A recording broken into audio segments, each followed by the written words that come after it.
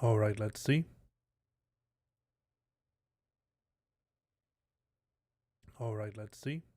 I'm just testing it out to see whether the audio is working, so you might hear some double audio. I'm just testing it out to see whether the audio is working, so you might hear some double audio. I'm just testing it out to see whether the audio is working, so you might hear some double audio. Yeah. There it was, the double audio. But it's working. I'm turning it off right now so that you don't have to be bothered with that. Alright, guys. Welcome back to Mike's basement. Turn up the audio a little bit so that I don't have to yell in order for you to hear me.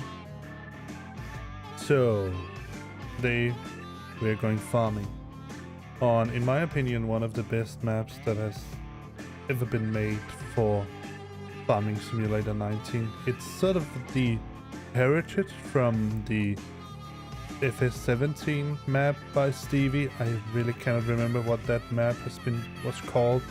It was brilliant, to say the least. It was one of the best maps I think I've ever been playing on. So cool, so cool a map. But yeah, let's jump right into it. And see, maybe I can figure out what that map was called. Hang on, because I think it's a little bit important if I even have Farming Simulator 17 installed anymore. Let's see. This 19 mod. It's not it.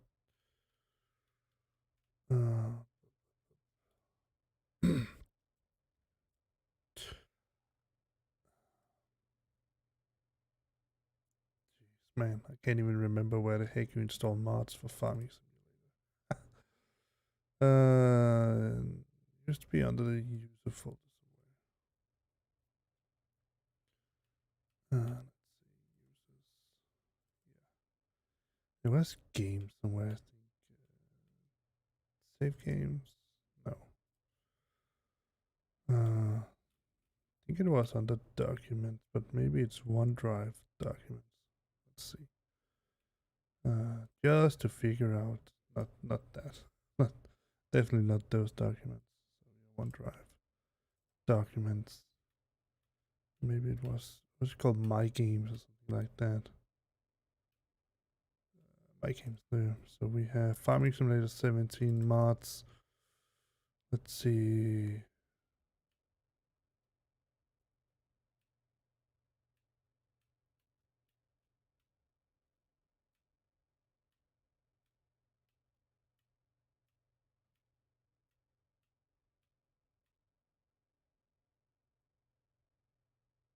Yes, of course.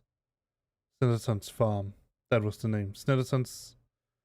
So Snetterton's was, in my opinion, one of the most completed maps that was made for Farming Simulator 17.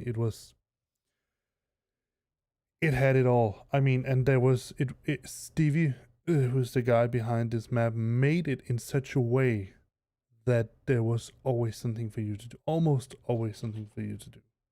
So you weren't just sitting around on your butt all day waiting for crops to grow or something like that, which you can at some point in Farming Simulator. At least it can feel like that you're just sitting and waiting for something to happen. But let's get started. And I wrote in the description for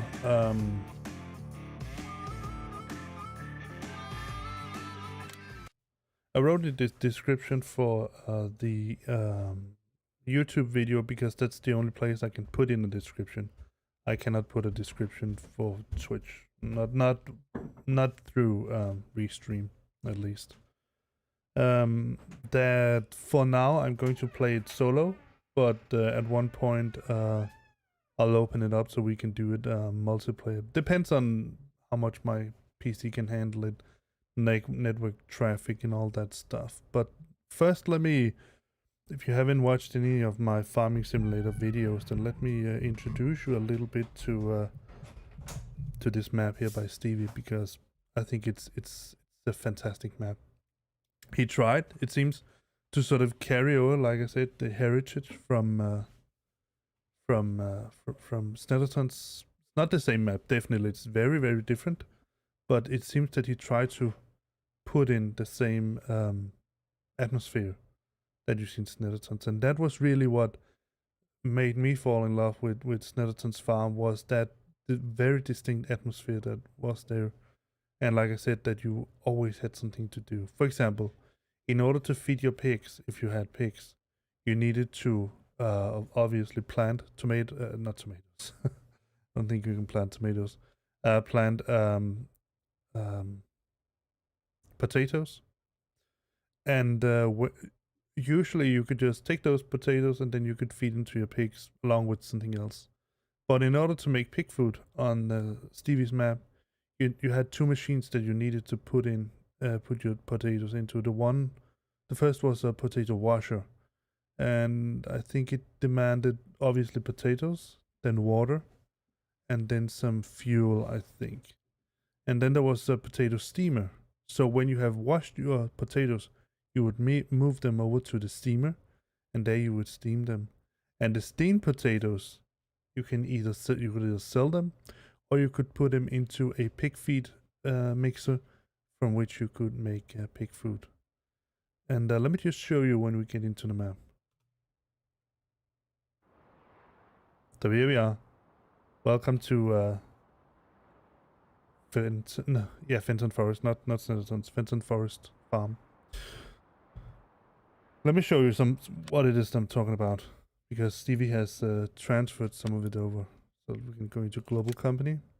For example, this machine here. Anyone who has played these two here, anyone who has played on Snetterton's would instantly recognize these two machines here. Also, that you had, he hasn't put that in here probably because of time constraints.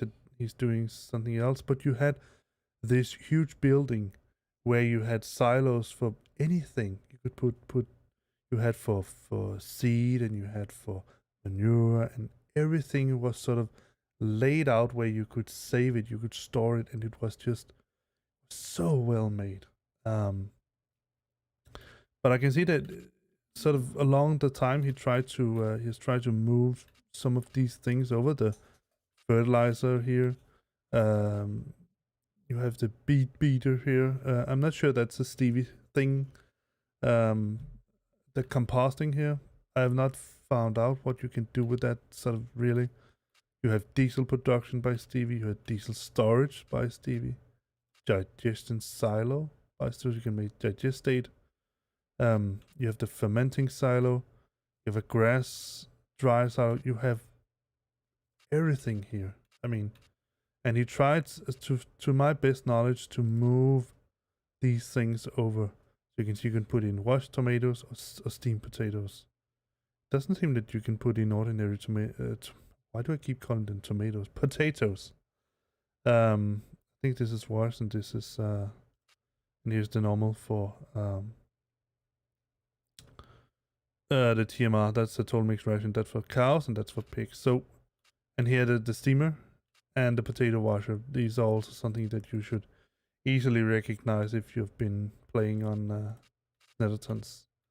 So obviously the way that this map works a little bit different, because you have a lot of stuff here, but there's also some things that you don't have, and you can buy them down the road if you want to.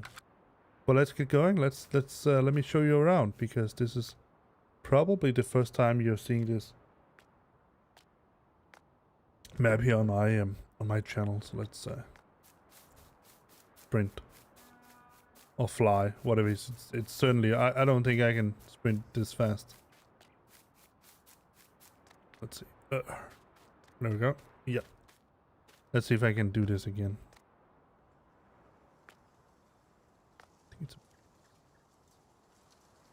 Yay. All right, let's see. So here is actually the sheep installment. So here you can put on your sheep, and then they sort of will wander around here, eat some of the grass. They're completely free to move around. But then you have this installation here where you can I don't know where exactly that is, but somewhere around here you can stand, and then you can push some button, and then you can get water into the water trough here. You have the feeding trough here for the sheep. That's it. So let me see, is it here you can buy? No. It's probably over here you're going to that was flashlight. Pretty sure it's supposed to be E. See, where's F1? Try over here then.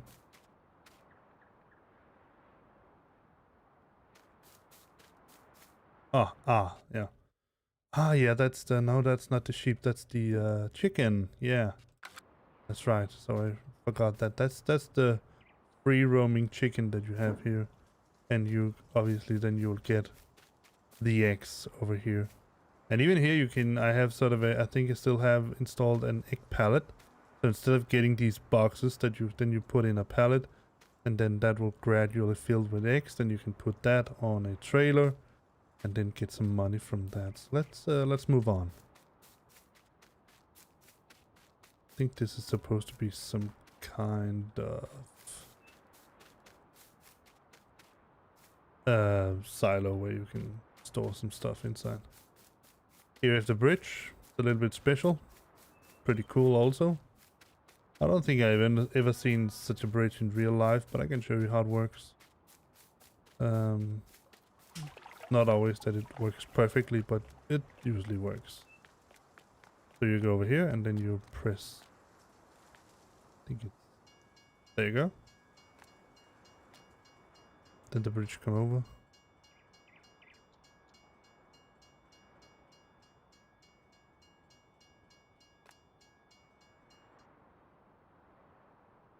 These should usually go up. Not exactly sure why they don't do that.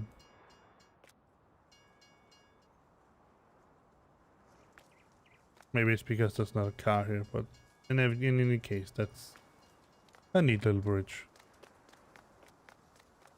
Well, let's continue. We have the always, I would say, almost always existing selling places on Stevie's map. So here you have a place where you can sell hay bales and grass and all that. You cannot sell on Stevie's map here. You cannot sell what's it called? Bulk grass. I think bulk material. You can't just come with a trailer and then dump it off, and then it has to be bales in order to sell them. So, if I'm not mistaken, this, however, should be, look at that jump, man. This should be the, let me see if I can make it work now. Yeah. You have no animals, water isn't necessary, but you should be able to press this. Maybe you cannot do that right now. Because there's no animals here. But you stand in this little square here, and then you press a button, and then you get water in the trough. But there are no animals. I think this is the sheep. This should be the sheep area, yes. Yeah. This is the sheep farm made by Stevie. And as always, you can open the little door here, and you can go in, and you can say hello to your animals if you want to do that. Alright, here I have a little, this is a tether, I'm pretty sure. I'm not sure whether this is a tether or windrower. Maybe it's a windrower. And here you have the grass mower. Because we have a little bit of a grass field back here. I do actually think it's supposed to be, yeah, it's a real field here. That's sort of the new things that he made. instead of this being just a grass area, it is actually a real field now that you can use. Then we have a supply purchase point, and this is also some of the cool things that Stevie made. You can basically buy anything you need from here or from here. So your silo system is sort of made into two areas that may not make sense for you, but it's really nice. So here's a supply purchase point. You drive the trailer or the tipper, you know, under here, and then you get whatever you want. Your own material, you'll put that here. The only thing I would say that is missing that I would like to have seen, but probably could not be put in because of constraints in FS19, was the big billboard that Stevie had made, where you could see all the different grains and how much you had of it. But then again, we have the I think it's here. You should be able to see what you have, the different places. I don't have any dynamic storages, but usually there was a way, I think, where you could be able to see what you have. All right, here's a shed with some equipment, a truck, and a big trailer. Over here we have some more equipment. We have a Star fertilizer spreader.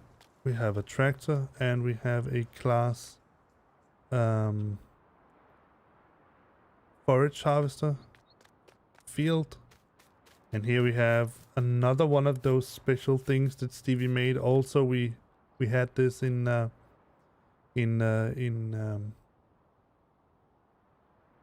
Snettertons. It was a little bit more, there was more to it, to say it. So here you can put in normal milk, and then you can get homogenized milk out of it. When you did that on Snettertons, you could take that homogenized milk, and then you could drive that over to a place where you could make milkshake and all kinds of different products that you could then sell. So like I said, Stevie made it on that map, so there was always something for you to do, and you always had something. There was ways to refine your products in many different ways. So here I have the this should be also part of the global company. So you put in bulk material, either chaff or grass, put that in here, and then you get silage out in the other end. So that silage, you can use that to make another product that I cannot remember, or you can go over here, and then you can put in straw, silage, and grass. And that can be grass, hay, chaff, and alfalfa, windrow. Here you can put in silage, total mixed ration, alfalfa, silage, and you put in straw. So you need to have some way of getting straw. So that's just the way it is. So this is sort of some of the basic things you can expand on this farm, and we probably will do that down the line. If I'm not mistaken, this is the cow area. And this is going to be a cow farm. We're going to do milk farm. Over here we have, should we choose to get them, if I'm not mistaken, this should be the piggy area.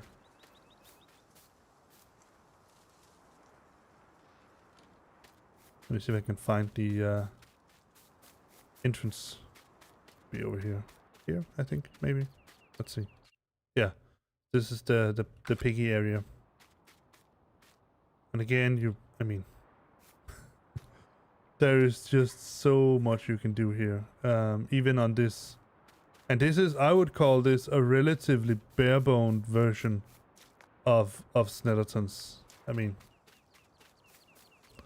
on Snettertons you have so much more that you could work on. So this is basically the farm. Let me show you what I've planted around. So when you start, let me show you the map. It makes it a little bit easier to explain.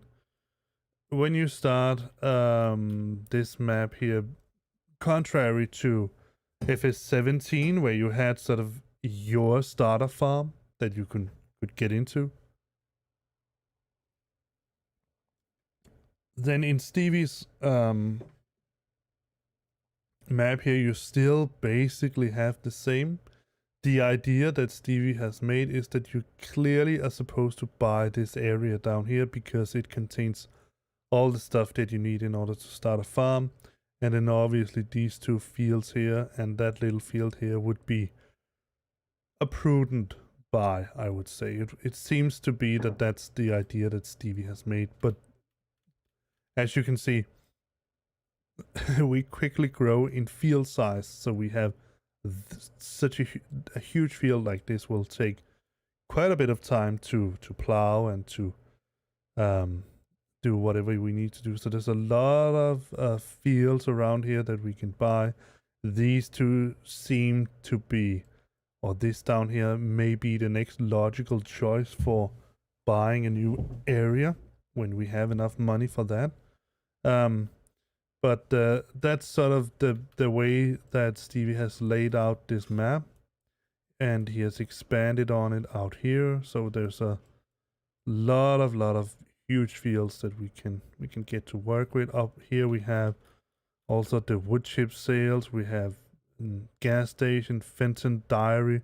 Pretty sure this is here where we can sell homogenized milk, and all of these things that Stevie has made on this map. The grain mill. We can sell grain up here if you want to. The Fenton mill. There's so much stuff going on here that I even haven't hadn't checked out yet. I've gotten to the animal supplies and the train station mill, and that's pretty much it. I don't even think I've done anything at this train station mill. But this is our farm right now. We have these two fields. On one of them we have, what's that, oat? Potatoes? No, it's definitely not potatoes. I know that on one of them I have alfalfa. Oh wait, that's because...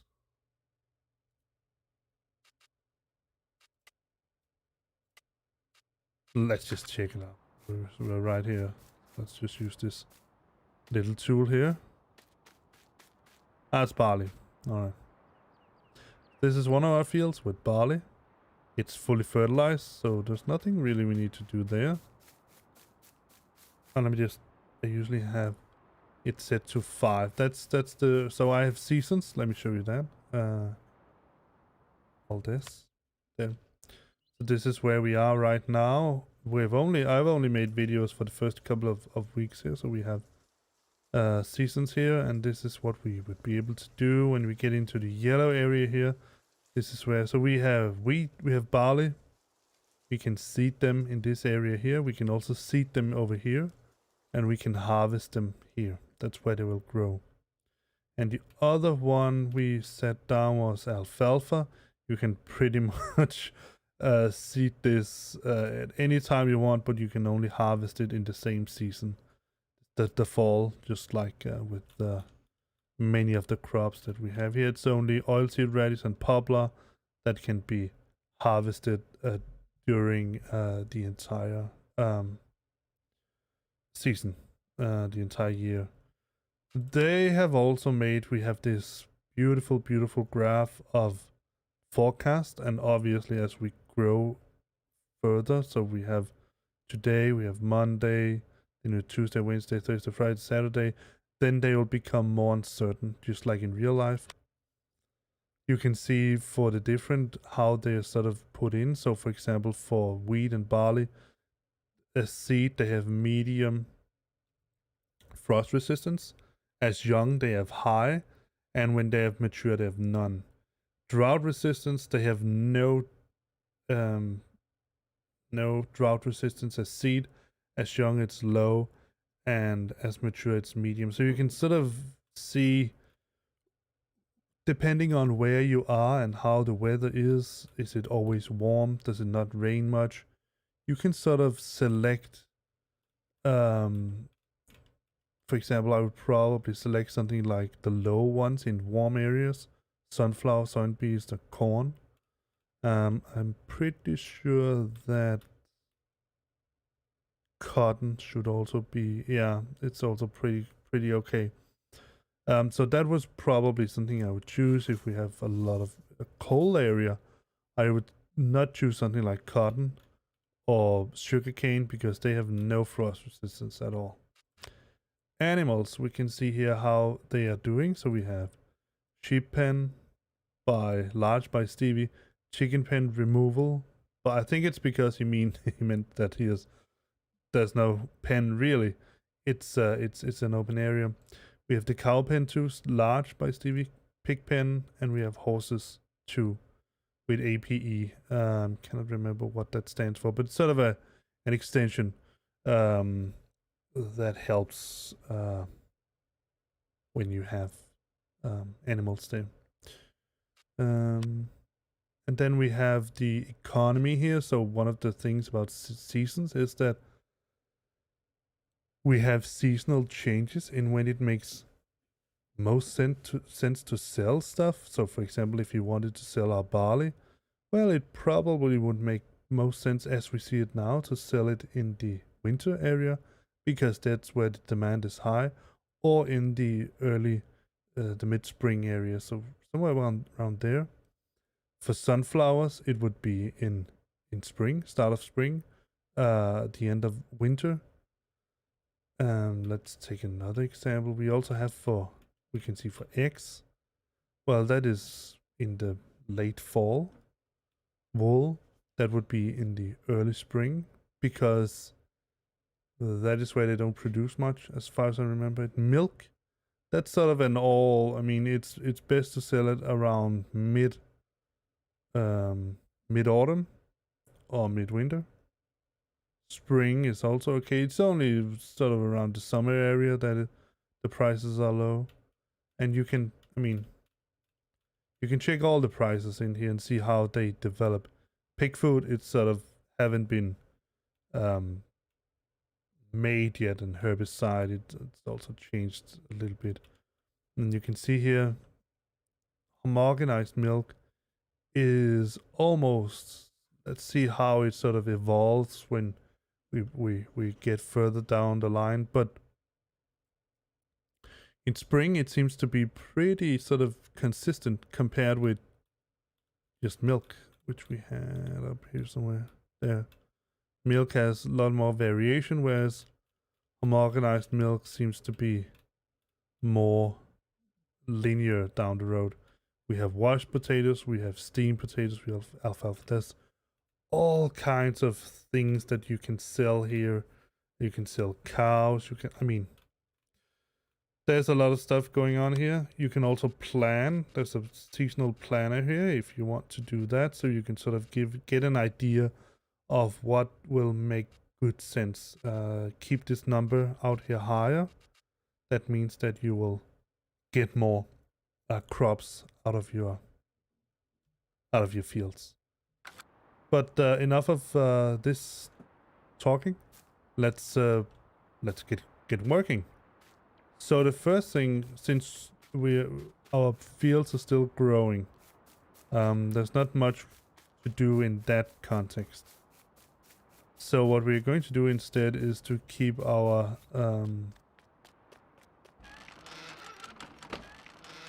we have some farmhouses, not some farmhouses, some oh, I can't even remember. I know what they're called in Danish, but not in English. Does it say?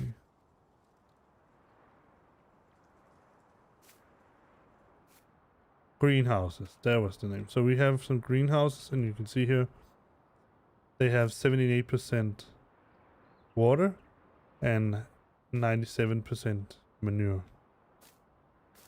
Same over here, probably. Yeah, roughly. So the idea is that we need to keep these filled with manure and water in order to produce crops that we can sell inside them. So they will give us sort of an extra little added bonus to our income. But other than that, we're just going to fast forward time. A little bit.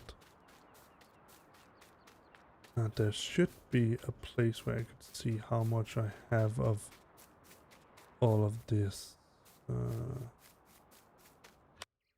In here? Yeah. So I have 26,115 liters of wheat. I have 12,504 liters of barley. We have a little bit of everything here. Kindly provided by Stevie. But most of the stuff that we need is actually stuff that we can buy straight out of these selling points that Stevie has put into here. We have the homogenized milk. We have nothing of that. There's washed potatoes, steamed potatoes. We don't have. There's alfalfa. I mean, there's everything here, but we don't have any of this. We only have sort of the basic stuff. There's some beetroots. We also have some potatoes that we could probably use somewhere, but I already started a field, one with alfalfa, that we're going to make chaff of, so we can prepare ourselves to get cows.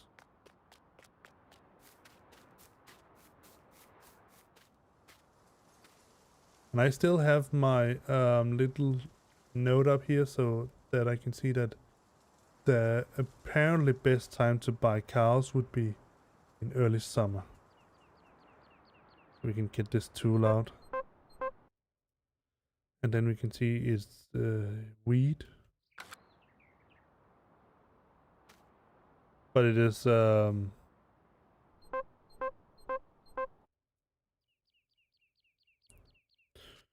I don't know why it says wheat, but it is alfalfa. You can see it down there.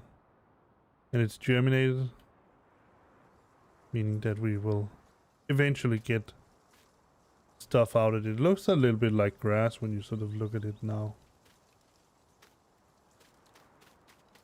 And we have some extra equipment over here that I can introduce you to. Again, we have a slurry spreader. We have I think it's a disc harrow or something like that. Here we have the slurry spreader that might need a little washing on the back. Here we have a one seeder. This is a planter, I think, and this is a seeder. Then we have a lime spreader. I think I only use this almost exclusively for lime. Tractor. And then we have a little plow.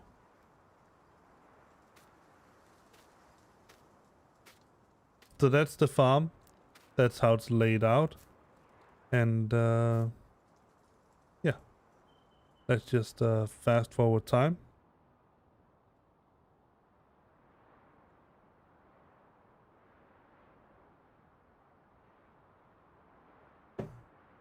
And get to a point where there's actually something to do. Can't remember if I put in a... I didn't put in a mod for increasing the speed. But it's okay. It goes pretty fast anyway. Let's go back to the house.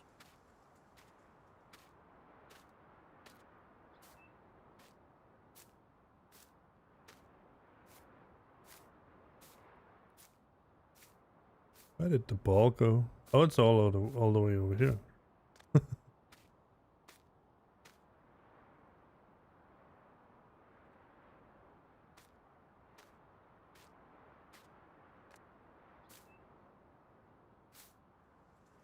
I think I can do it from here. Ah, almost. Try again.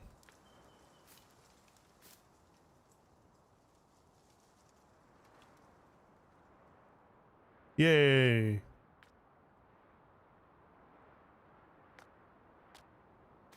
Where's the sun? There's the sun. So you can also see that the temperature right now is 90 degrees and the soil temperature, that's the air temperature. Soil temperature is 8 degrees. So I think for they can germinate here, and the same can alfalfa. There it's even lower, it's 3 degrees. The only one you can see that wouldn't be able to germinate right now would be cotton, soybeans, corn, sugarcane, and sorghum. Sorghum. I'm not sure how to say that. That's the only ones we cannot plant and use right now. So YouTube is offline. That's weird.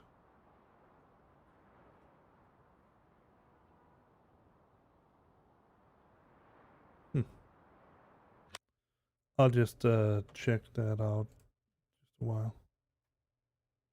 The YouTube says that it's online here, so interesting. One over here says offline, and one over here says YouTube online.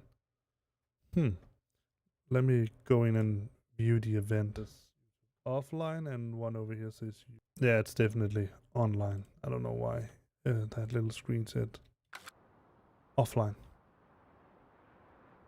Alright, so for now there will be a little bit of waiting, but until that we just need to get to a point where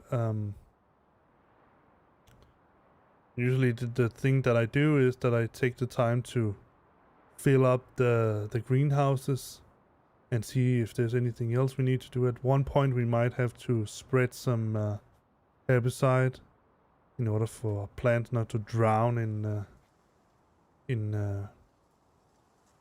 herbs.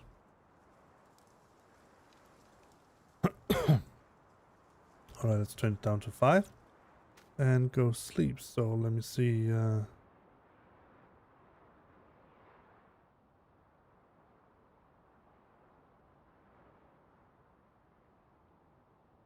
About 10 hours.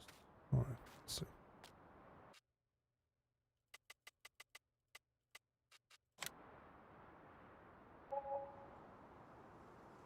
We can see here we have loan interest, we have property maintenance, and then we get property income. And the property income that we get, that is from the greenhouses. So now we have a little bit of lag here because stuff needs to happen. I don't know.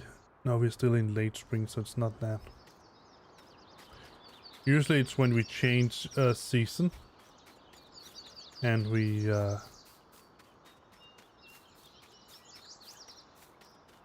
yeah, also have this little area here. We have some that's the lime we have right here. I'm not sure how we actually would get it. Oh, there you know. Fertilizer, lime, and we can select how many we want to get out. Perfect. So that's a little storage area. It's pretty neat. We can store different things here. I'm not sure what we can store here. But we'll figure that out down the road. I can probably get an idea from looking in here. Let's see. Yeah, we have pumpkin, melon, and carrots. Not sure whether I put in a carrot. Here. So we have farm products dry, we have liquids, and we have animal feed shelf. I think it's probably farm products dry. So that's seed and lime and all that. That is liquid. So it's probably liquid fertilizer and liquid herbicide for the other. Then we have some animal feed bags that we can put in here. I haven't set one of those. But let's find a tractor and see if we need to fill up the. Let me see if it did actually grow, and that's why it lagged a little bit. No. EF alpha is still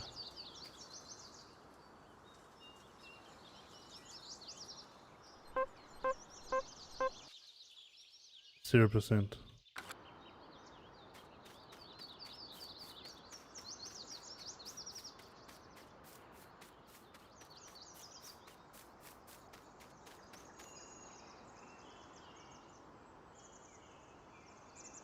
Alright, let me get my controller.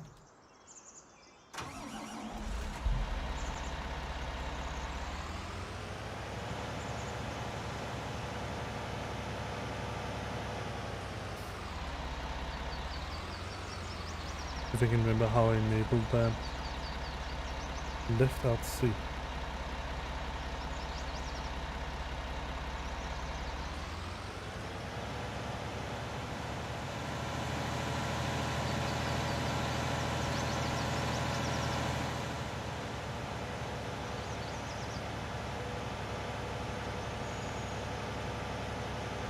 Let's start by filling up the water tank.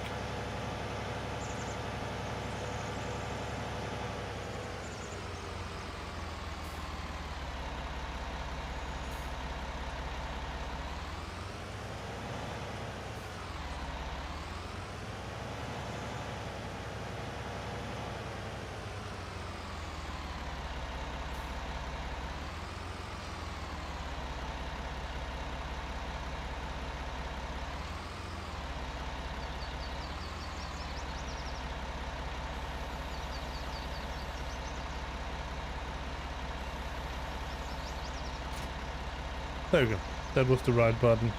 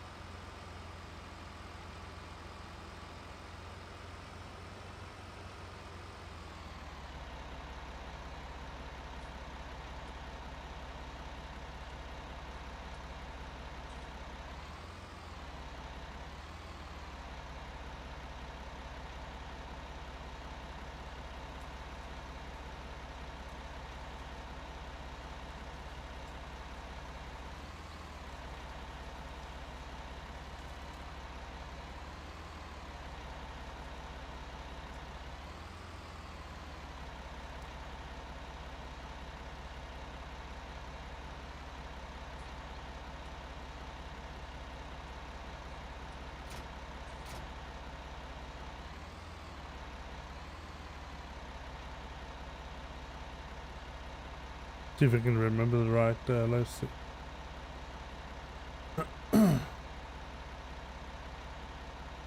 Alright.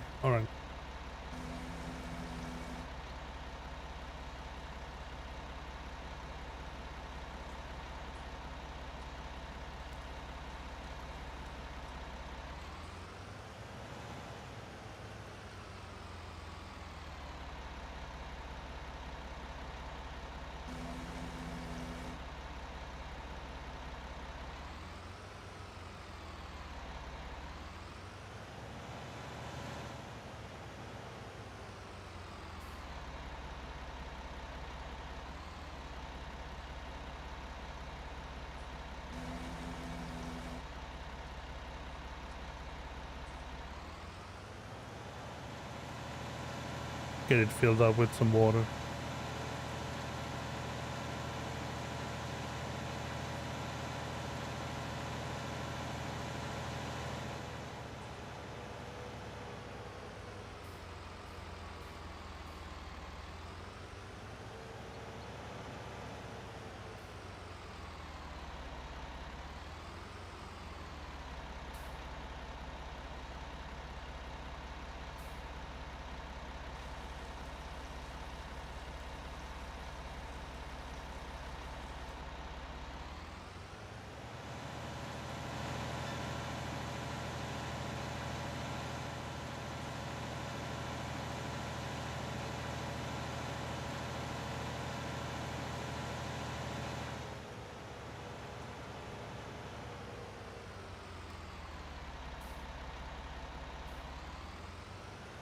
Oh, it was here.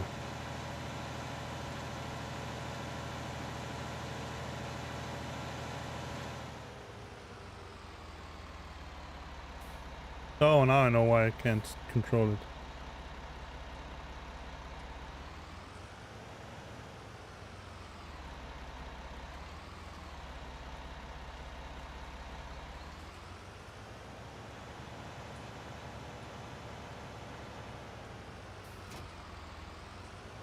Get this one and get some manure.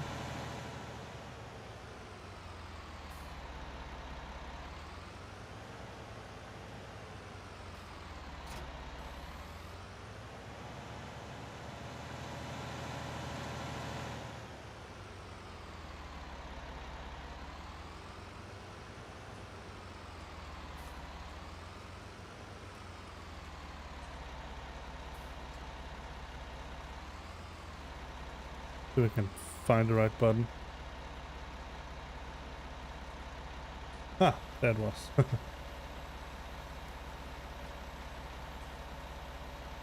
It's been a while since I used this controller here.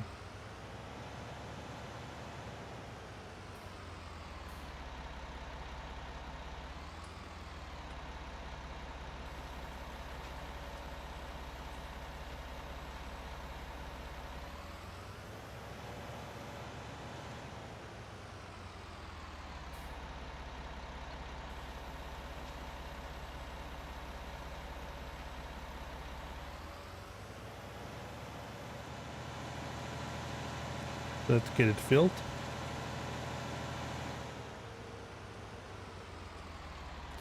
Not sure whether we have anything in the manure station up here. Oh.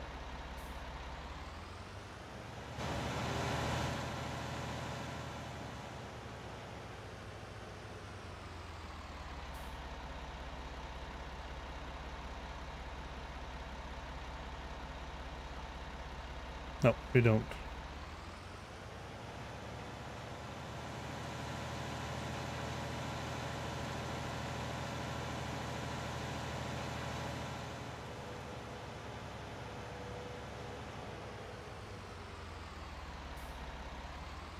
Here, I think.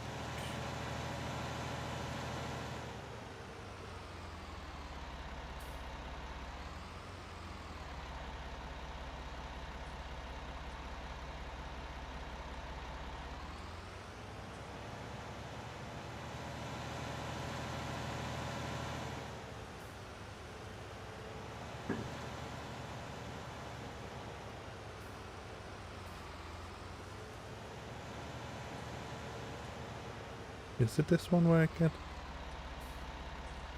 Yeah, apparently.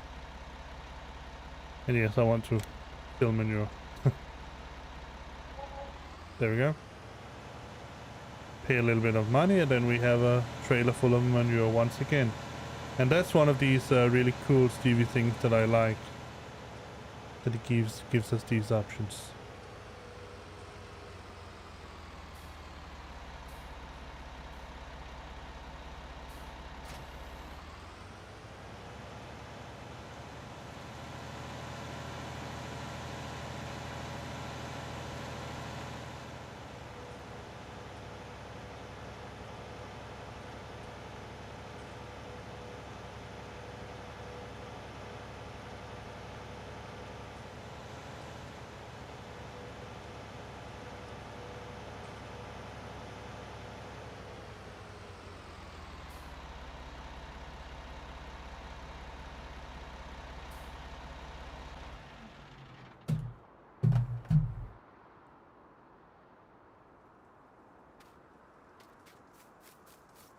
And that is basically what we're going to do most of the time before we... oh no, let me see. I still have that here.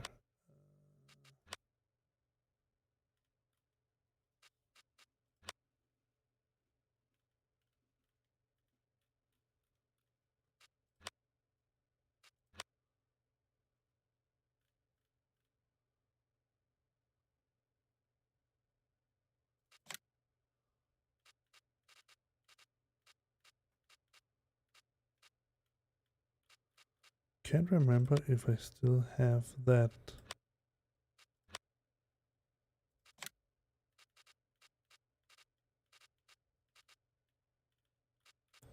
Maybe I don't. Maybe I pulled it out that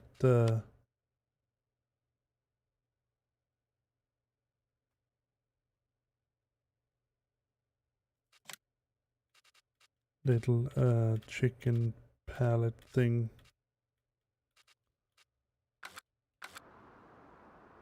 Well, let's increase time.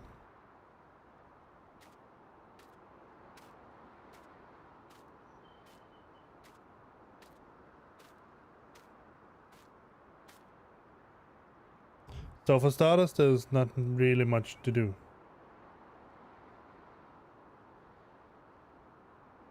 But then as we get a little bit forward in the seasons, then we will certainly have something to do. We're only in late spring. And we're about to jump into early summer. Let's look at the seasons menu again, see when it is. It's about late summer that we can begin to do some farming, some real farming. You might say that's a sort of an oversight by seasons, is that there's really nothing you can do. But the thing is that right now, when we just started, there isn't much to do because we don't have a lot of stuff. I mean, we don't have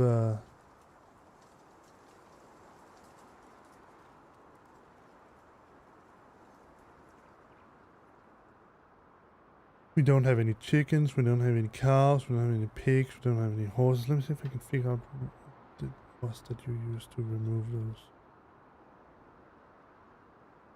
Oh, that was it. So Control Alt. So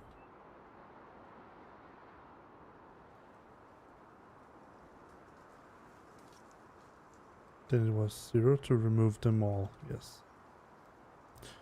All right. So that's a neat little tool you have up there. There was also, I think it was. Oh, that was another button. Hello, Rain.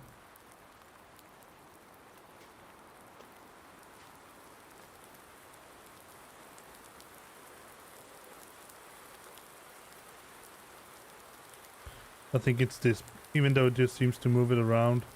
I think it was this button here to sort of expand on the information that you get. Basically, the information that you get up there is all the stuff you need to know about your animals, when you need to feed them, how hungry they are, how dirty they are, and all that. So.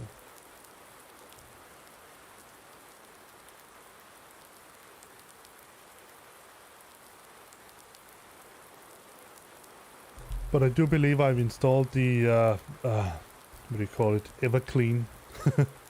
Everclean mod. Because cleaning up after them, well, maybe I should remove it because I guess it's a part of it.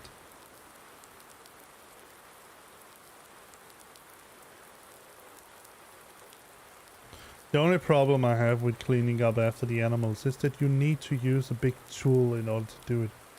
You need to use a tractor or a little... If you had a shovel, then it would be pretty neat. Maybe I should look for... see if there is a shovel mod. Oh, let me do that right now. I don't have my phone.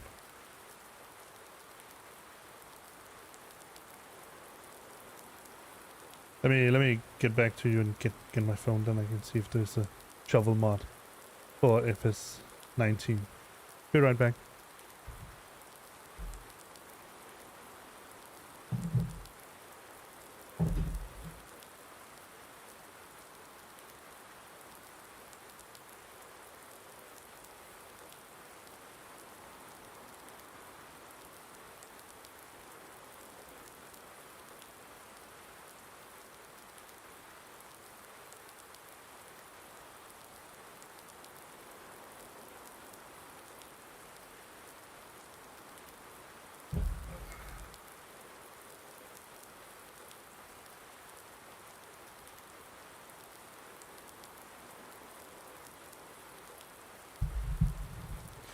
obviously the gist of doing multiplayer is that we sort of have to synchronize the mods that we have, or just be more precise, you need to synchronize after the mods I have, because otherwise you cannot be part of the stream. It will complain. Let me see if there is a shovel mod. Because if we can find a shovel mod, then I'll definitely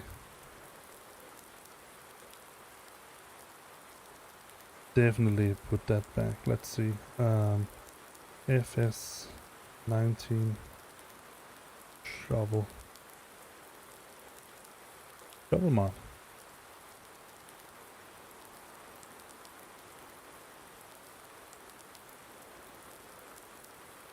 There it is.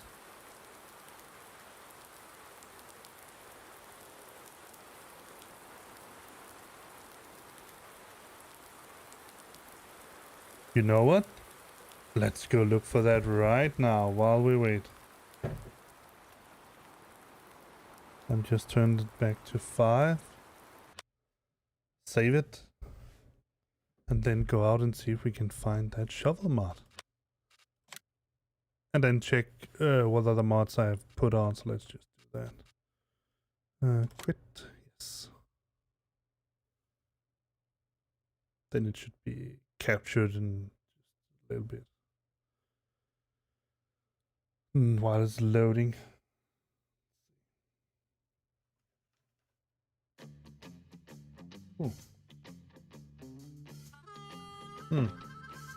That was. Let's see if it's available in here. I don't think. I'm not sure whether you can search. It's probably something like other. And there's search. Double. There it is. Price 100. Capacity 100 liters. Get that. Bang. Bang. Pretty sure I need to restart it or something like that. Yeah. Alright. Let's check it out. Shovel mod. That's nice. That's what you need in order to clean up after these animals, because otherwise it's so insane that you need to have a big thingy. Let's see. Alright, let's go in and do some sanity checks on the mods. So we have, let me see. Animal screen, animal pen extensions, that's APE. Animal clean. I'm pretty sure that animal clean. We also have an animal hut. That's the one. I'm pretty sure that, let me go back and see. I'm pretty sure that animal clean is the one that keeps the animals clean all the time. Search. Clean. They're animal clean. Let's see. All animals clean. Well. That wasn't very informative, but I'm pretty sure that's it.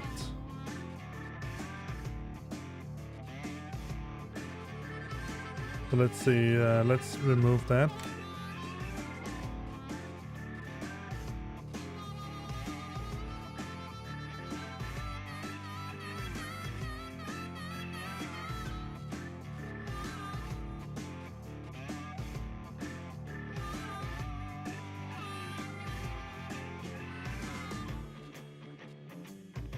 We have this irrigation system. I haven't really got it functioning properly.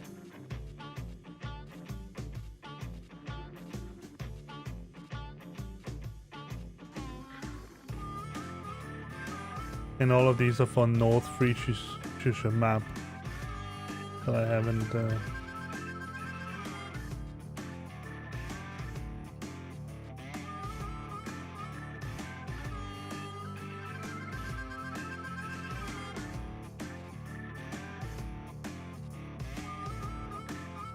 There was the shovel.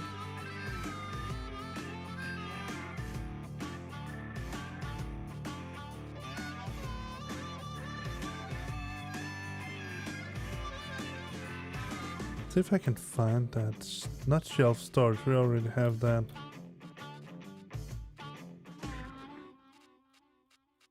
Maybe it's a little bit, I think it's called something like an egg something.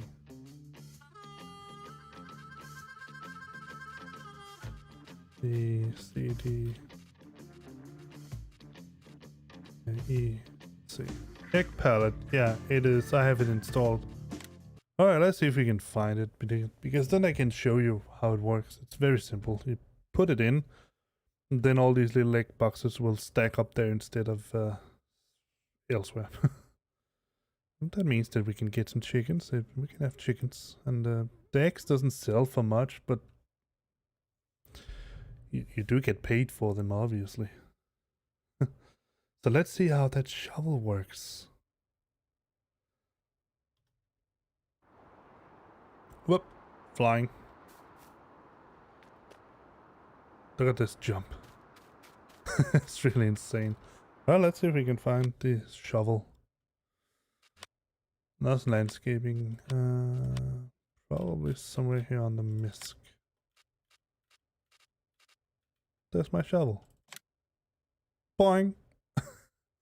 Oh, wow. That's a heavy blade. Yes, I want to buy it. Really? I need to go all the way to the store to fetch a shovel.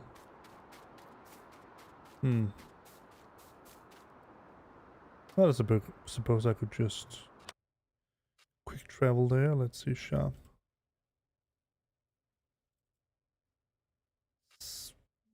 What's a shovel?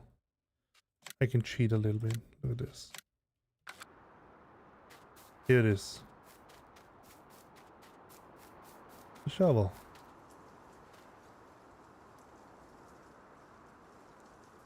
Not exactly sure how you equip it.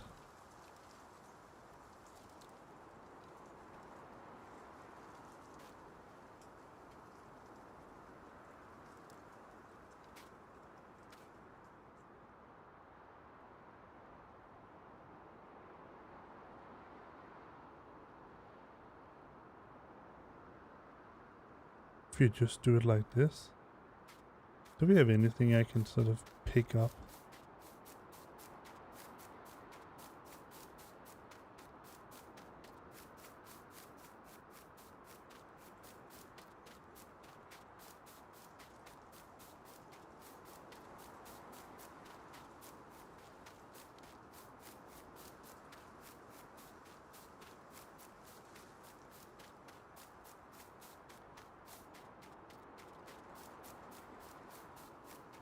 Can't remember if we have any manure in here that I can pick up. No, there's probably nothing here. Oh, wow. See if there's anything here. Let me see. No, it just says pick up. And I can throw it if I want to. And make it swivel around. It's funny to see how it sort of the physics works with a shovel.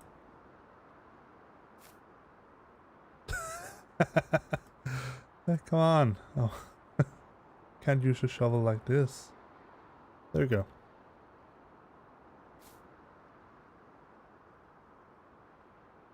I guess you just do it like this, but then how do you empty it?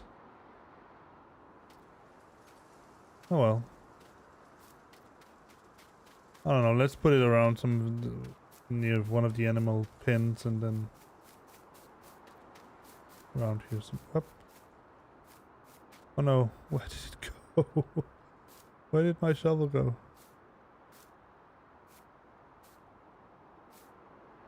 There it is. The game stole my shovel.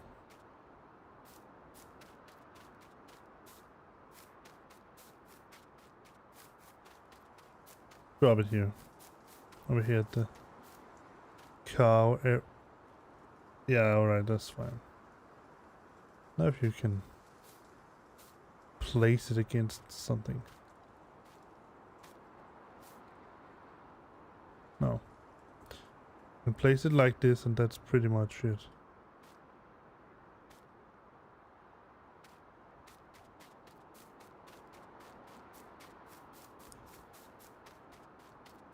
Alright, let me see if I can figure out where it was I bought that pallet.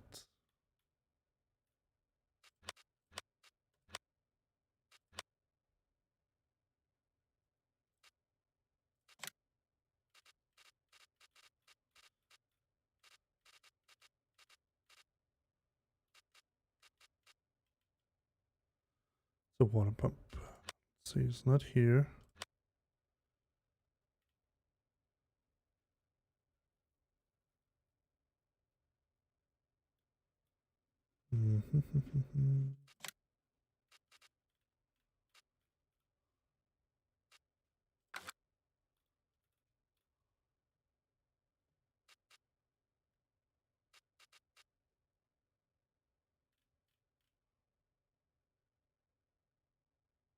And I can remember last time it was a little bit of a hassle to figure out where exactly the pallet was.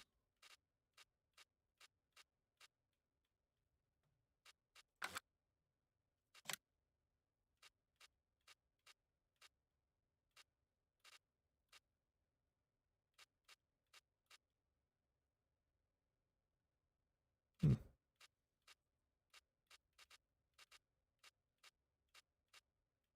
that's the shovel.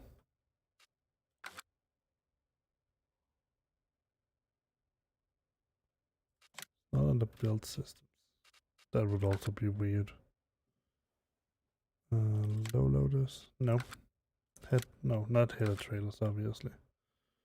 Let's see. I can't find it in here. Maybe it's a lizard something.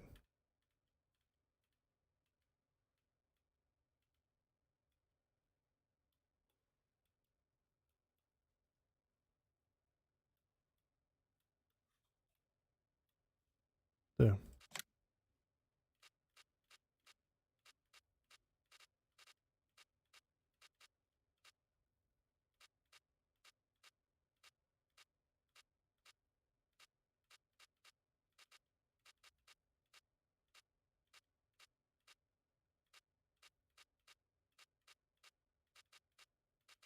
Pretty sure that you buy it first and then you place it there.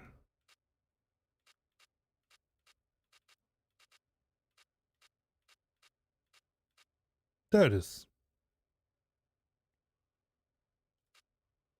Bye. Couple.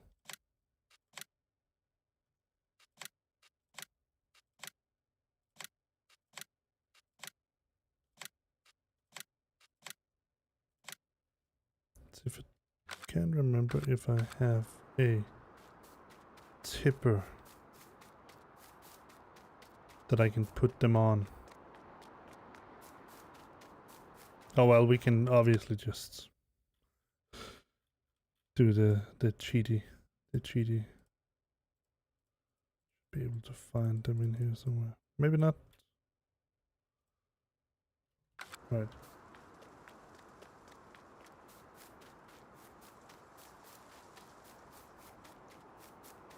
So how much? 61,000. So maybe we need to buy a little tipper or something. A little pallet mover or something that we can transport them on. Could seem like it. Let's take a look and see what we can get.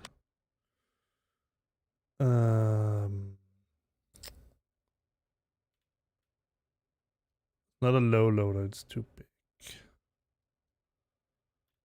We have trailers.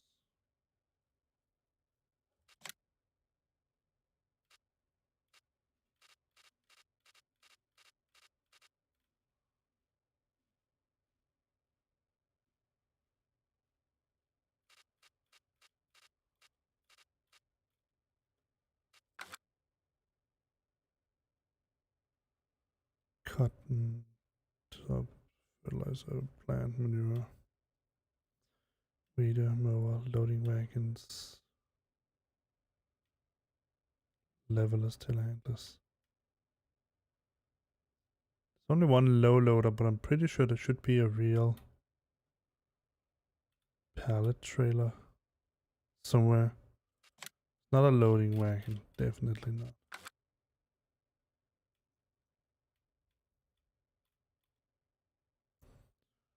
Uh, Clouds.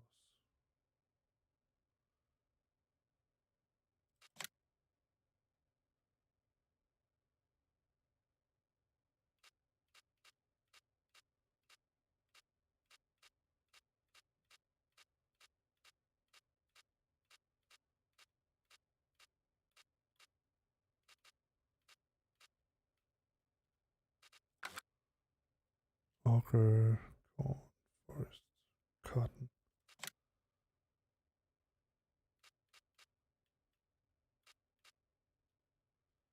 Not exactly made for it, but you can use this, I'm pretty sure, to drive them on, but that's a flatbed. Let's just get this one here.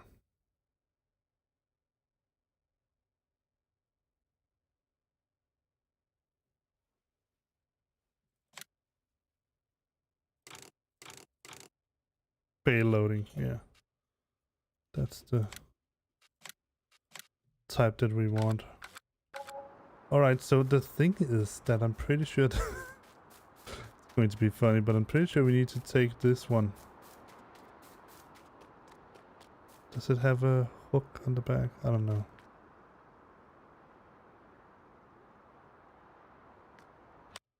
Let me see if we can select them. Oh, there we. That's the trailer. Well, let's drive this up then. If I can remember how to turn on the lights.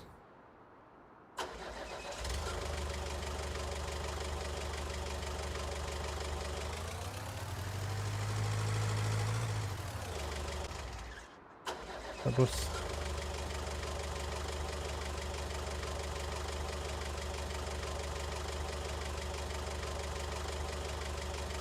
See. F, turn lights.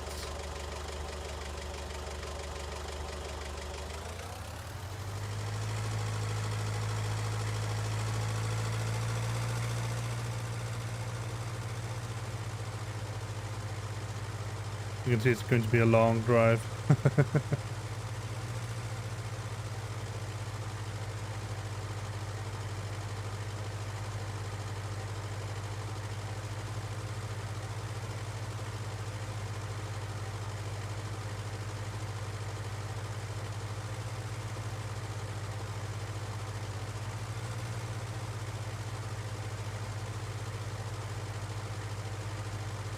But then again, we get something to do with our time. So, why not?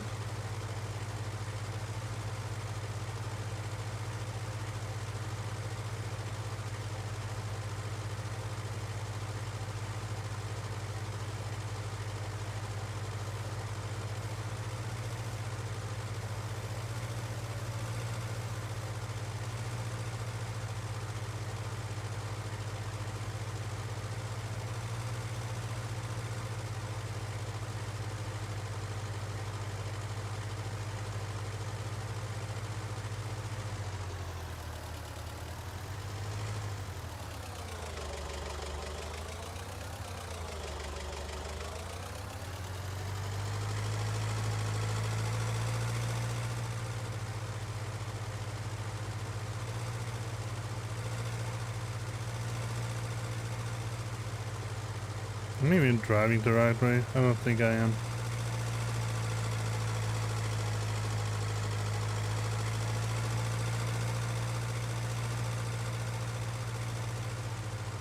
The shop is up here somewhere.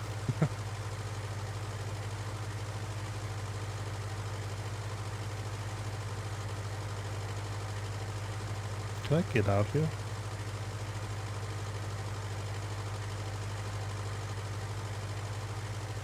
Yeah.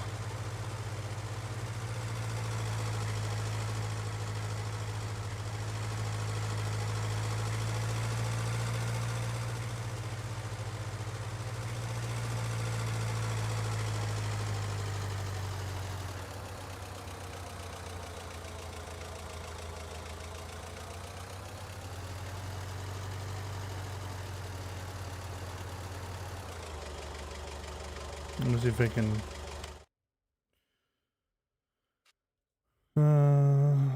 yeah, that might be a good idea to try right here.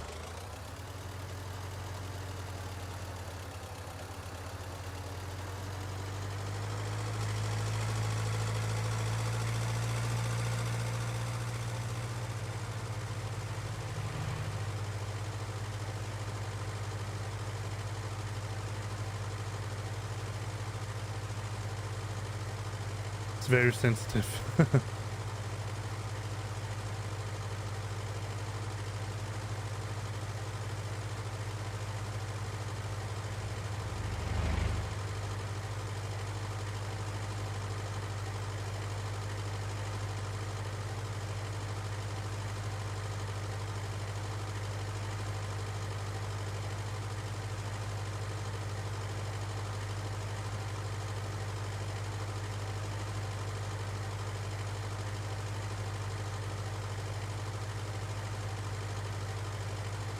That's the beacon.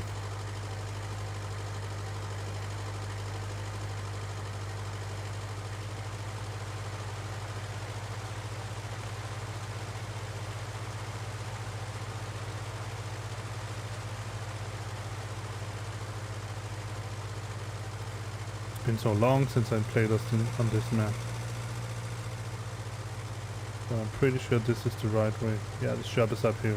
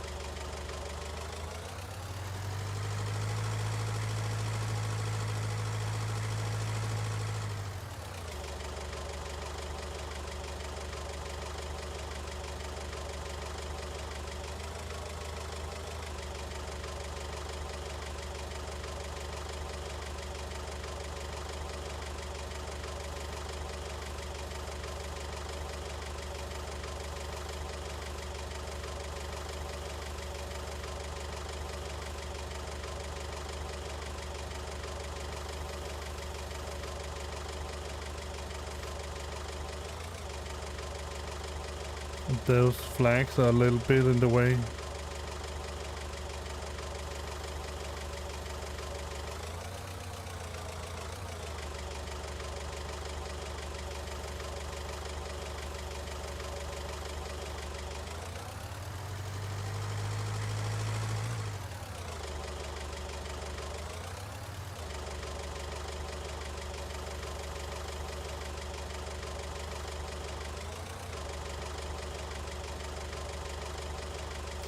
Oh, I can only grab them from that side.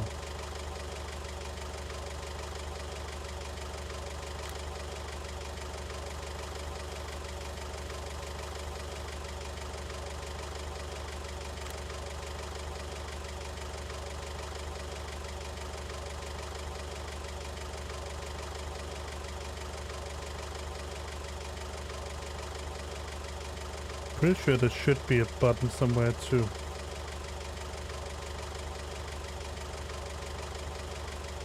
Let's see.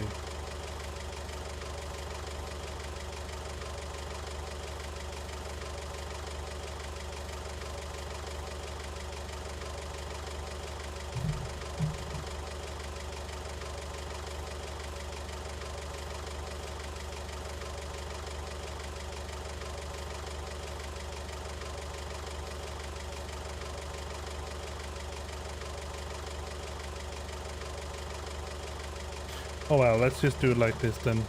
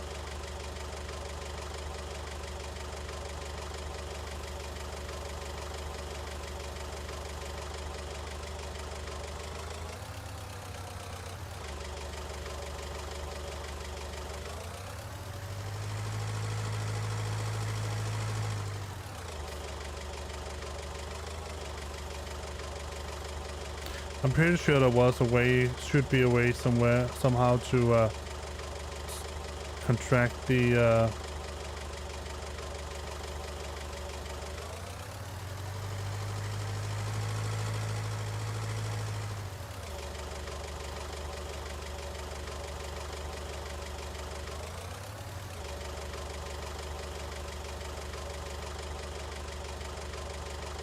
forks.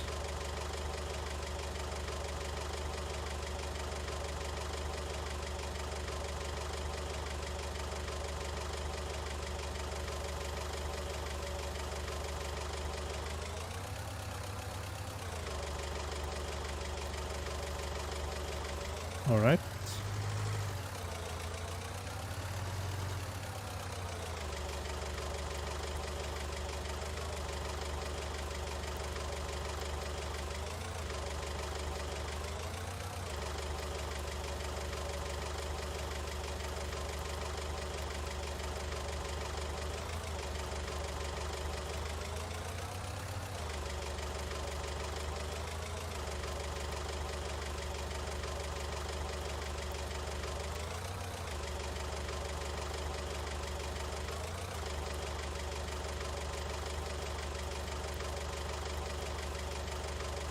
Pretty sure that the forklift here can't carry the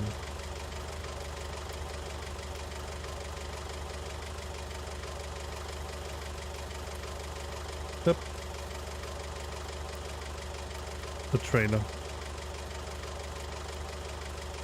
It's a little bit hard doing it with all these flags around.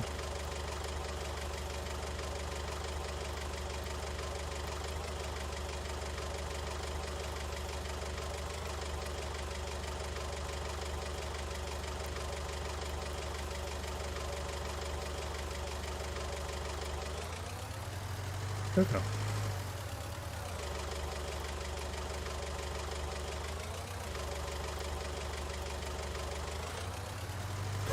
Would you actually believe that I have a certificate to drive a forklift in real life?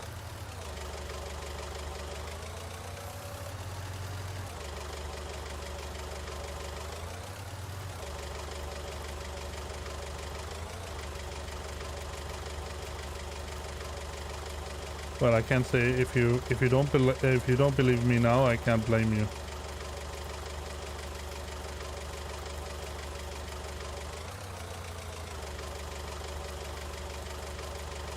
Well, let's see if we can. I'm pretty sure that the forklift shouldn't be able to carry this. We need it.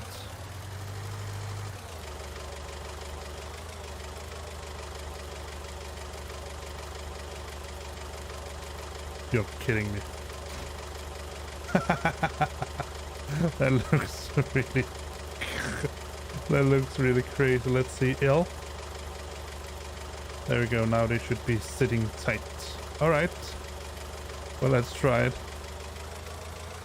This looks really crazy.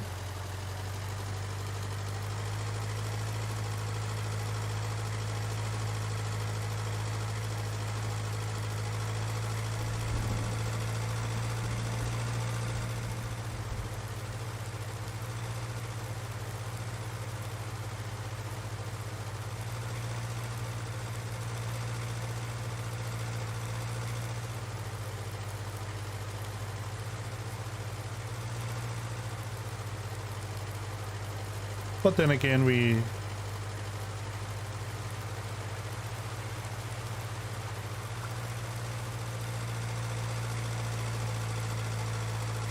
didn't have to get a new vehicle out on the road.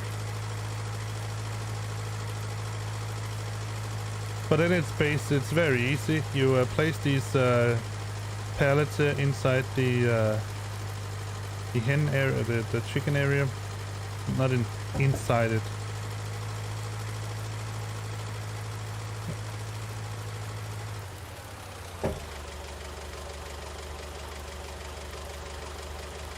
But where I showed you, and then these will be filled up with those little egg boxes instead. Meaning that you can sell a lot more stuff, a lot more eggs in one row than what you else would be able to. So in that way, it's pretty neat.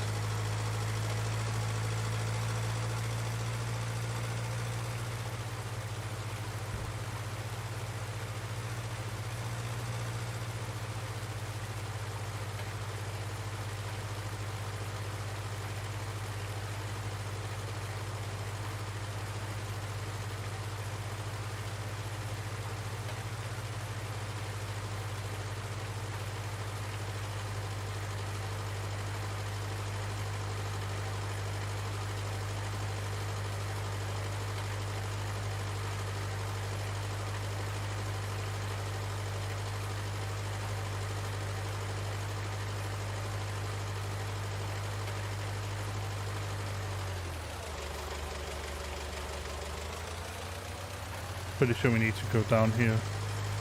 Look at that.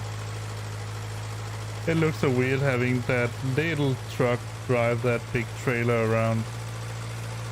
And the trailer is actually really small.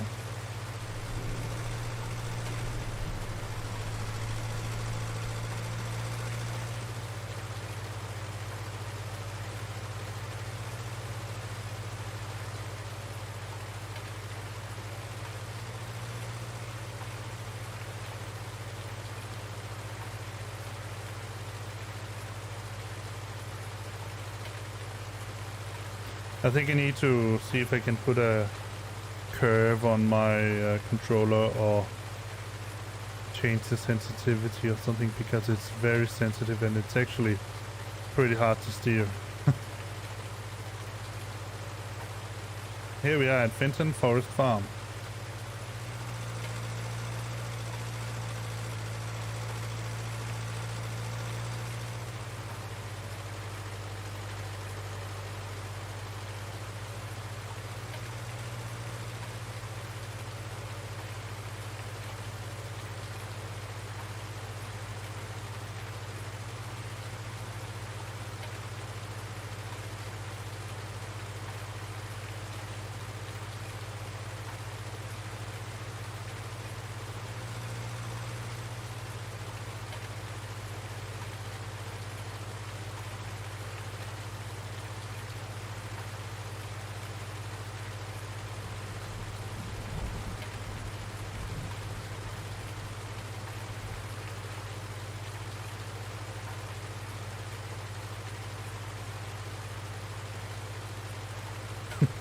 Well, it's not exactly the most exciting drive, but it works.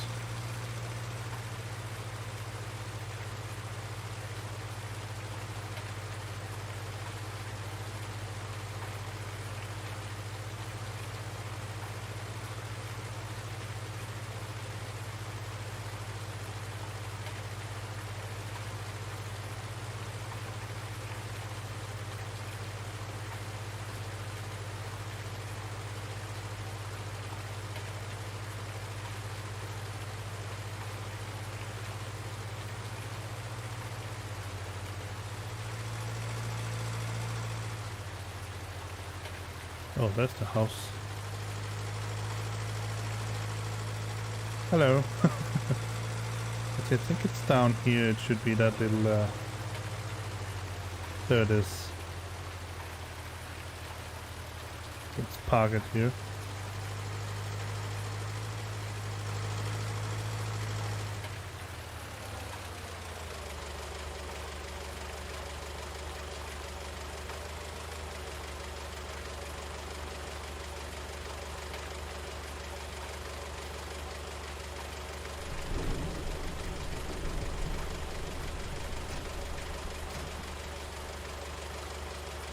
Just forgot to remove these. There we go.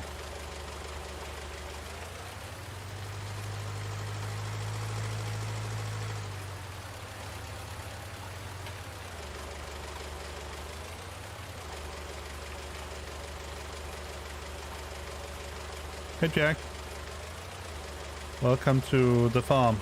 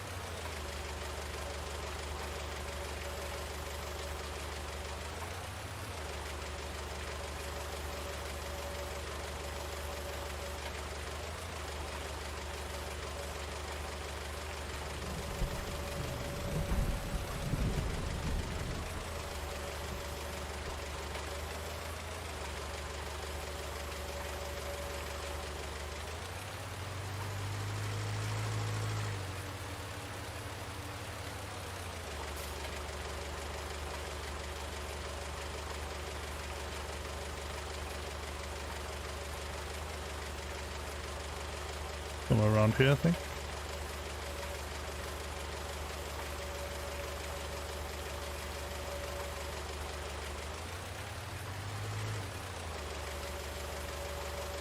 Not exactly.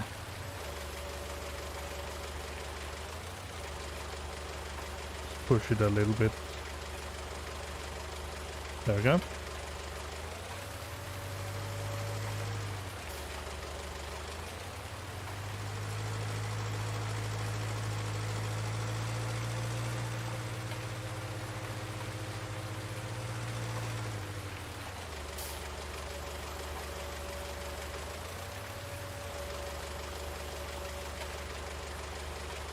Oh, then it's over here.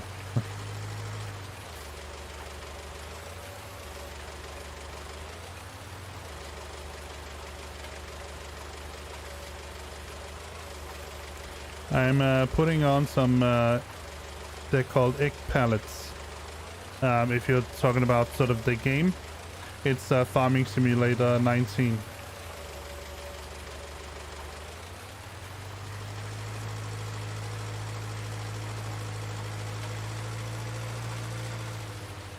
I don't know how much you know about Farming Simulator 19, but if you have played it, you know that when you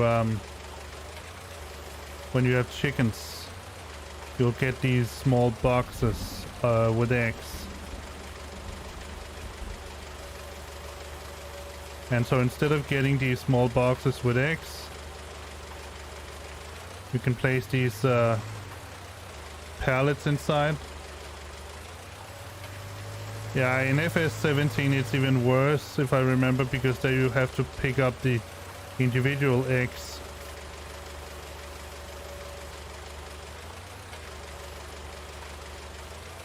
But in 17 it's, I also believe that the egg system is more like a small supplement to income, whereas here you can actually do it in a little bit more in a more industrialized manner. It's still not the big money maker, but it can give a little bit more money than usual.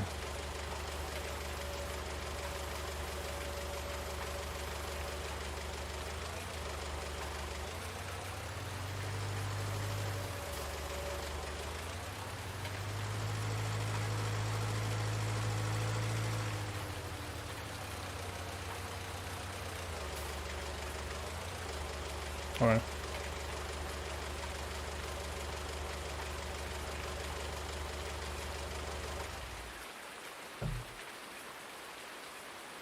Let's go get some sleep, and then I can show you what the these pallets are for. It's 22, let's say 8 hours. I think it's 8 hours fitting.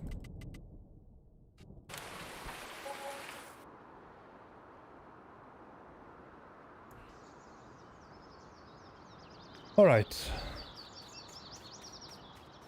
Now we have all these small crates in here, pallets, whatever.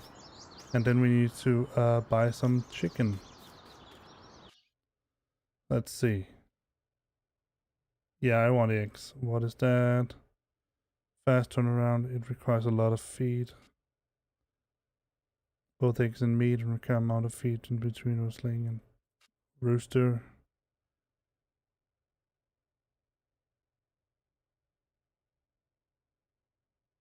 Yeah, I know. But I'm going to get these first, so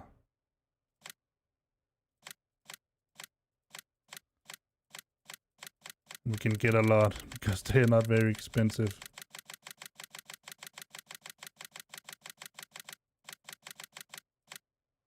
And then a couple of roosters. There we go. Now we have all of these chickens running around here somewhere. I'm not sure where they actually are. Oh, there they are. Hello. At least some of them are. So they are running around here in the hen area. Let's give them some food. And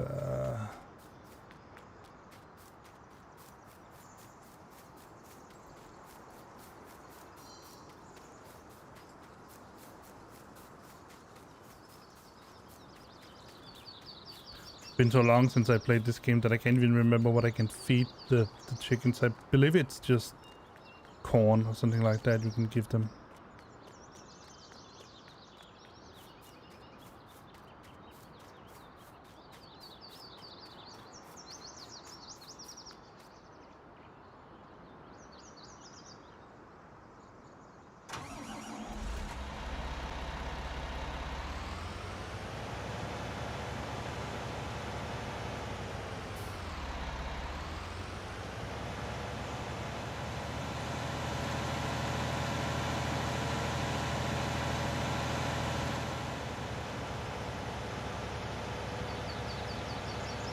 Now we have a little bit more chores to do while we wait for stuff to do.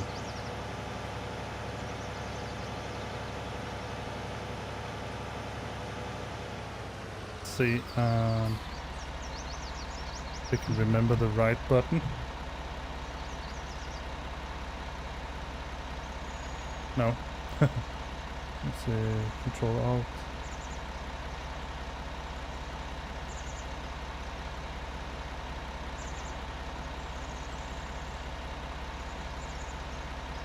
No, that was definitely not what I wanted to do this. Oh, that's because I'm inside a vehicle. Let's see.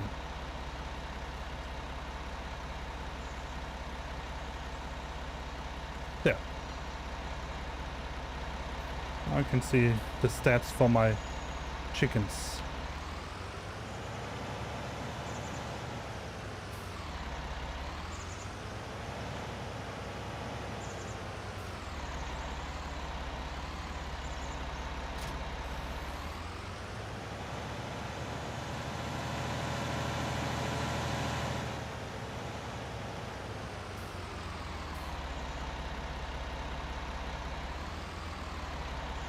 Empty out the manure and get something. Doesn't matter if it's wheat or barley.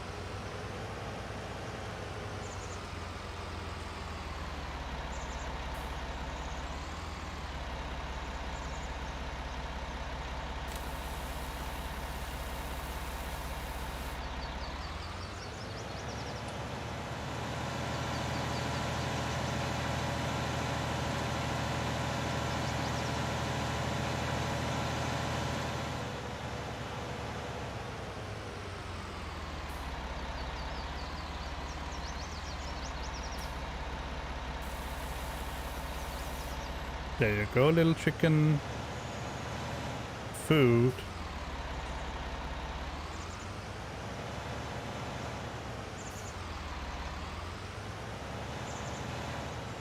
Oh.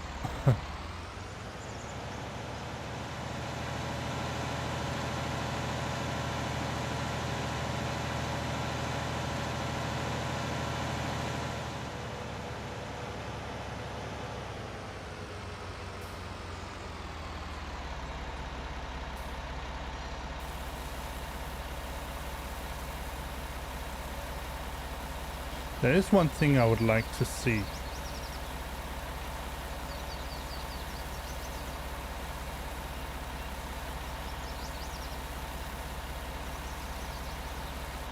Try to keep that. And let me see if I can force overload it out somewhere. What is it that what is that button? Have I mapped it to somewhere? No. No.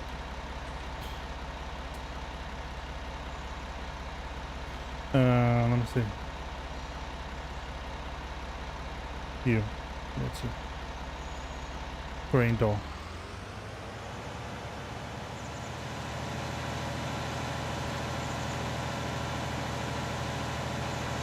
want to see if I can use my newfound shovel to feed them by just force dumping. Move it! Coming through. Force dump it around here somewhere. Maybe in here.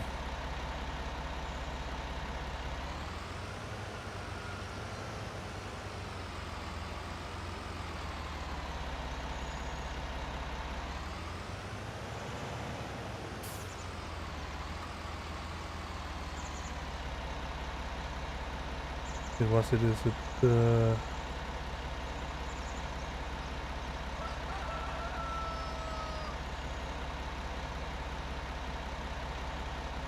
control eye? Something like that.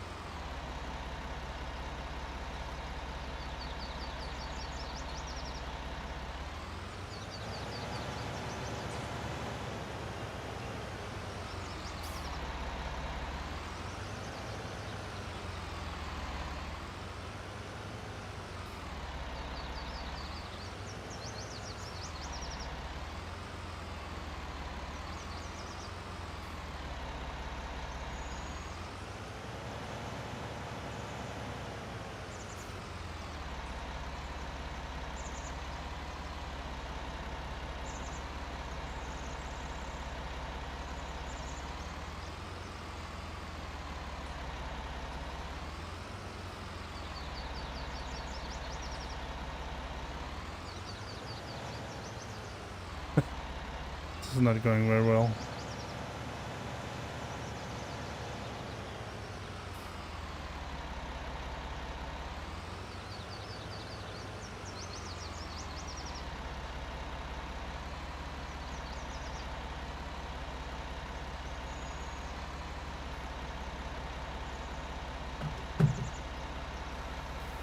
There we go.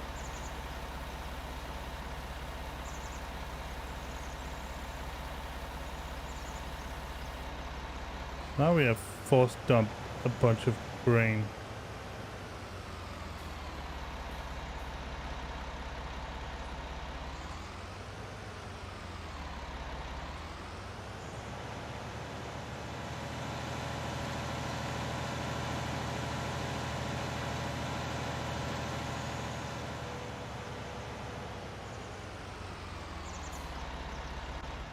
Oh, let me see if I can find my shovel. If I'm not mistaken, I put it up here. Because I want to figure out how it works.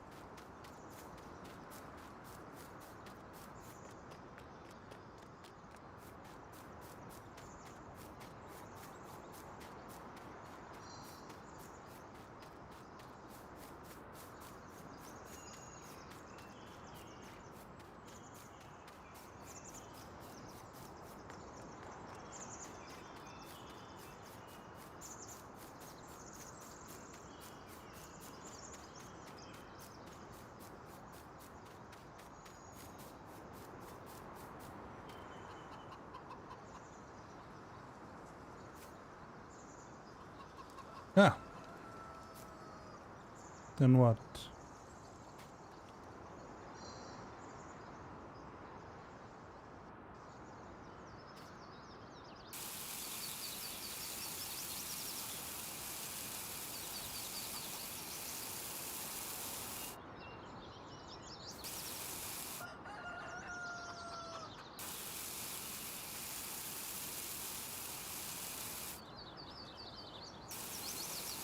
It's not very easy to use.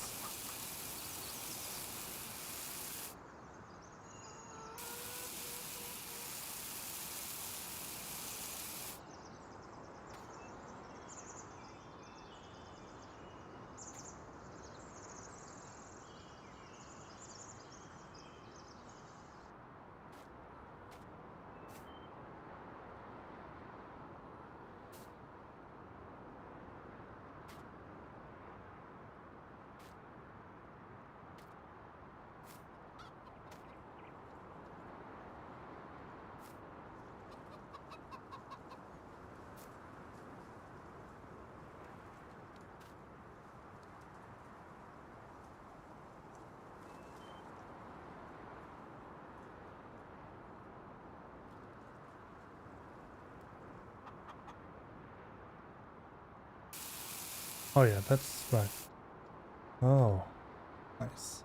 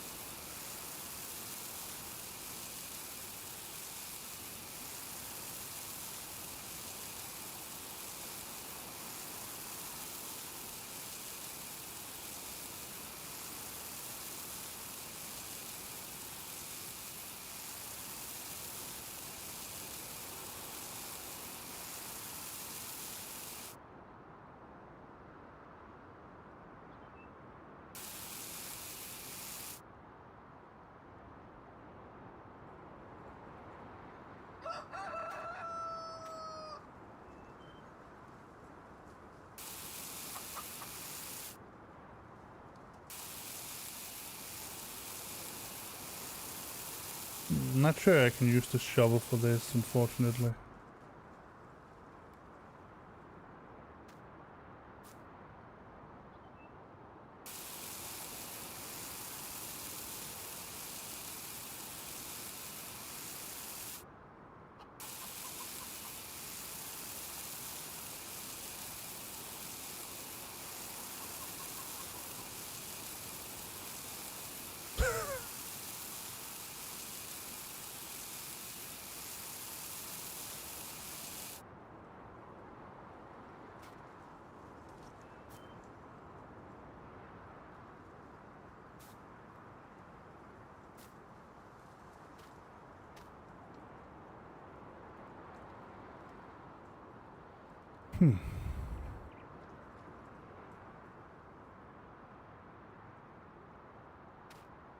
We'll see.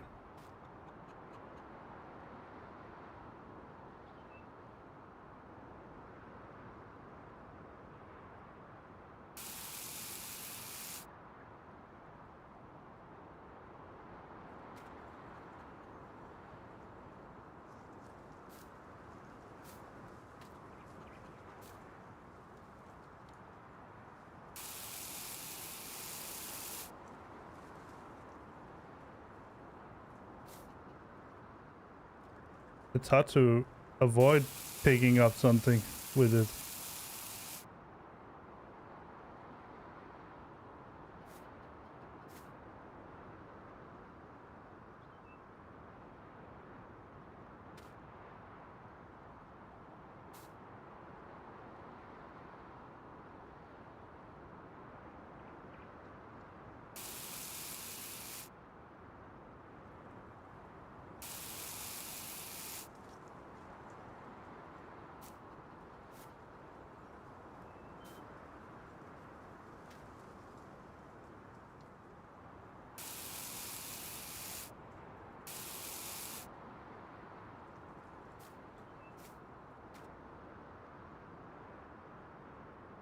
Alright.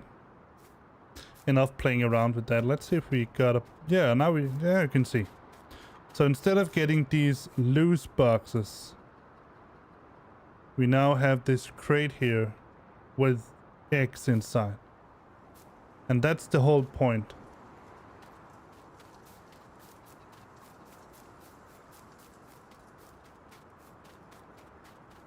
And then at some point these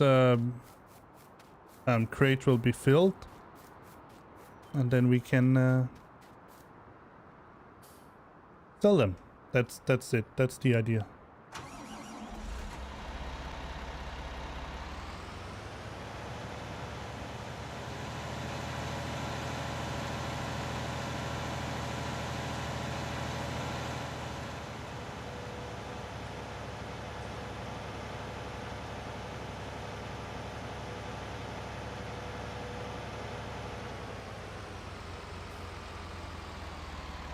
Fill this up with manure.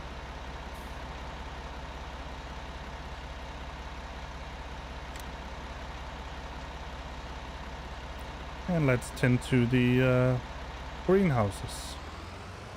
See how they are doing. Change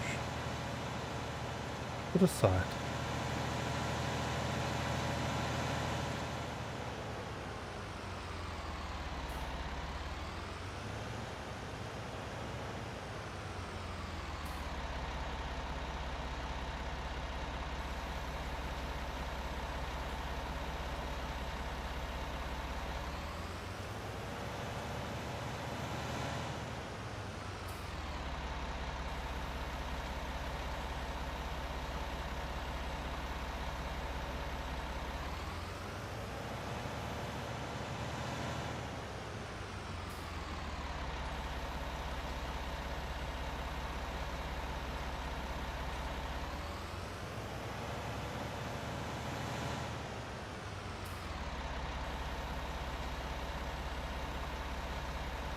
Maybe you should buy another one of these to have one for food as well, animal food.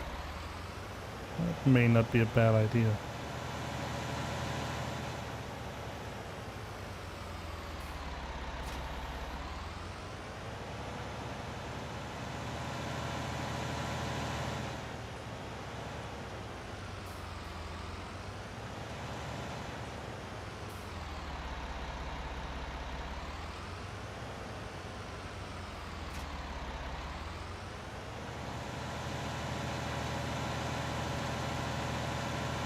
So let's give the greenhouses some water.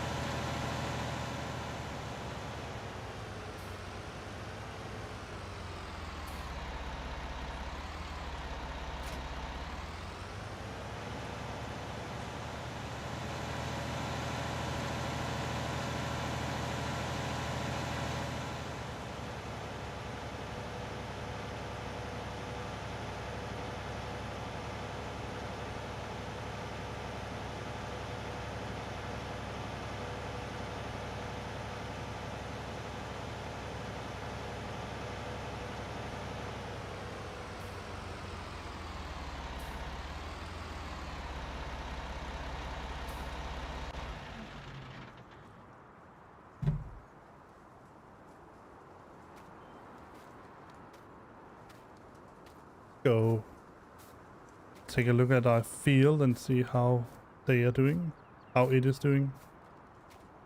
We are just about to enter summer and we have some weed here.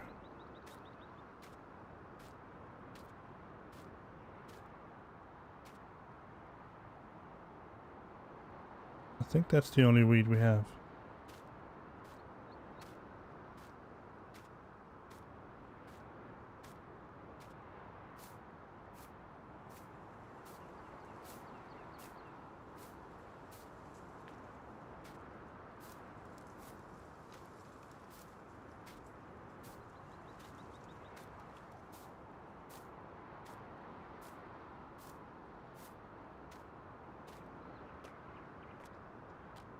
But let's spray it anyway. Let me just get to sit a little bit better.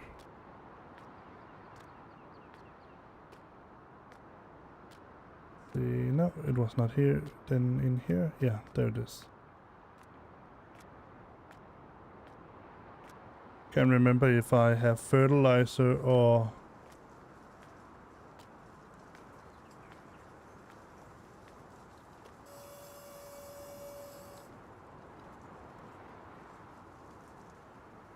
that is liquid fertilizer, yeah, so we need to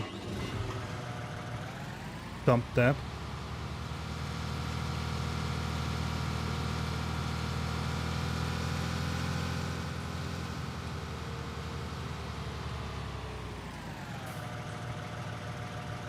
So is that I? Yeah. There they are. One. All right, one. Not much.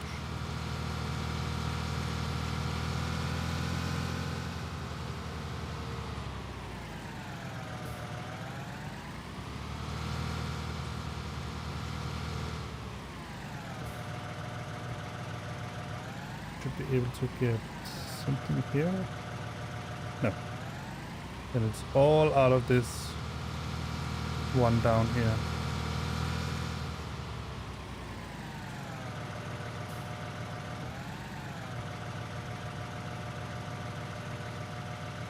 Liquid herbicide. And should be able to get fertilizer.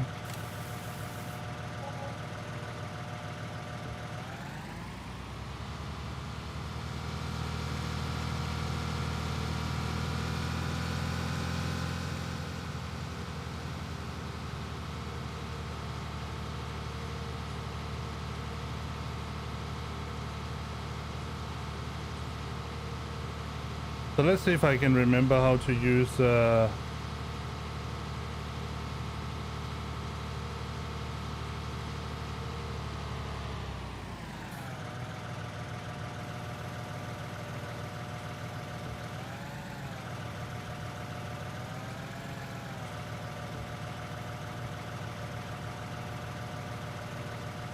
GPS mod.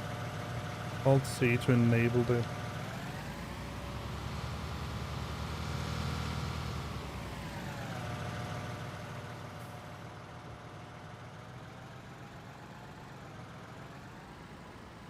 then it's oh.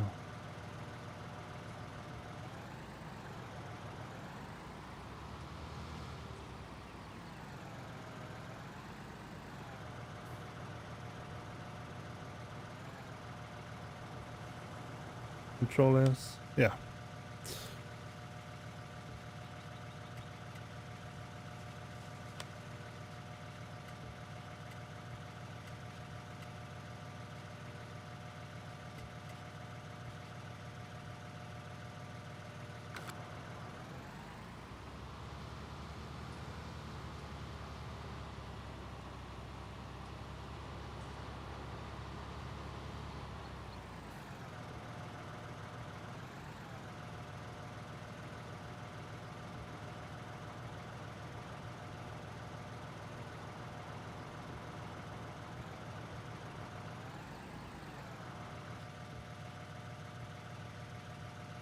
Zero?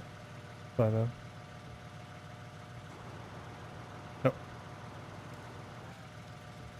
90? Yeah.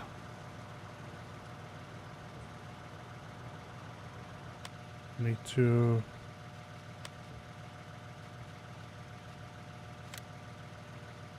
set the width. That auto.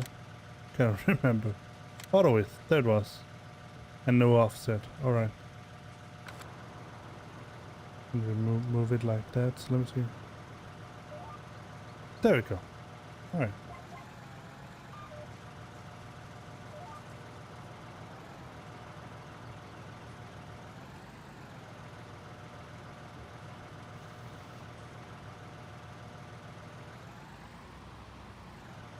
Hey, Tommy.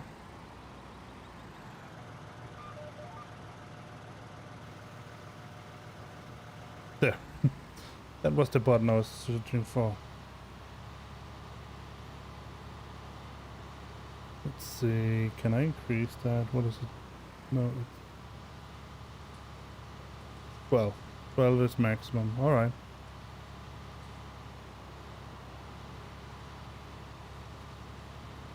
So we're doing some farming here, as you can see.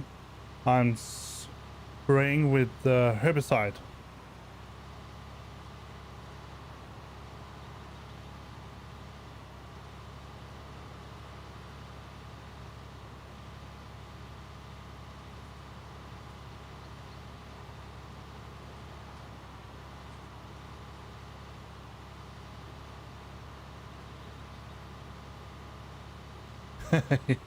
Yeah, I can imagine.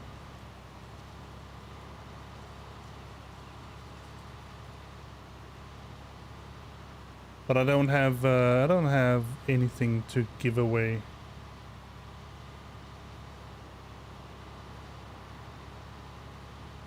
Well, that's at least about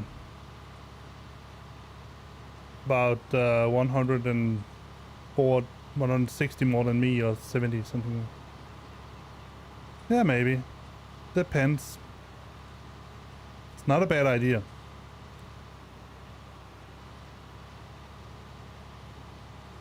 Yeah, something like that. I'll look into it.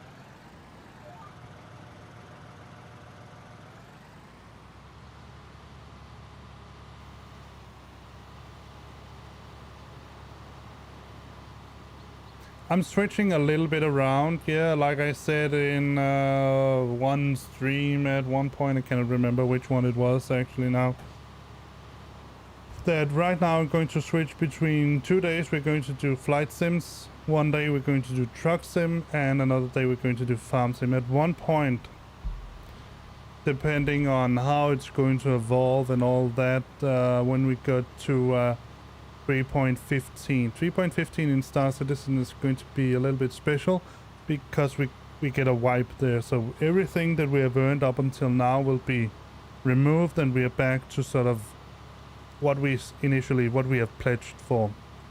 And if that patch is turning out to be a good patch for what I do, I like to do trading, I like to do mining, then I will switch one of the flight sim days out with a Star Citizen day. So we'll have one day with Star Citizen, one day with flight sim, one day with truck sim, and one day with farm sim. Yeah, I can imagine. I actually, did you see? Yeah, you were you there when I did the flight from? It was from Chicago to Palm Beach. Otherwise, if you didn't see it, then don't go and watch the.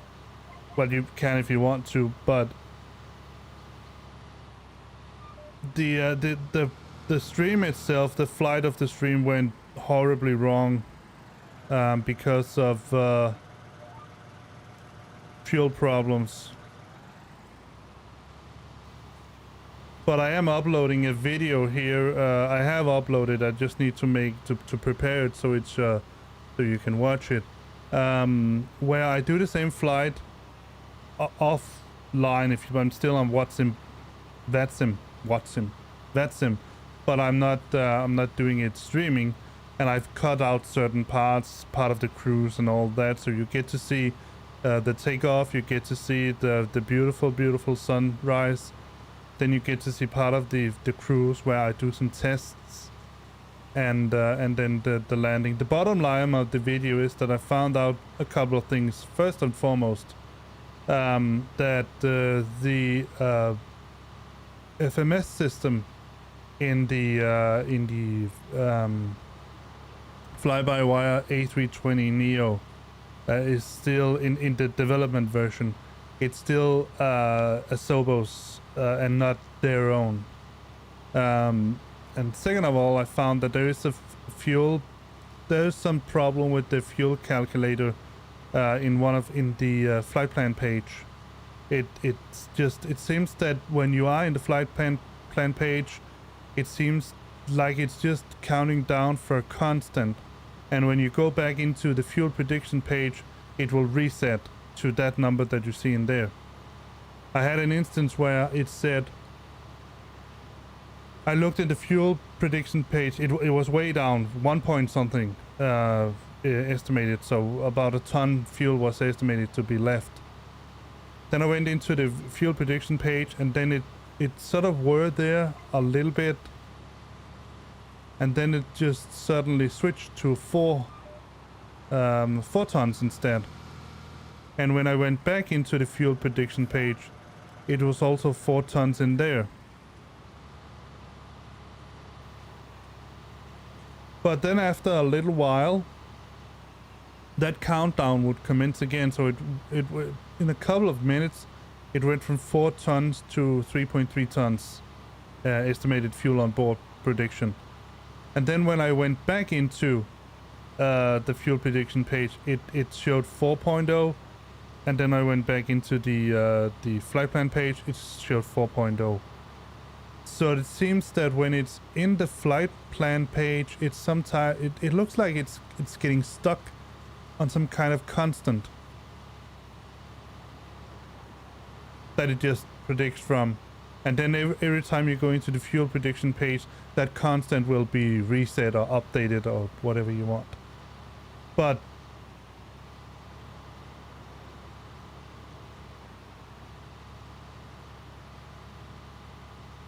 I have to say that I'm very impressed. I'm truly very impressed on what the fly-by-wire guys, they've managed to do with that A320, the vanilla one.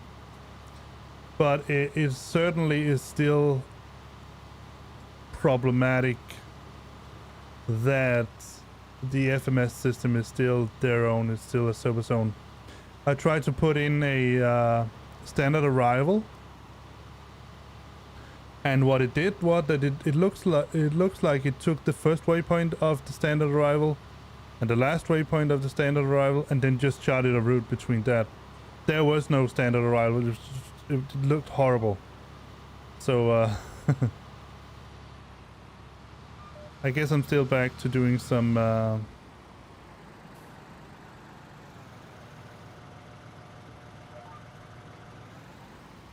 explain.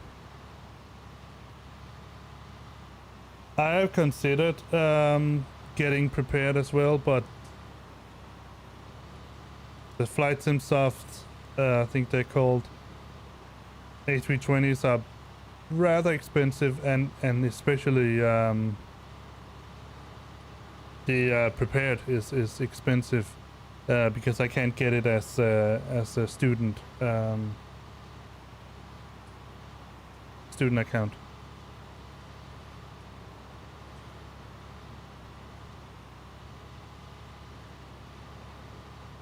And the thing is, I know that there are some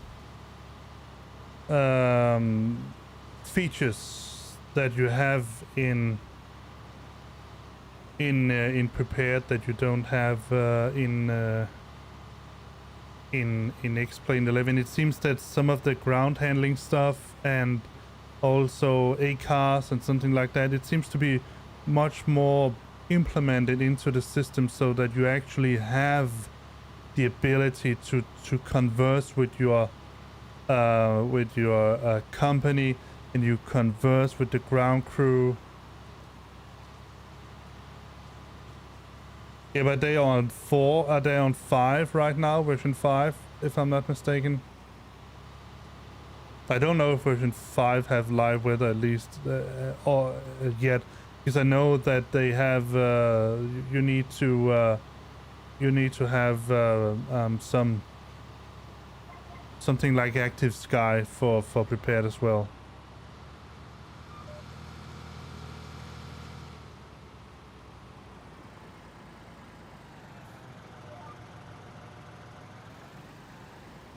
The thing is, I don't know which one would be considered the best, X-Plane or prepared, because prepared has some things that X-Plane doesn't have, and X-Plane certainly seems to have some things that prepared doesn't have. For example, live weather.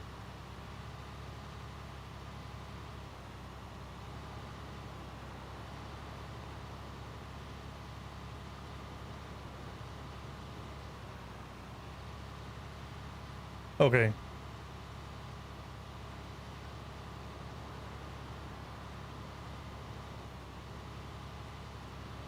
But then again, I saw a real pilot do a flight in prepared, using the one of the Flight Sim Soft planes, an A320 or A319. I can't remember which one of them it was. And one of the things that I noticed was that he could do a lot of stuff with ACARs and all that, but I'm not sure how much of that is prepared and how much of that would be Flight Sim Soft.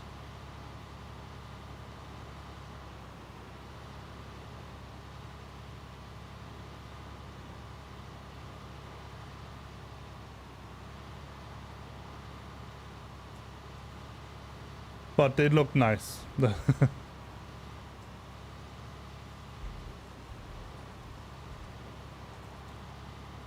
And as far as I know, prepared even version 5 is still based on the old FSX code, whereas X-Plane 11,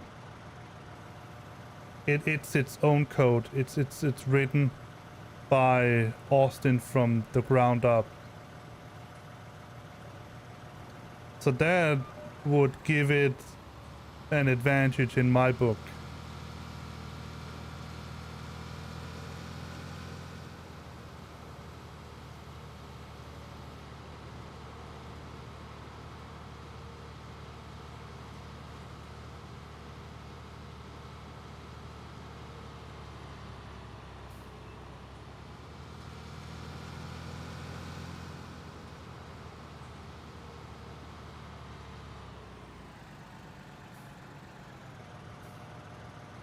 Ah, okay. It's okay. You do that.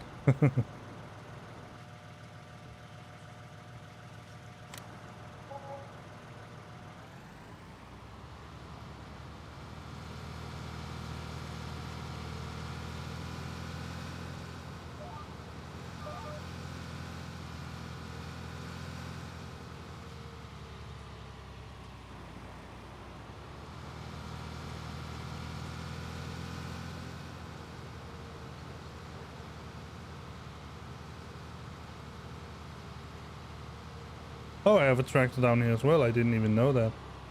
Interesting. Let's see. I don't know if it's necessary for me to spray herbicide here, but I'm going to do it anyway. Alright, I think it's about time for me to get a little bit something to eat, so I'll be right back with you. A little break time. Let's go out and enjoy the view of the field. Let me see if I've turned on or off VSync. I'm not sure I can change it in here anyway. Let's see, time scale. General. Probably can't.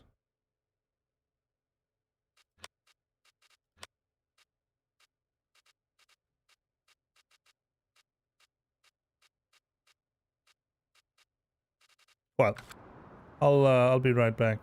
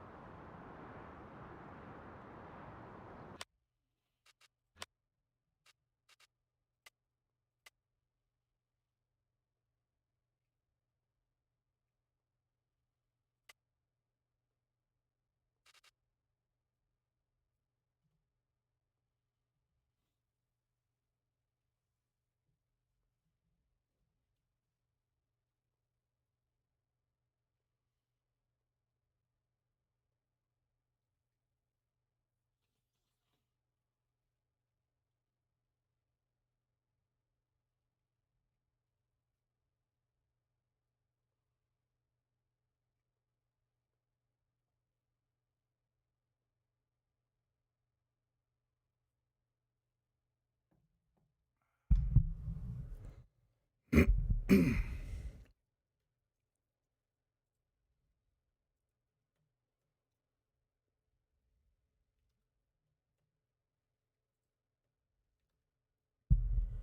right.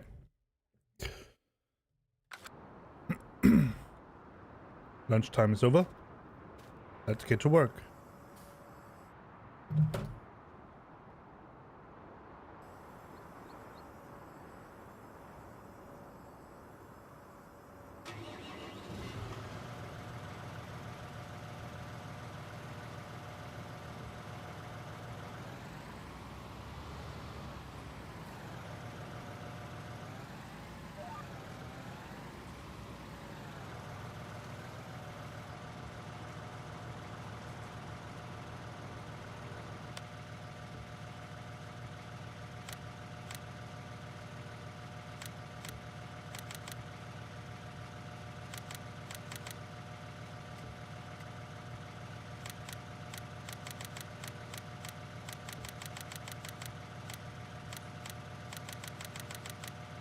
Let me just see how wide this actually is.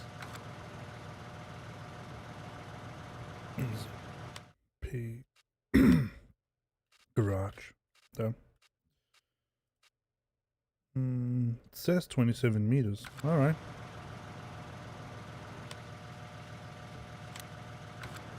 Suppose I have to believe that.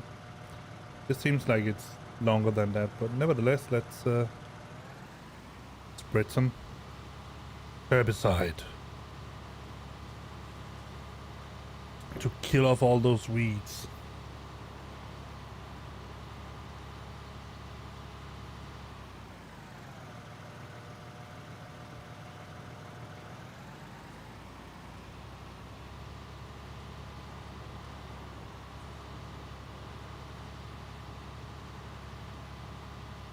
I'm wondering when we're going to see our first newborn chicken. We have a couple of roosters, but we certainly are getting some eggs.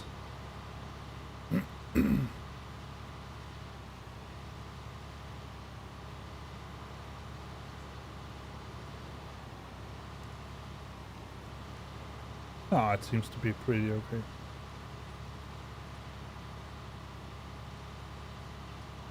But I haven't figured out what our next flight is going to be, Tommy, in X-Plane 11. It's like I said last time, I flew from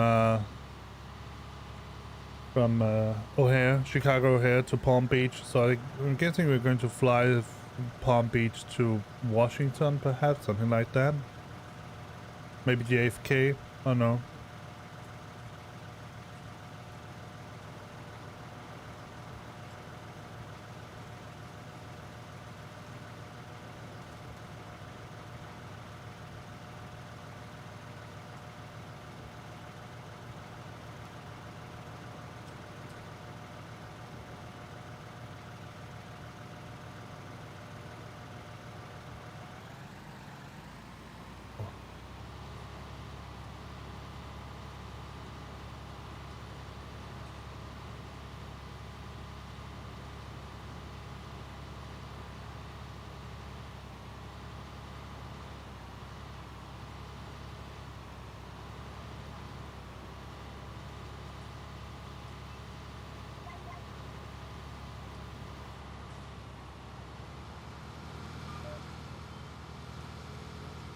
So let's continue the work.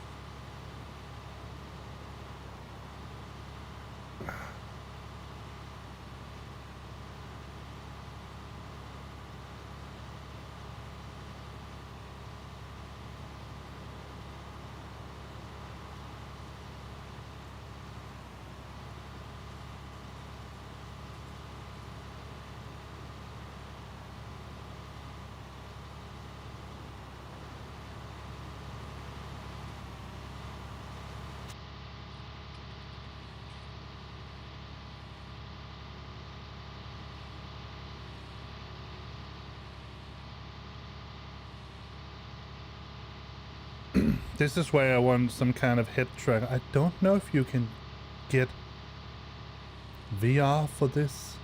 I'm not sure. I don't think it. I haven't heard about it.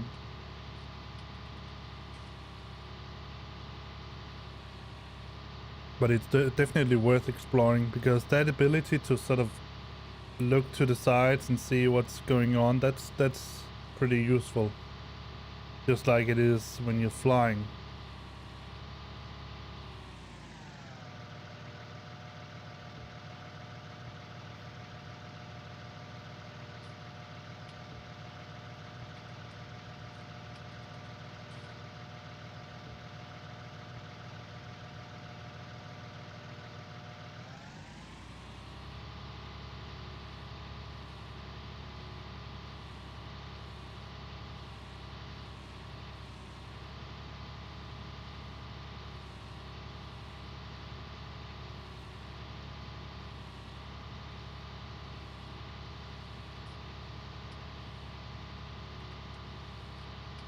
Alright, let's see when we should turn it off.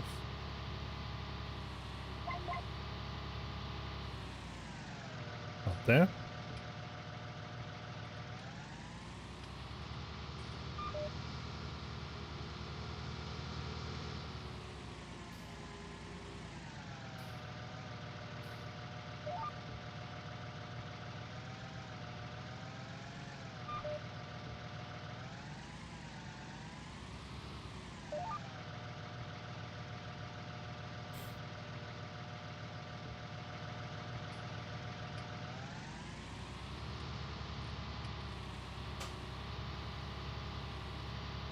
Alright, look at that. It looks like someone is, I don't know, right up there.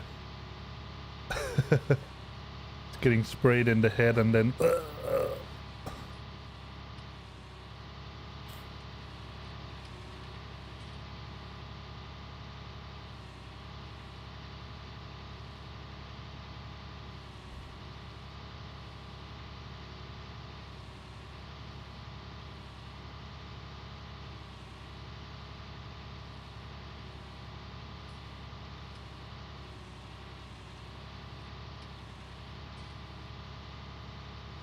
So we're spreading some herbicide on this field here, and then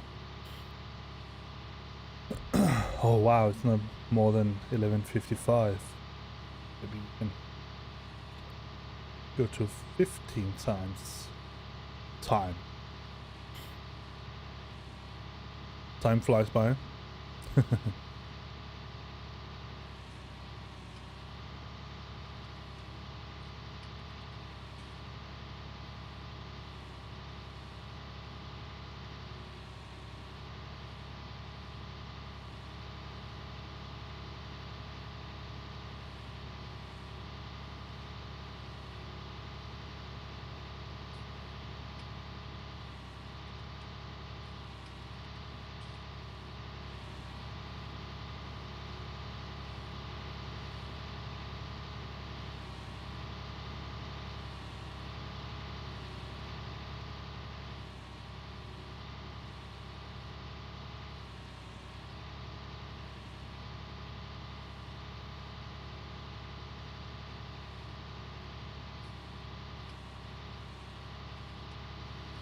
Alright, about time where we stop the spraying. There.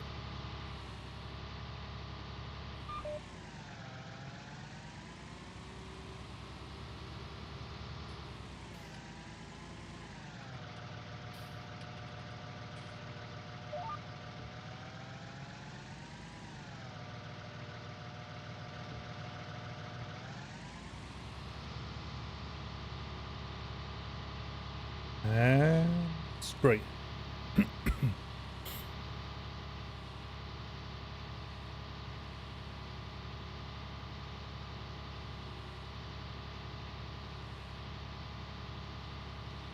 It's just like truck sim. I think a game like this could be pretty cool to have head tracking in, or VR. So I'll look into that, see if they have it, and if they have it, I'll go to try it out.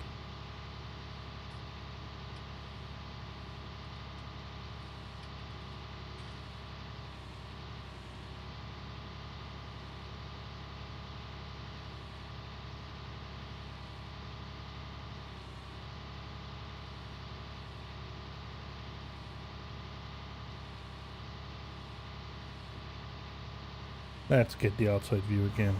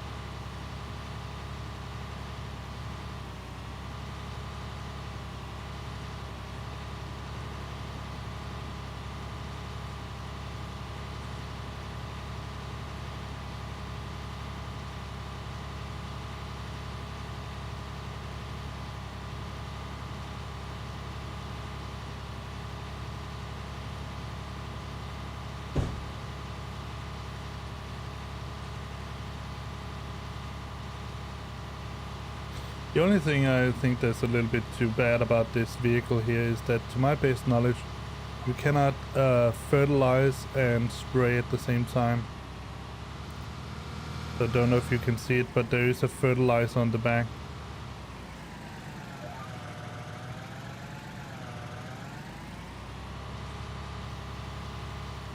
And to my best knowledge, they cannot work together, but I can certainly... Let me look it up.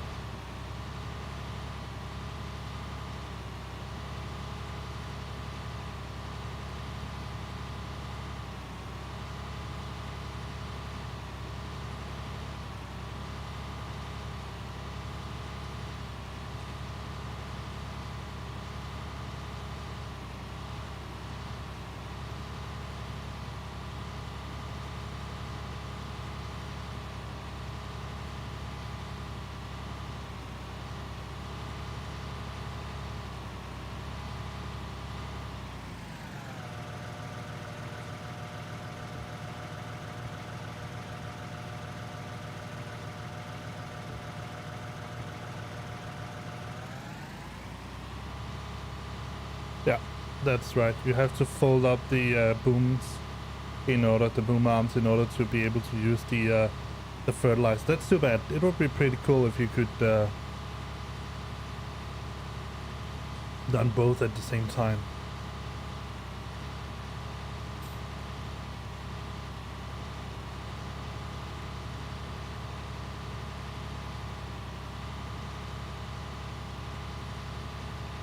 But then again, they don't have the same reach. That would make it a little bit silly.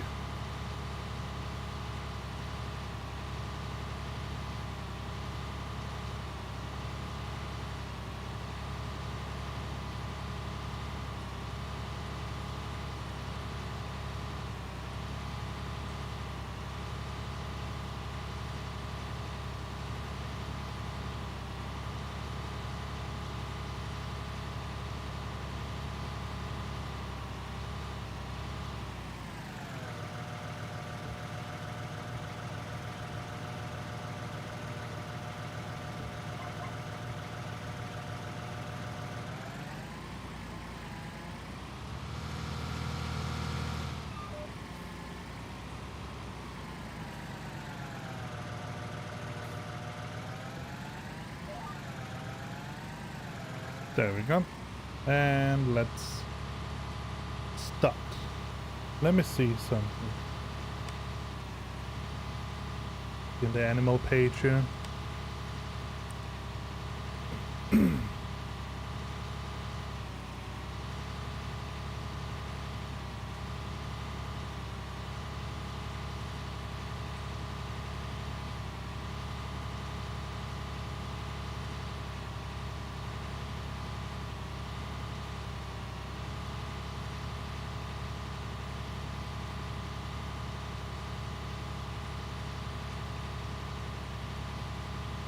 74% health.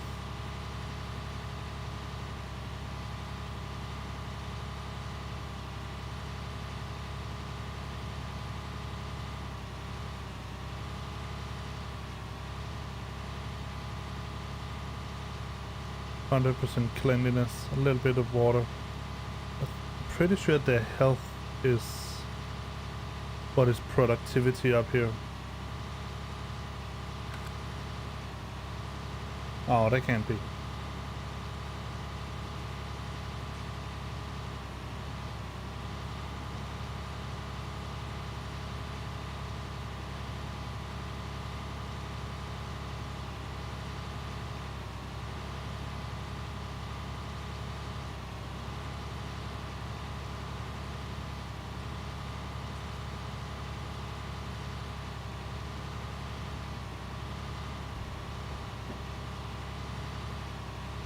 Let's see, when we get to the point where we need to harvest, I think it will employ the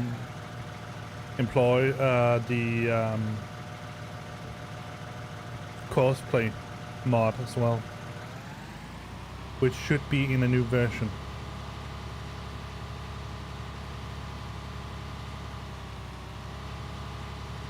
Oh, in FS17, cosplay was one of the mods I used the most.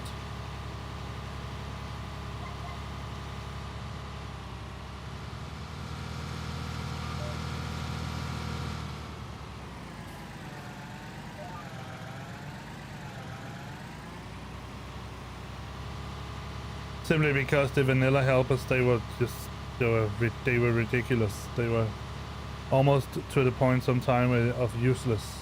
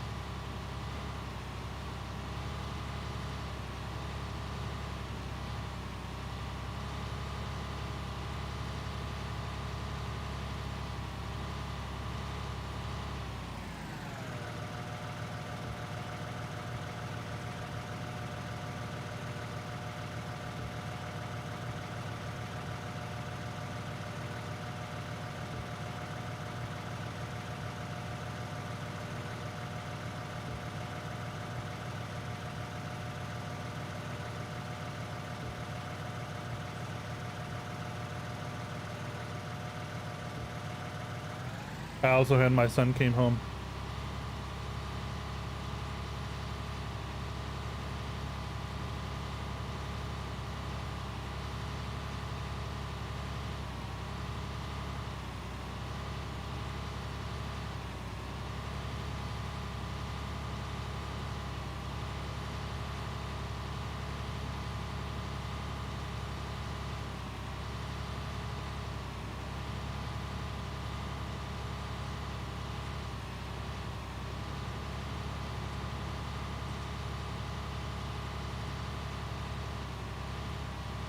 Alright, almost done. Just need one more pass. And then we can empty up of the herbicide. And use the truck to, the forklift to get them placed on the shelf.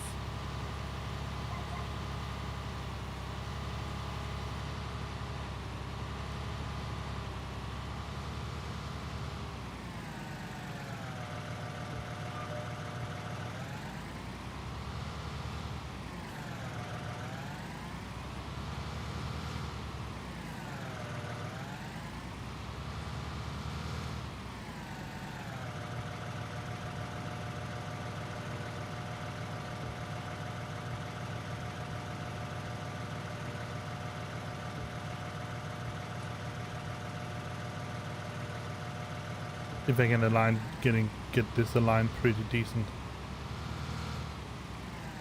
Yeah, that's actually a pretty decent alignment.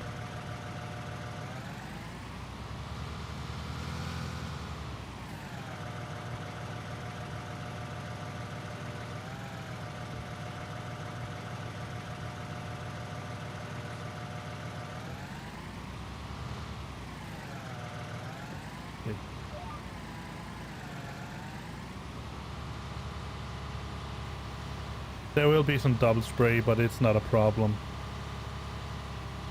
I think. No, it's not a problem. I mean, if I decide it's too expensive, it's a problem, but I don't.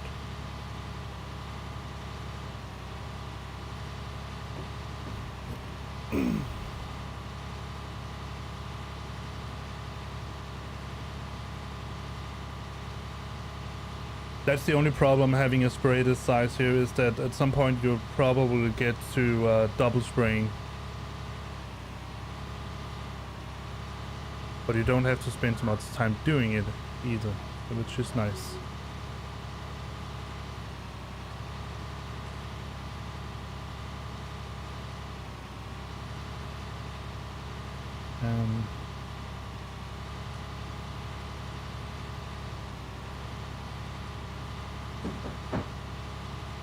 Alright, let's see. Something is going on up behind me, but I'm not sure what it is.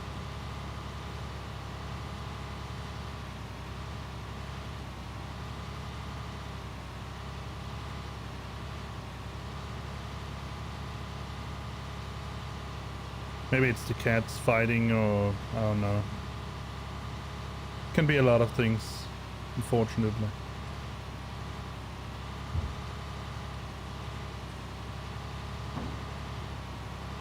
Can also be my son trying to move stuff around.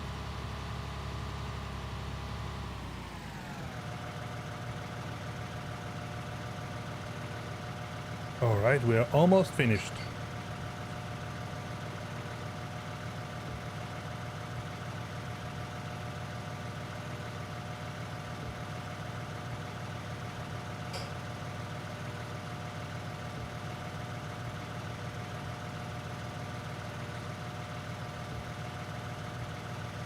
And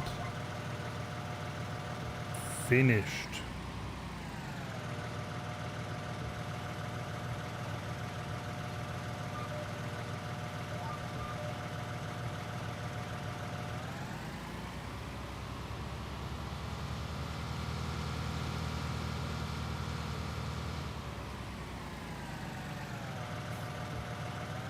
Wrong way.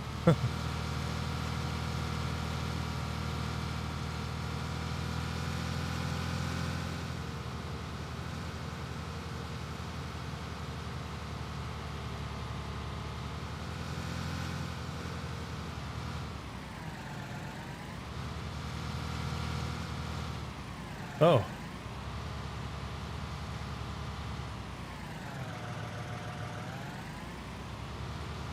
Drove into something.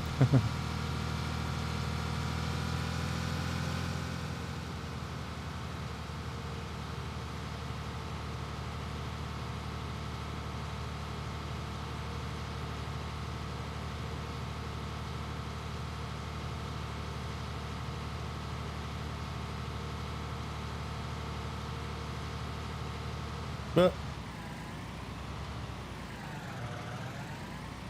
maybe I should watch where I'm driving instead of looking at something else. Let's see, where is it? Here it is. The area. Alright, let's empty it out.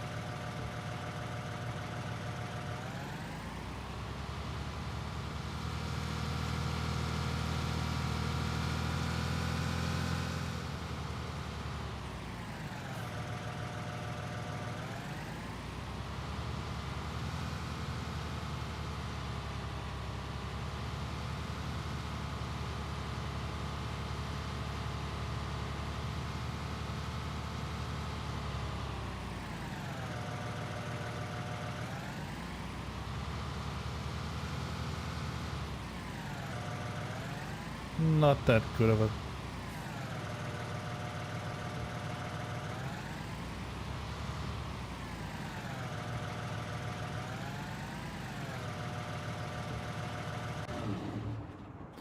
Alright, let's find the forklift and get these pallets moved in place.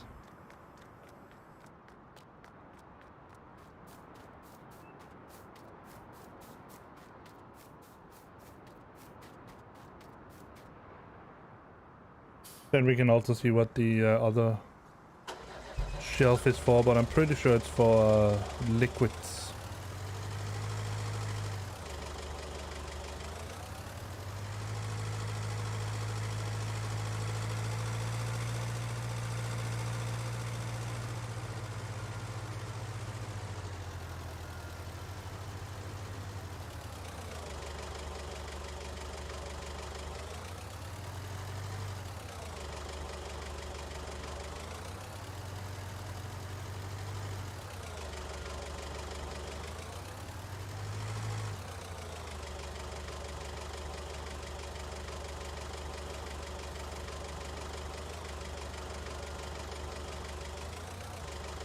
Alright, let me see armor 2.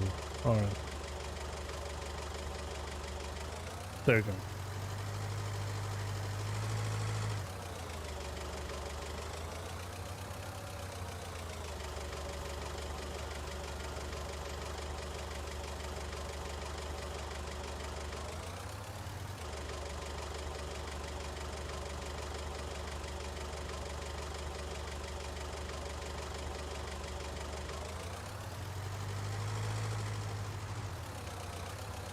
There we go. There it went in place.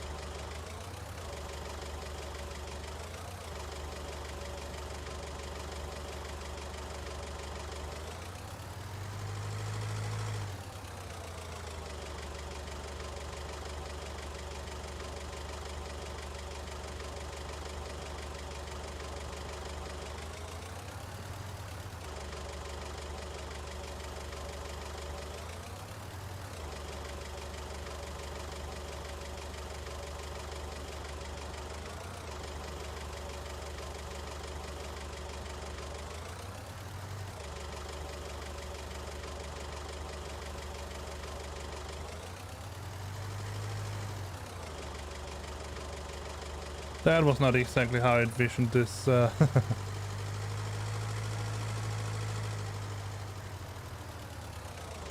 we go.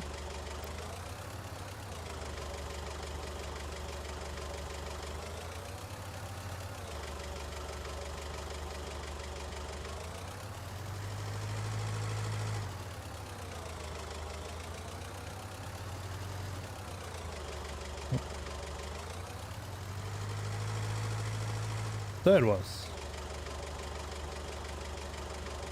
Well, let's try this one instead, now that we're here. Pretty sure we need to get it from here.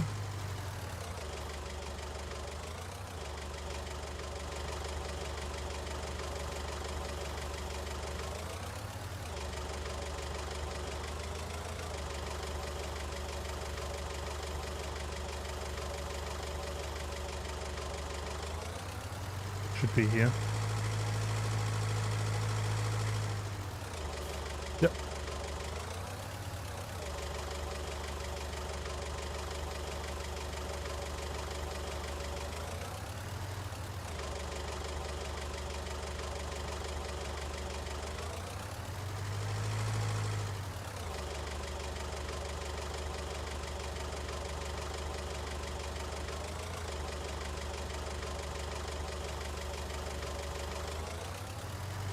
Whoa. Not that easy to drive around like this.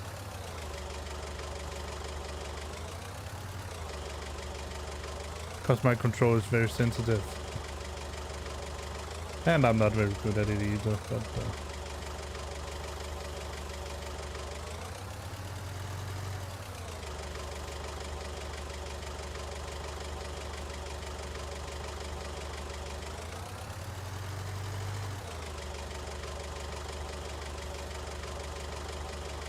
alright, so let's place this in here.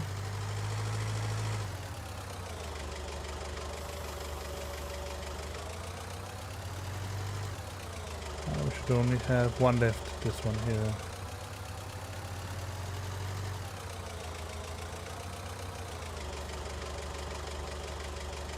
Let me see if it is easier to do it from within here.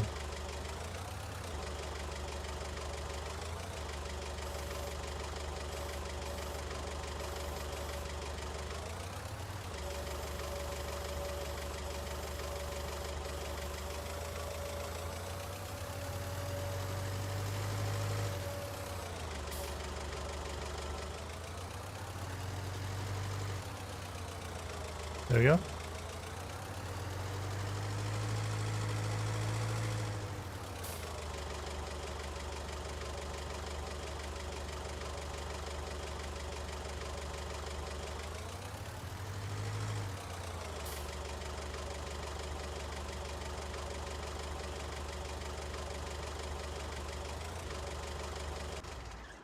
All right, so let's go out and take a look at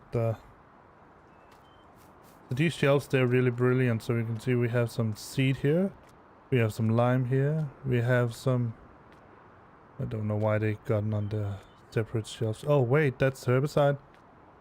And that's fertilizer, so that's why. So if we need one of them, we just press R. And then we can get one out. Alright, let's go take a look at the eggs. Let's turn up the speed. Even though I don't really need it because it's already, see. How are they doing cleanliness wise? Good, it seems.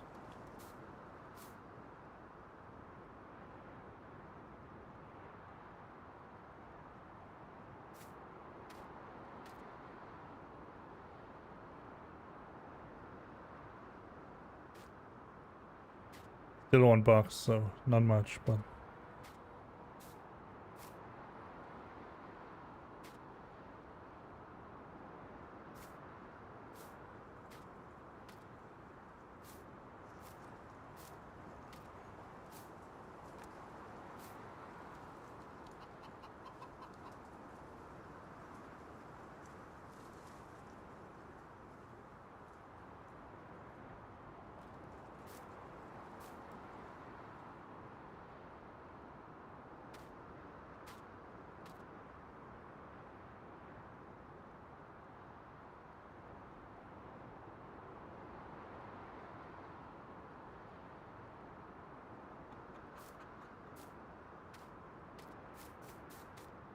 don't think there's anything else we need to do today.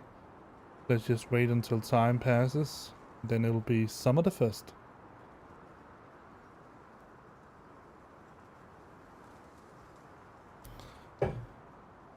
Alright, let's just see. It's fine there. Go into the house and get a little bit of sleep. So 21, I'd say 10 hours. It's okay.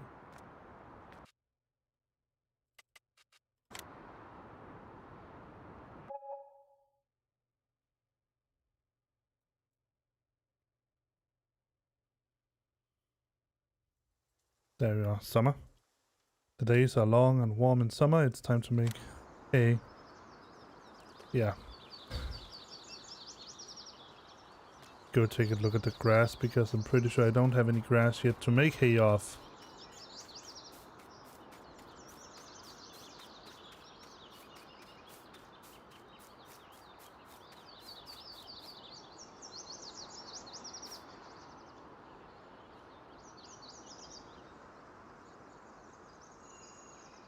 $7.13.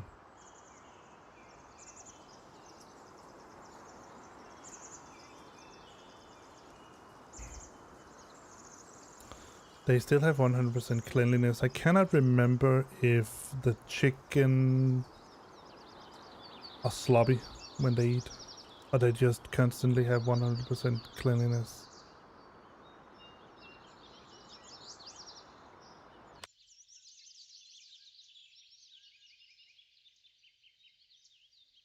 Let's see if I can make that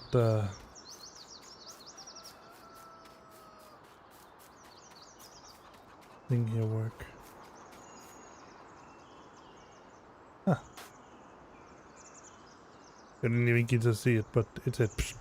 And then there was a little bit of grain there. Let me see if I can pick that up with the shovel. Where did I put the shovel? There.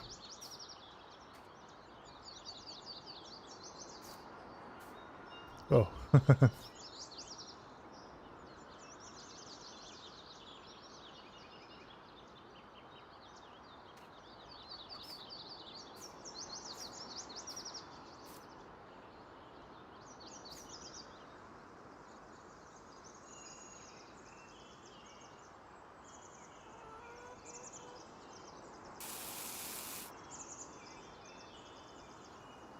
Now they have 91% barley.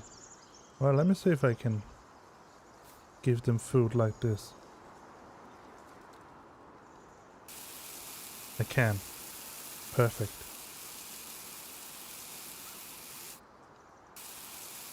But I can also spill it.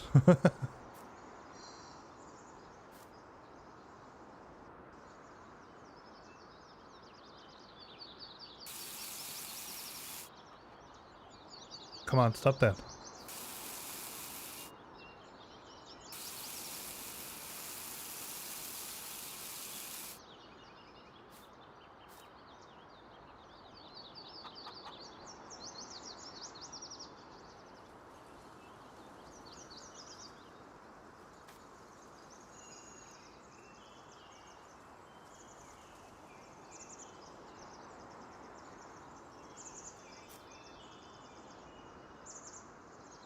So that's nice to know that I can do it like that.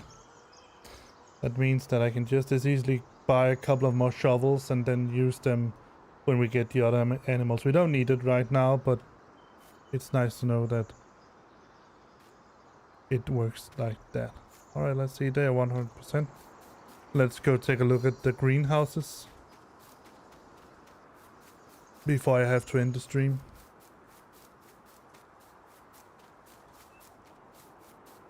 I have a little bit of grass laying around here and there. I don't think the sort of official grass is ready to be plucked yet. Let's see.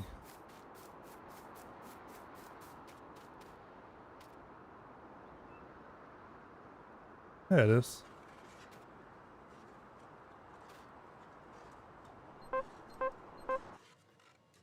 See.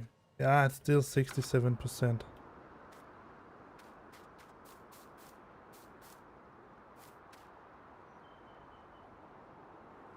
I could mow it, but then I wouldn't get as much as I would like. Alright, let's see. Let me see if we can make a plan for something. Oh yeah, check the greenhouses, but I think they have plenty of water and plenty of manure.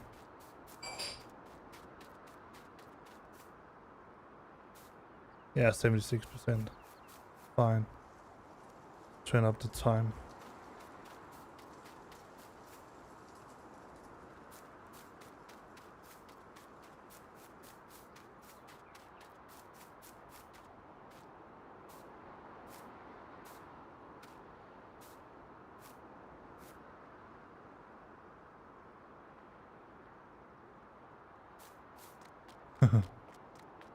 We have a little bit of silage here, and we have a little bit of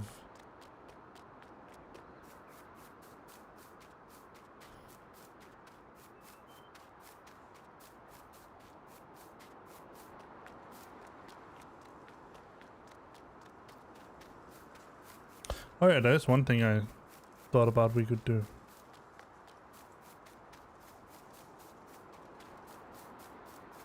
Pick up my truck that I left up here for some reason.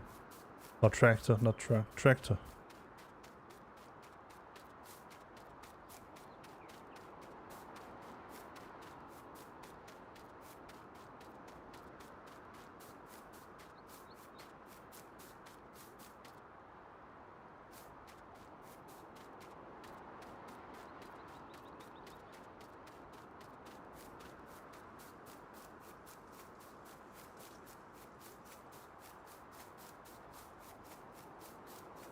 That's my little tractor. Also the one I'll be using to... Well, we could mow all of this. That would be a good idea. Let's do that. Why not?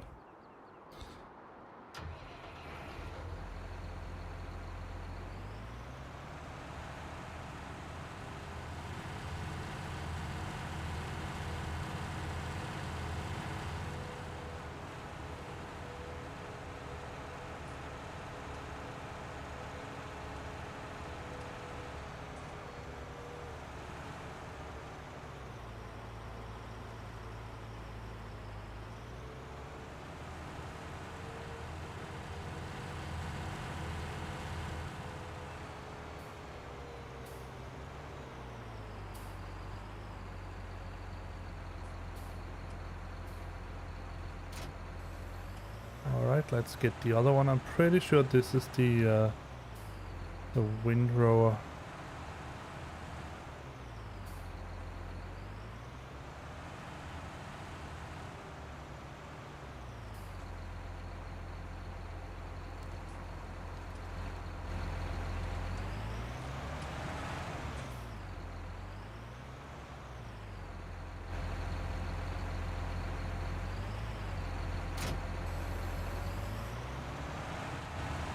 Yeah.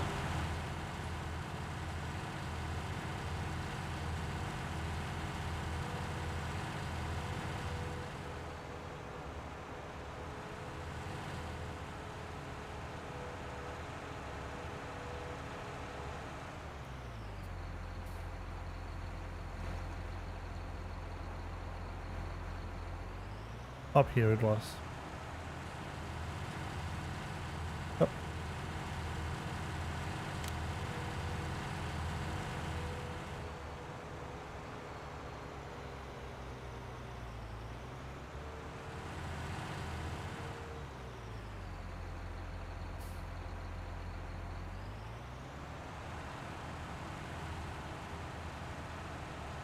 If I can find a good starting spot.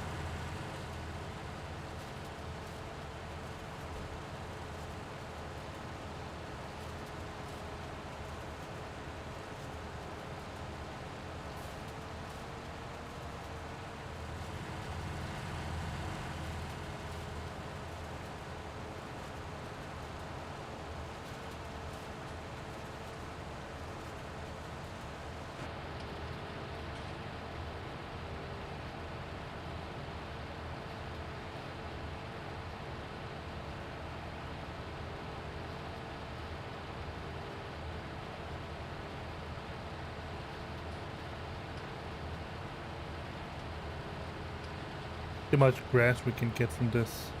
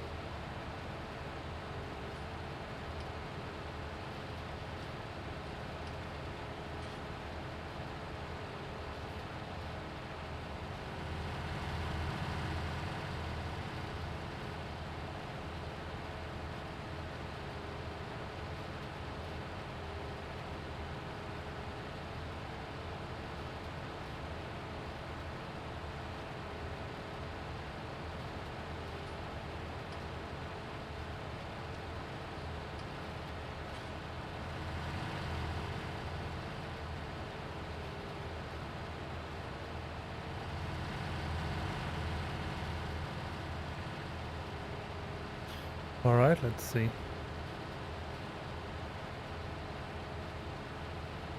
Turn on some lights.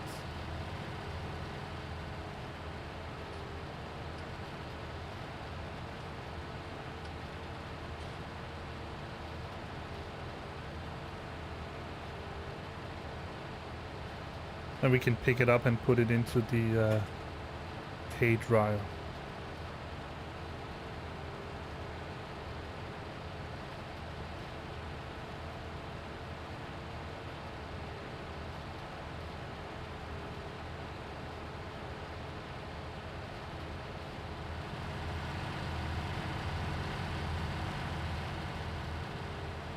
It's a little bit hard to control.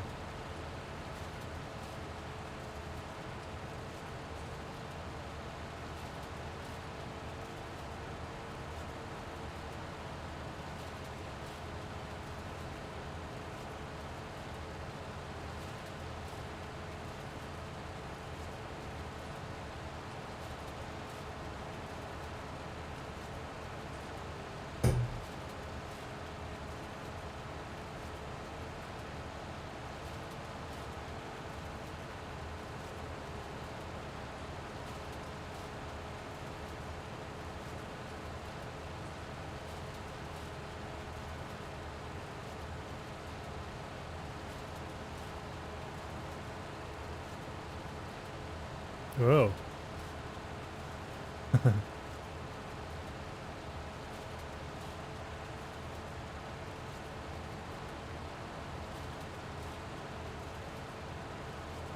There it is. Now I can see the edge of it.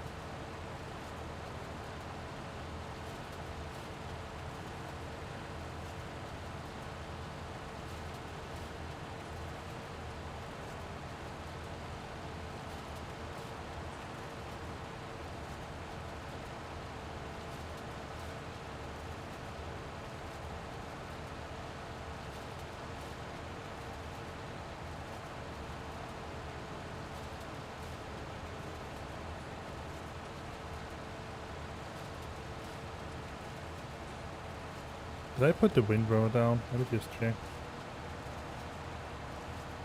No, I did not. That's why nothing is happening.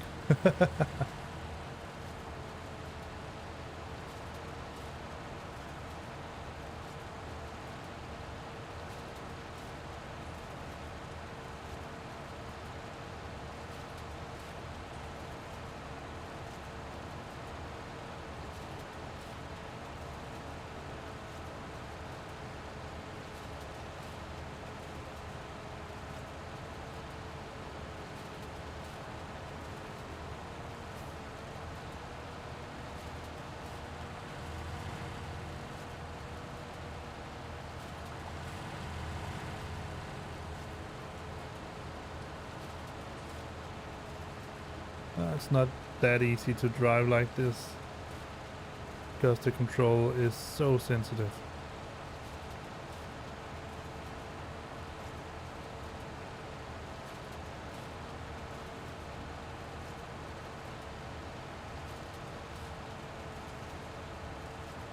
Yeah.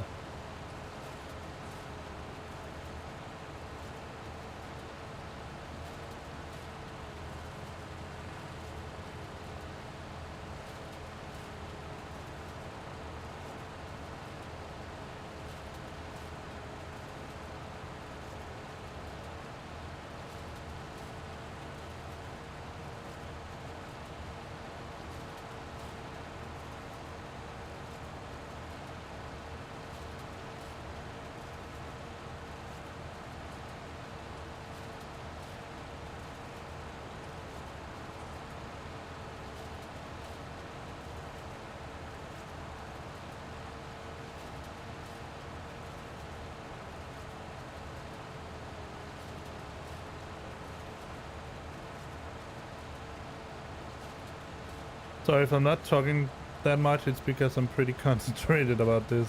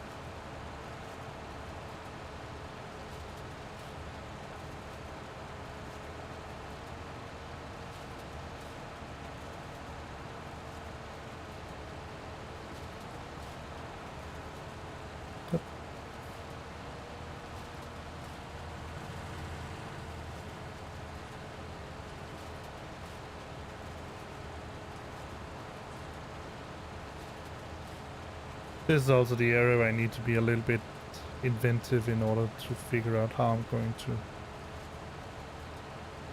continue mowing here.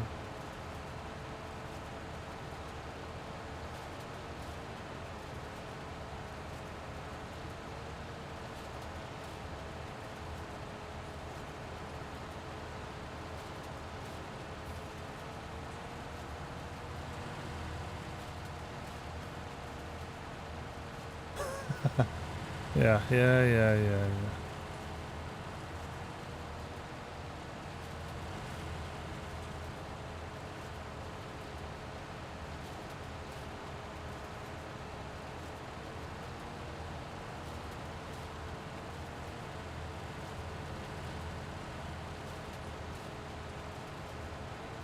Sometimes you just should mow and windrow at the same time.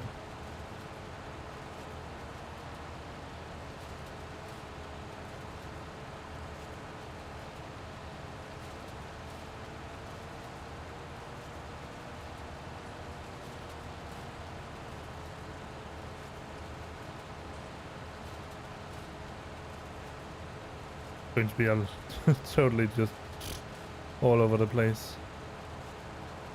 But I could do something else in order to make it a little bit easier for me.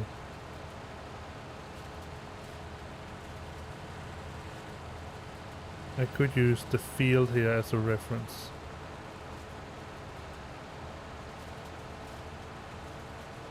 Because that is pretty nice and straight.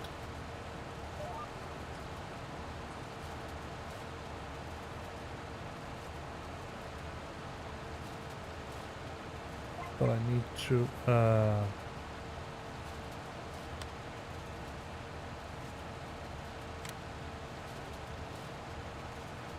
should help.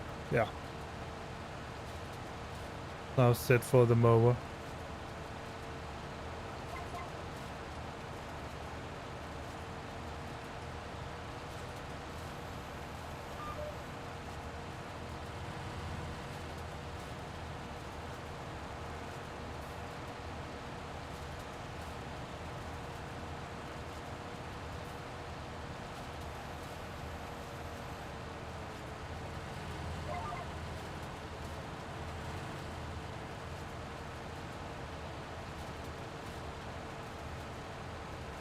A little bit better the way here.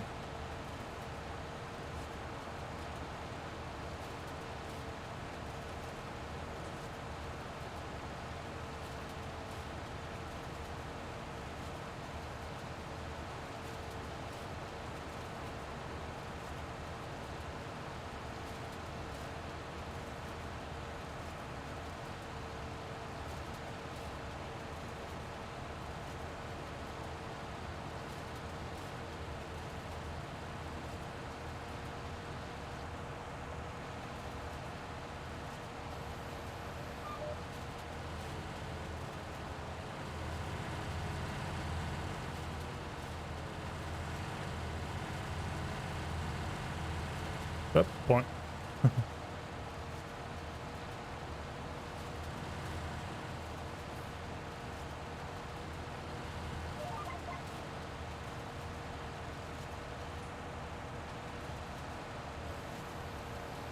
There we go.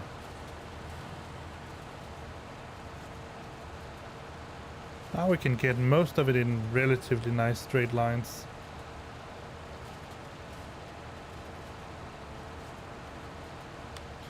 Pretty sure that the weather says that we can leave it tomorrow. Yeah. There's no real chance for precipitation, so it's not a problem. Can I? Oh, that's all the light it has.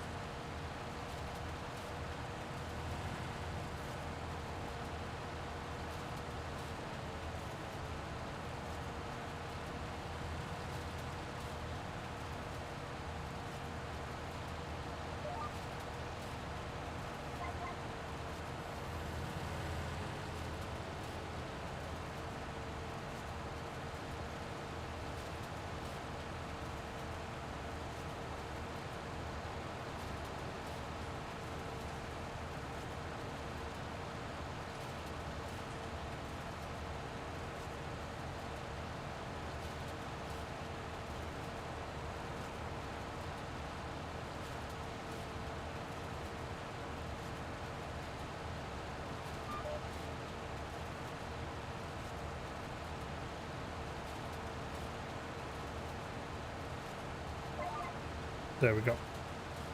Just pressed a button that I shouldn't have pressed.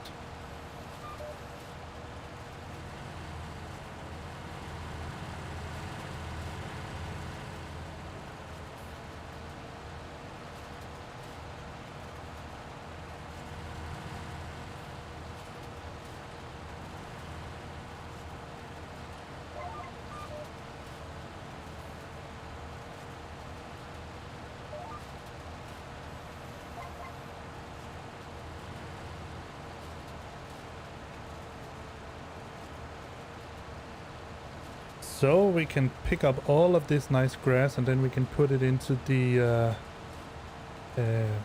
well, we can also leave it and then it will turn into hay by itself. But I think I want to be on the safe side and put it into the haymaker, whatever you want to call it, a grass dryer.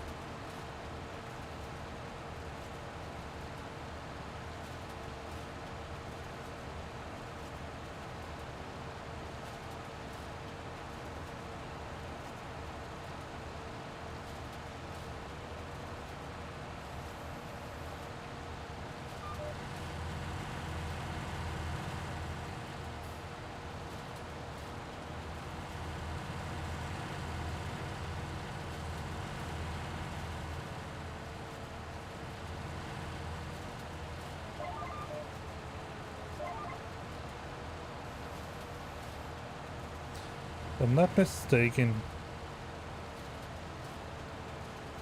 shouldn't be a problem in leaving it out for the night.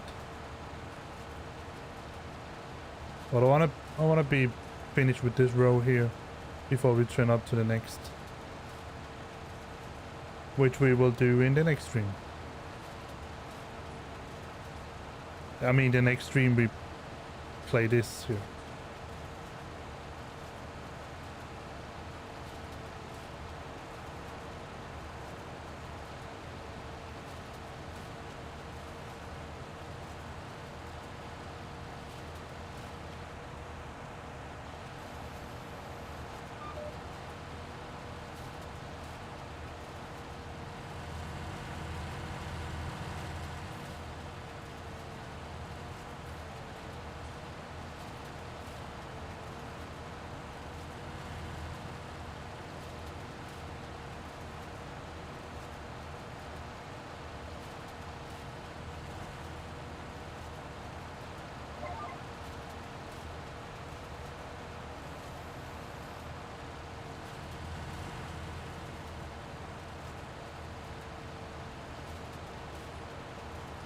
La da da da da da.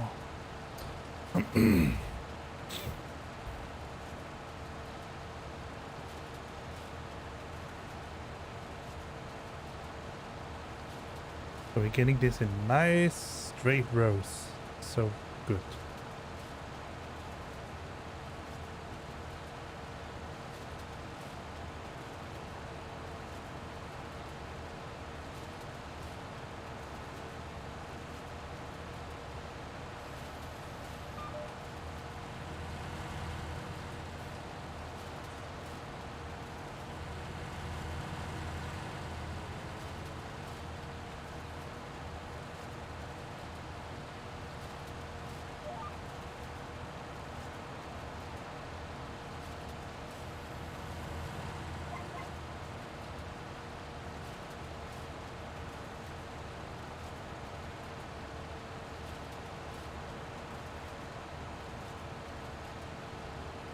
In reality, you could just drive around and mow it like you would. I mean, do instead of doing it like I do now, then do one at a time. So you could just drive around and mow it completely, just randomly, and then you could use the windrower to sort of line it up nicely. That's usually the way you do it. I'm pretty sure that the usual way is not like I do here.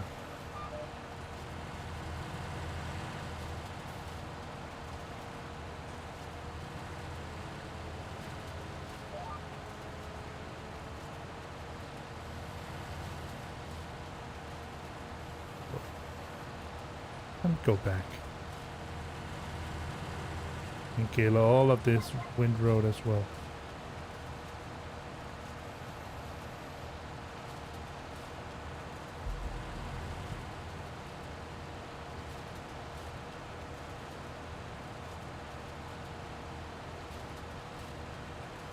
There's also tether. If the grass is very dry, I mean really dry, then you can use a tether. But this grass, as far as I can see, is not.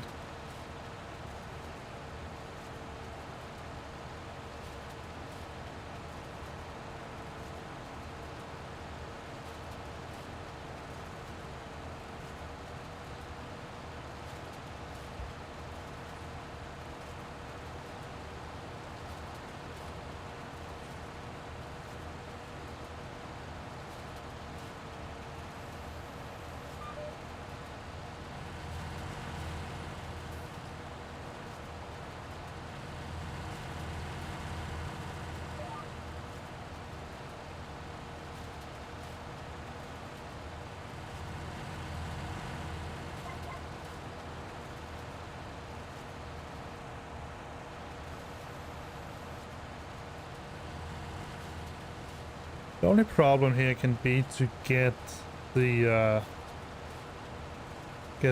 pickup wagon to sort of pick it all up, because there might be spacing problems. But it shouldn't be a big problem. Just a minor one.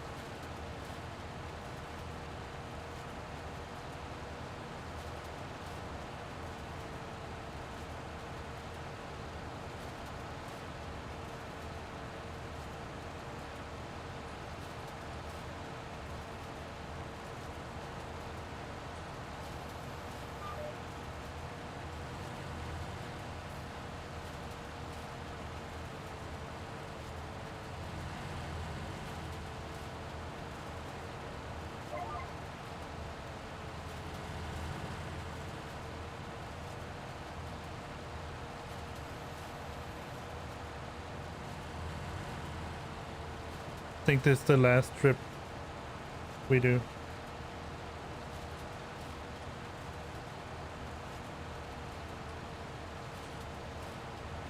Because there's only this little island here left, or whatever you want to call it.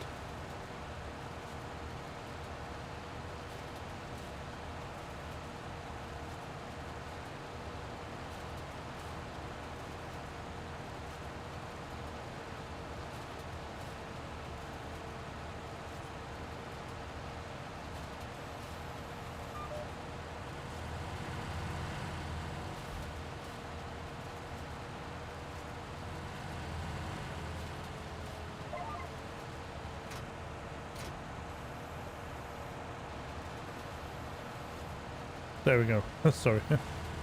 Just pressed a bunch of buttons and hoped that I hit the right one. I didn't.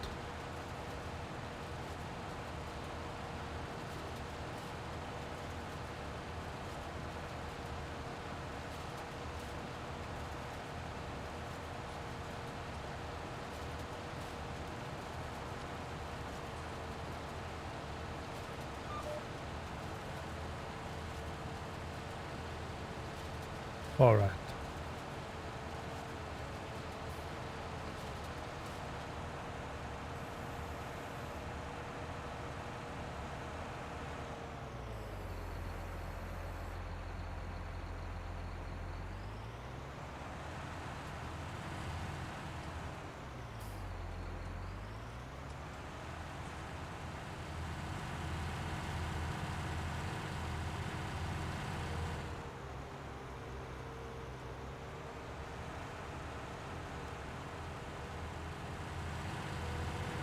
Let's drive down and drop this off. Yeah, so should.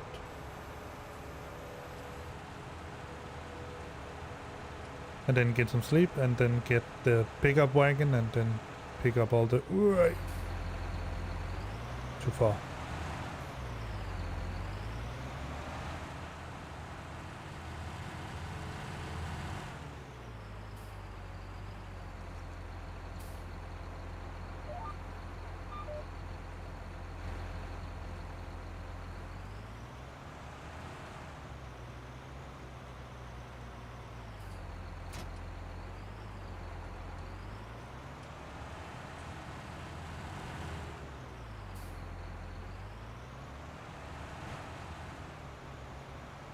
Alright, and let's place this here. Park it.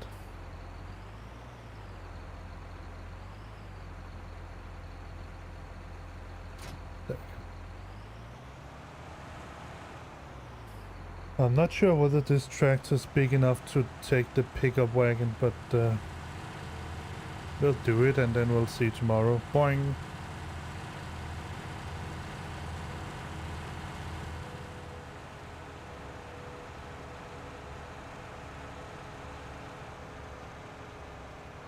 Where is it? The pickup wagon? Oh, it's over here.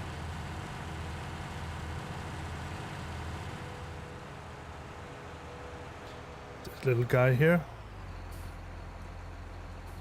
Little, but it's this guy here.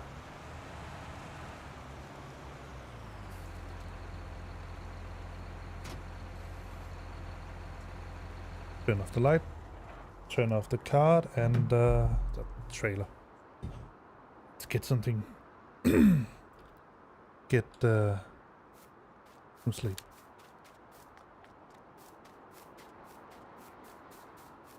I'll sleep about 7 hours. Maybe 8. Yeah, let's sleep 8 hours.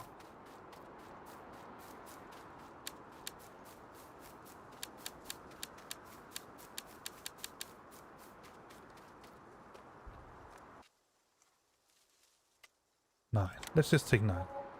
We don't need that much speed. That much time.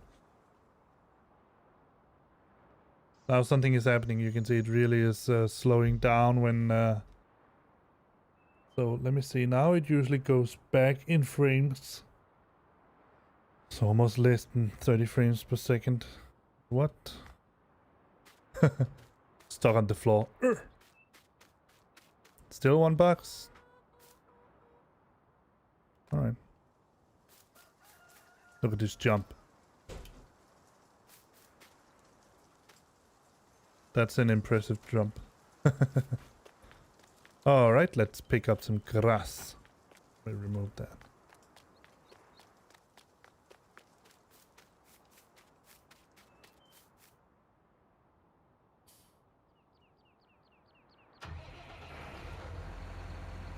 And put it in the hay dryer.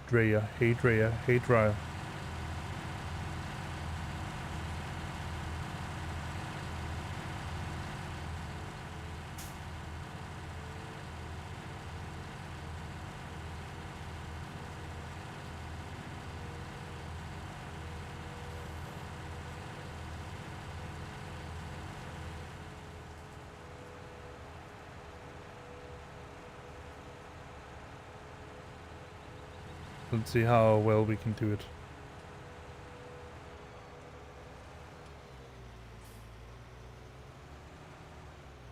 Start here.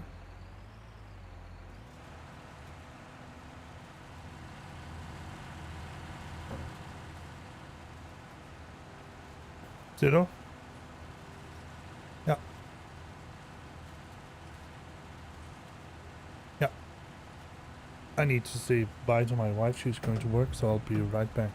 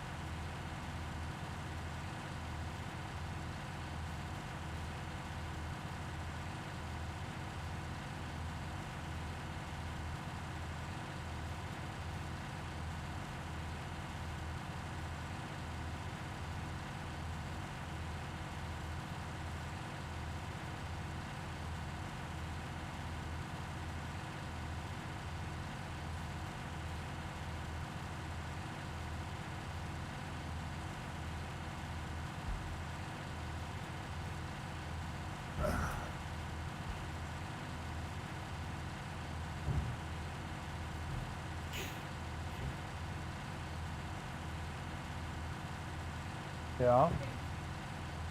Hey.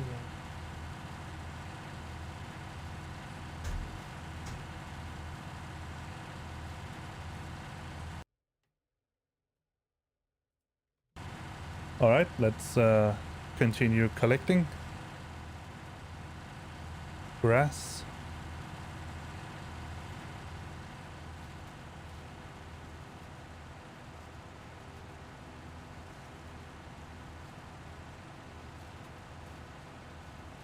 So see, there is actually quite a bit of grass here that you can collect.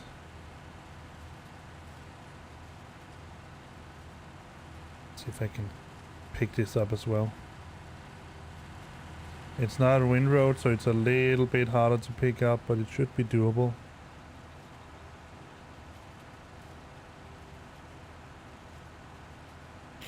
But then can be a lot in this. Pick up a wagon here. Class cargos. Class. Class. Class.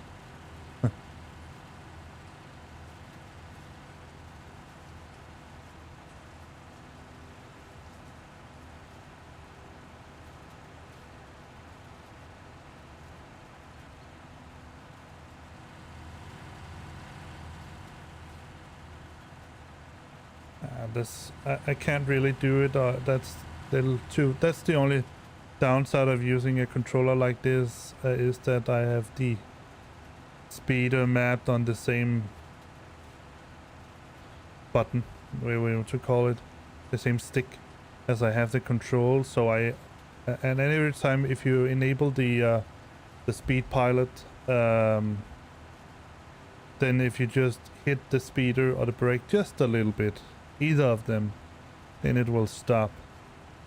And I mean, it makes pretty good sense, but it's just a little bit hard to use the autopilot here then, or the speed pilot. See if I can pick some of this up. Not all of it.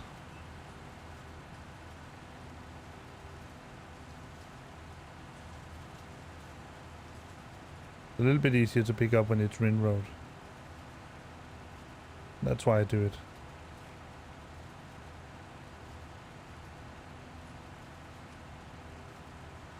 But there is some, I mean, there is certainly a good amount of hay here.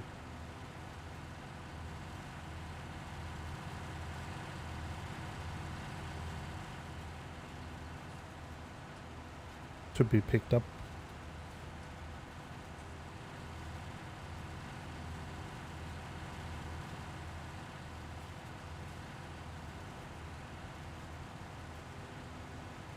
We almost about 70% full. It's not too bad. Increase this. Oh, wrong button. There we go. I'm gonna increase the speed to 15%, or 15 times.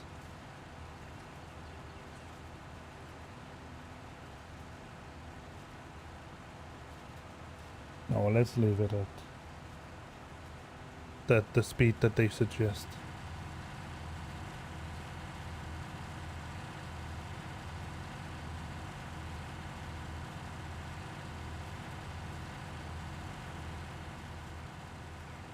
And by the people, I mean the guys behind Seasons.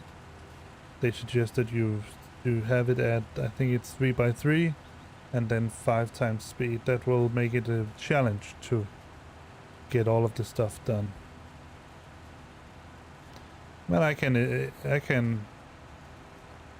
appreciate that when you, at least when you have a lot of, suddenly you have a lot of stuff to do. Then it certainly can be a challenge to get it all done. Well, let's see if we can follow this line here.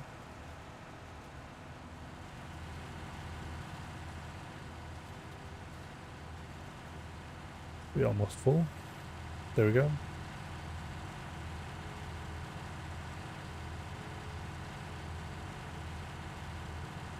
Let me see if I can remember where you drop it off. You drop it off the other side, if I'm not mistaken. So here.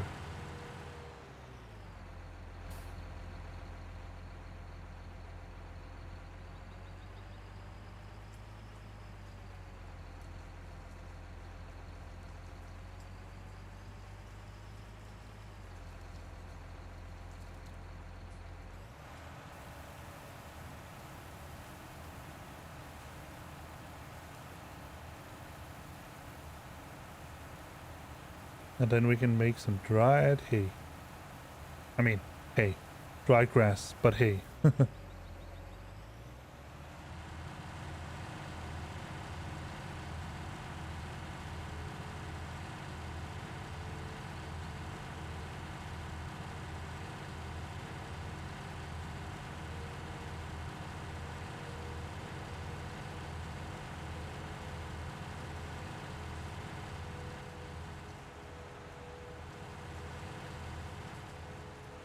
Start with this one here.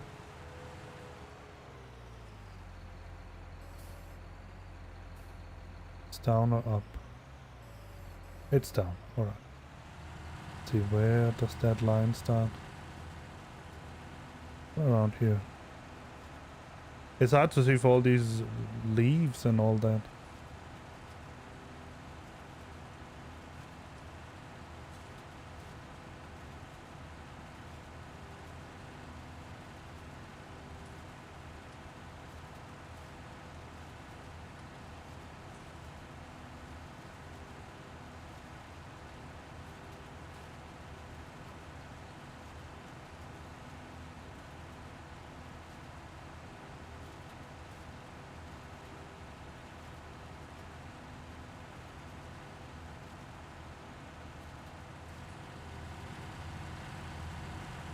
Well, the other nice thing about this is that we don't no longer has eternity grass.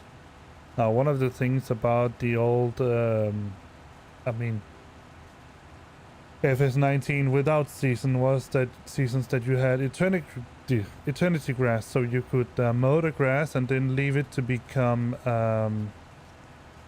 just leave it and it would remain grass forever. If you then use the tether on it, it would become hay.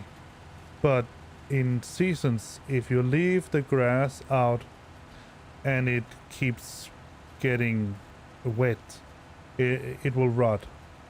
So right now there's a part of this grass that we have here that has rotted away. Small part perhaps, but there's a part of it that has rotted. And I find that to be pretty accurate, so you need to be fast when you mow it and pick it up as fast as you can.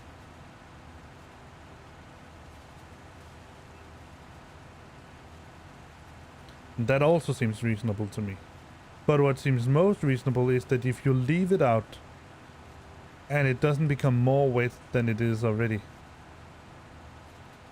then it will become hay just by itself because it gets dried out.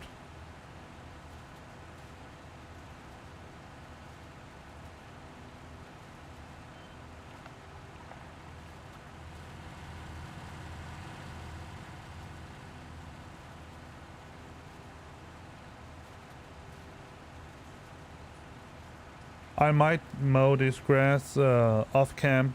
I mean all of this, so that you don't have to watch me do this. But I don't know. I haven't thought that hard about it.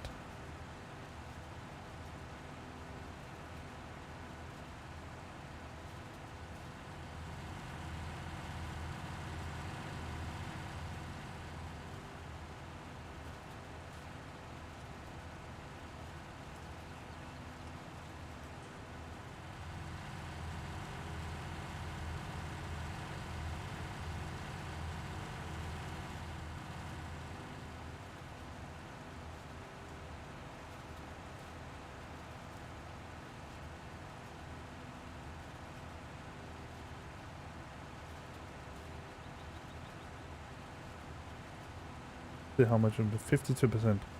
Halfway filled.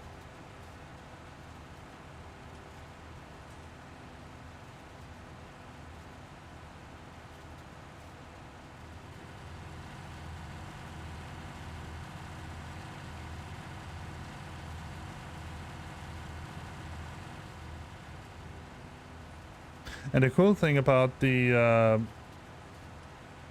all of these global company mods is that you can buy the stuff you don't have. So obviously you can go out and you can chop down some trees and you can put them in a wood chopper and then you can get chopped wood out of it. But you don't need to do that. You can just buy the chopped wood that you need. The wood chips. That was what I'm thinking about.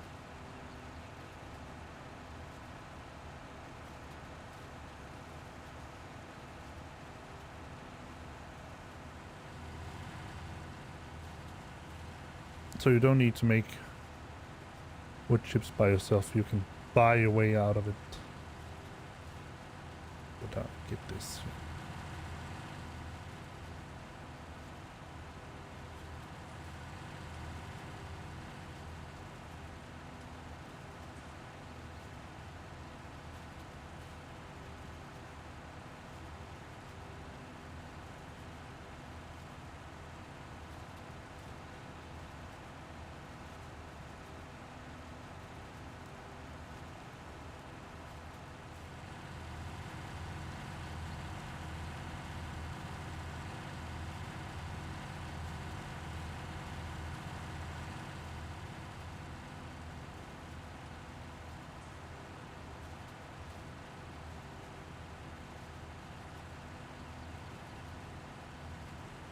Alright, so nice and quiet. Getting this stuff going. Grass inside the trailer.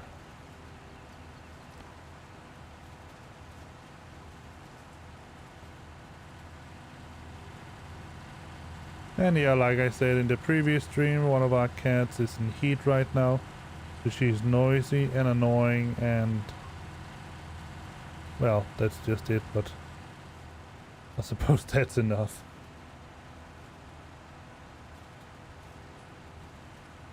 The chances of you hearing her complain about the clear lack of male cats is very, very probable. So we could also just store this grass.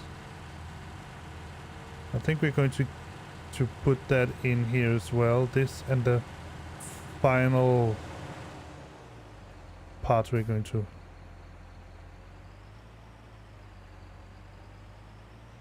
Because the idea is that you cannot store grass, which makes pretty good sense, because if you begin to store grass other than bales you want to ferment, then it will rot away. So even if you make grass bales, they will eventually rot away. And that is also a thing that I find to be so clever behind seasons or with seasons.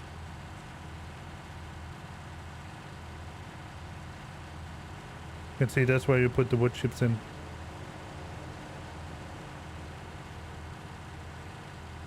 If you have any.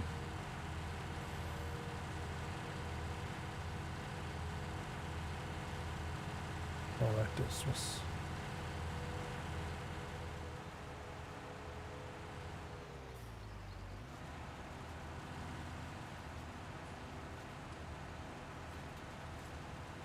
and that's why I am not going to store the grass. We can store the grass, I mean technically we can store the grass in the big Stevie silo, but it wouldn't really be realistic to store grass, because like I said, grass will rot. That's why you either ferment it or you dry it out to become hay.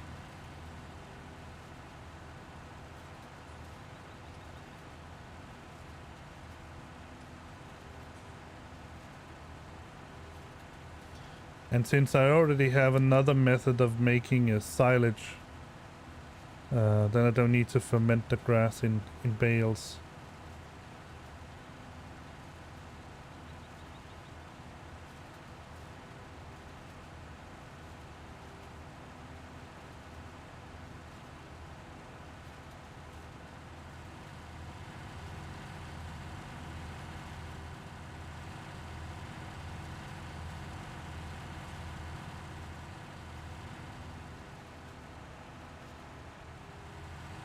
Then we just have this little line here.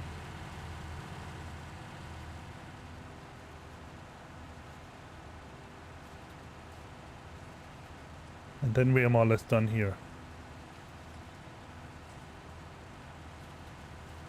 then it is also time for me to stop the stream. I've been streaming for almost 4 hours now.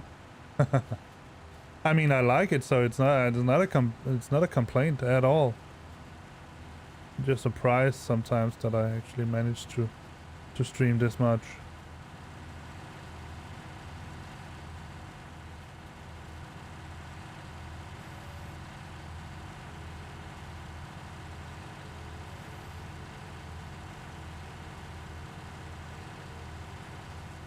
Yep, over here.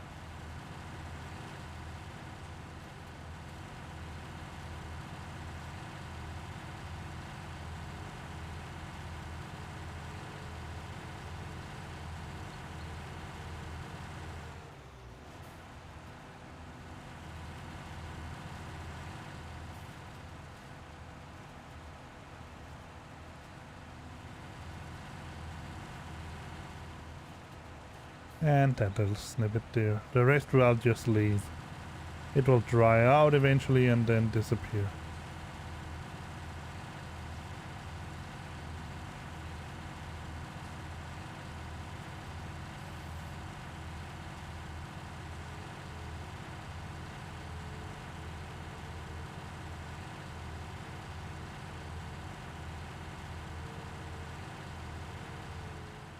Up. Hit a wall.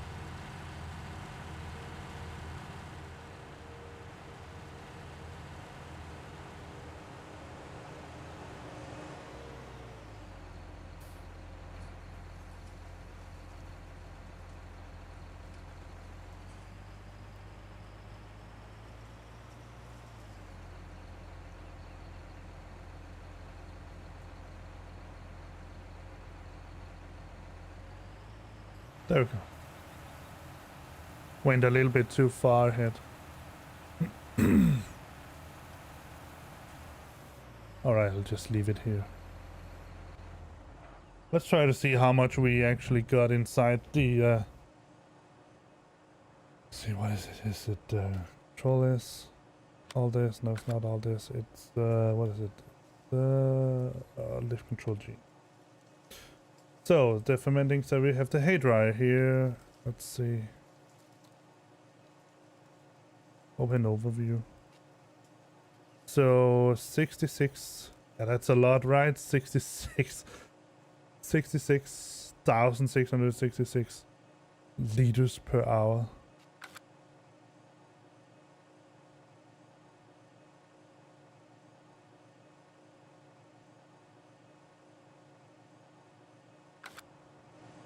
Let's see how much we have in it.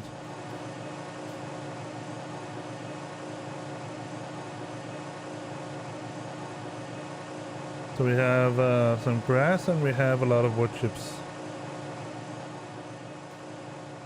But I'll put more grass in eventually, so it can stand there and it can dry it out. I mean, it's not gonna dry when I stop playing, obviously, but it can dry it out while we do some other stuff. Alright, I hope that you have enjoyed this farming stream here. I mean, I want to try to spread a little bit out, so it's not just going to be Star Citizen, it's not just going to be X-Plane or Flight Sim, but to some of the games that I have thought sorry, that I wanted to spend some time on, and I wanted to share with you. So for now, the program is going to be, let me try to see if I can remember myself. Monday is going to be flying day, so it's going to be a day where we do some flying in X-Plane or Microsoft Flight Sim. Probably X-Plane, I would say.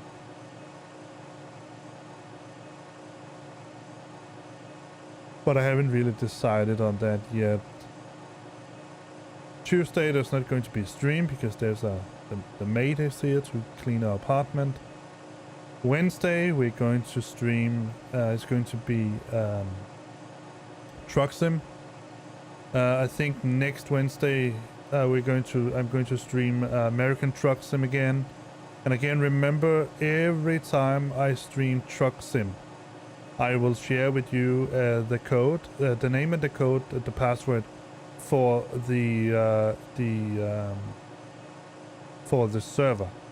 Now I retain all rights to kick people as I see fit, depending on how my computer handles these things. But if it can handle 8 people fluently, then we're just going to keep it at that. But that's something that I have to figure out myself. So I'm going to start out with letting 8 people inside, and then if needed I'll turn that number down to perhaps 4 or something like that. I don't know. Then we have Thursday. Thursday is going to be either Star Citizen Day, or it's going to be again a fly day, explain 11, you know, that sort of thing. It will become a Star Citizen Day if it turns out that the new 3.15 patch is really good. Given what I like to do mining, and I like to do hauling or trading. So either of these things. If it's good for that, then it's a good patch, and then I'll show it. Or else it's going to continue being a flight day with explain or flight sim.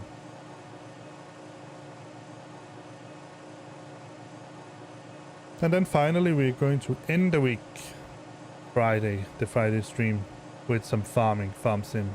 We're going to this is going to be a sim where we get as many animals as we can to some extent. I think my plan is we have chickens now, and I'm definitely also going to get cows. Perhaps we're going to get pigs, I don't know, because they require a lot more stuff to eat. And then finally we will keep these animals. We could also get sheep, because they are also relatively easy. I think we might also get sheep because they are relatively easy to keep. They don't demand that much, and most importantly, they can give wool, which can also be sold, and is quite easy to sell actually. Because we have I think there's a selling point right next to the to the area where the wool pallets will spawn, so we can sell that. But yeah, so that's how the program looks for now. I will try my best to get that video I've shared of the flight yesterday in Microsoft Flight Sim. I'll try to get that prepared so you can watch it on YouTube. But else, you can go and watch the stream from yesterday and see. I have to do a diversion, and I probably didn't even need to do it. I can say this much, but I also discuss it in the video, that using PFPX and its ability to create fuel bias profiles, I found that the fuel bias for the fly-by-wire A320 was almost 20%. So it uses 20% more fuel than it is sort of predicted to do. So it's a lot. It really is a lot. It gases fuel. Yeah. That's it. I hope that you enjoyed it. Remember, just as always, if you're on Twitch, then please follow me here. I am not desperately, but I'm really trying to get to these infamous 50 followers. 50 followers, and then an average view of 3 viewers per stream. That will set me on the path to affiliation, meaning that I can show my wife a small, very small, but still a little paycheck once in a while, to show her that what I'm doing here is actually providing a little bit of money here and there. And down the line, if there's room for it, if I have viewers enough and all that, I might set up a little donation system where you can donate money to the channel, and by the channel I mean that if we want to test out a certain plane in X-plane or something like that, if you want to if it's the idea is that I should also try out prepared at one point, then those money that will be donated, they will go to the channel and just the channel. The money that I make from commercials and whatever, I'm not sure how Twitch is doing that. They will be my family's money, if you will.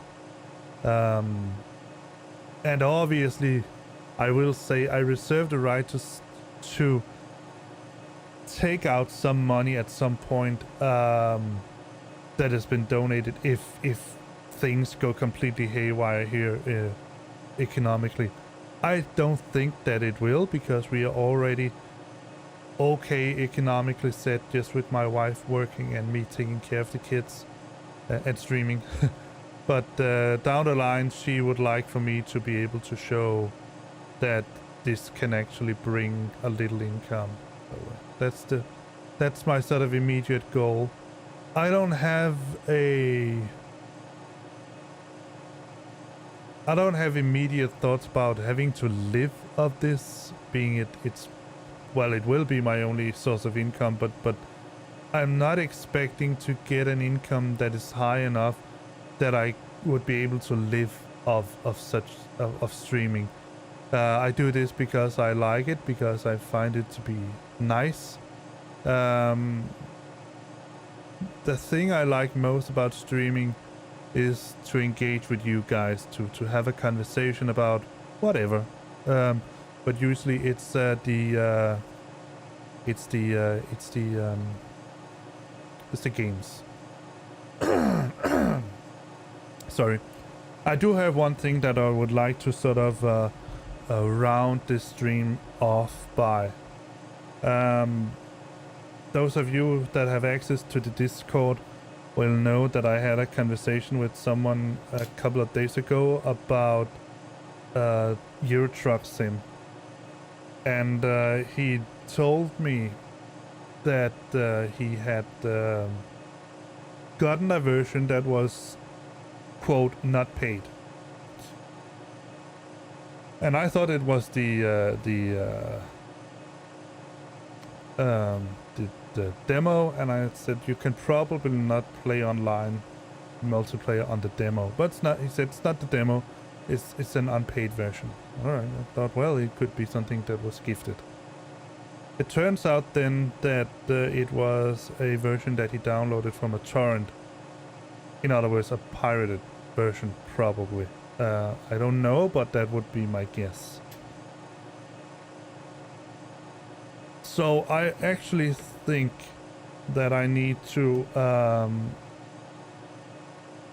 take a stand on this. And my stand is that as a content creator here on Twitch and YouTube, I obviously cannot endorse or recommend or anything like that pirated software. Obviously. If you have problems with pirated software and you want me to help you with it, I will. I mean, I would treat that software you have as any other piece of software. So if I can identify the problem and I can help you with it, I will do it. But the fact is that most of the cases when you have problems with pirated software, the problem is that it's pirated software. And obviously I cannot help you with that. I mean, that goes without saying, I guess. But whether you want to use pirated software or not, in my opinion, that is something that is up to your consciousness, not mine. I'm not here to be your consciousness. I'm not here to be your police or anything like that. I'm not here to police you. It's up to you.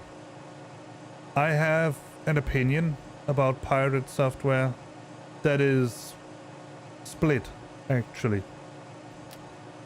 So in these cases where I have less of a problem with pirated software is when we have these multi-billion companies. Yeah, I'm looking at you, Microsoft, that could easily give away, let's say they sold Windows 1, Windows 11 or whatever we want to call it. They could easily give away free upgrades up to version Windows 20 or something like that. I think the next one is going to be called 12 or I think this was 1.0 and the next one is going to be 1.1. They could easily give us upgrades all the way up to version Windows 2.20 or 20 before even noticing it sort of substantially on their bottom line. And the same goes with a company like Adobe or something like that. They take really high prices for admittedly reasonable good products. I will argue not that good, but they certainly take the money for it, for you to have it.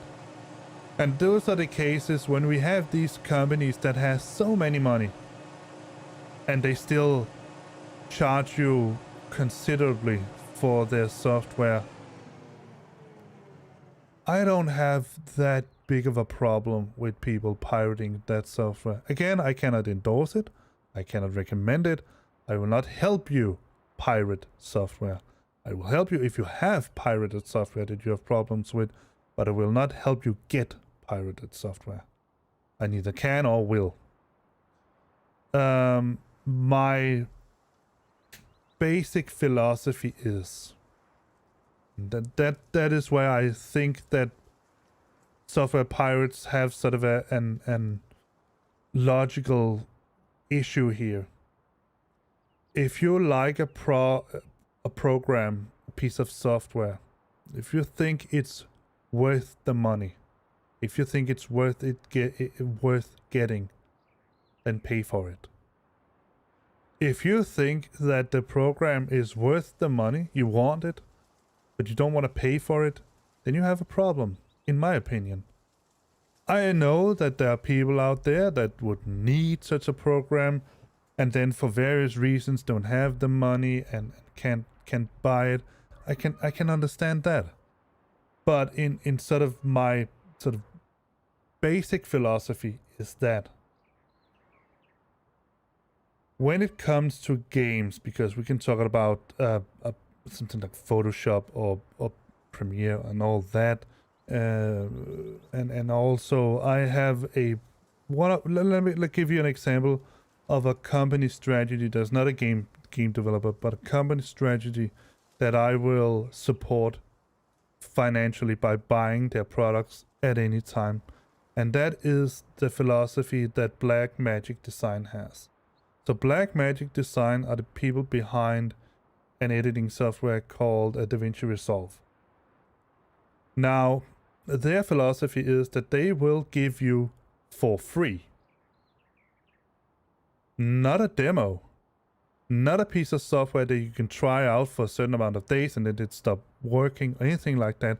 They will give you for free a fully functional editing software and a piece of software that by all standards are up to par with something like a Premiere Pro or Vegas or anything like that. Definitely, at any time. They don't sell that program. What they do is that they sell products like editing software, editing hardware. I have a little what's it called? DaVinci Resolve Speed Editor here by Black Magic Design. It's a little, looks like a little keyboard with sort of a scrolling wheel on, and then the buttons are laid out for speed editing a video.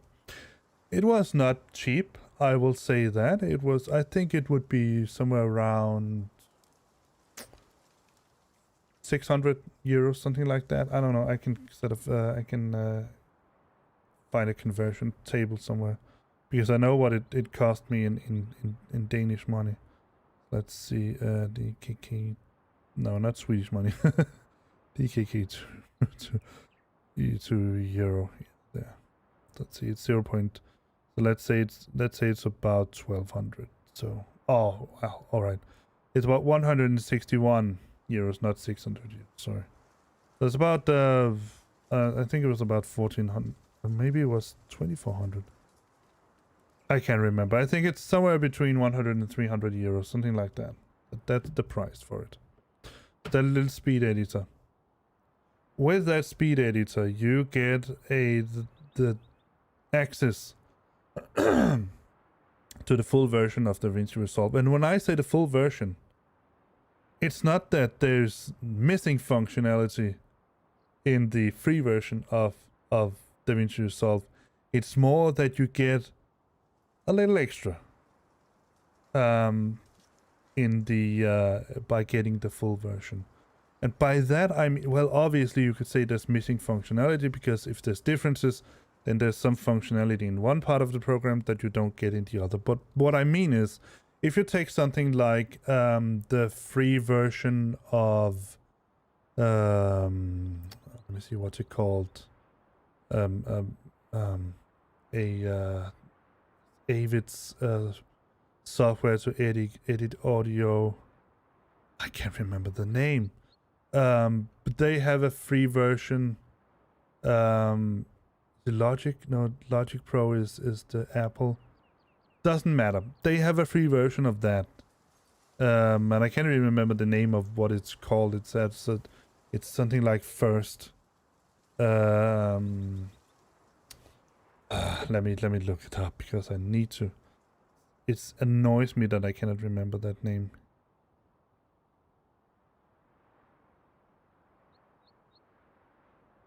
Not Media Composer, it's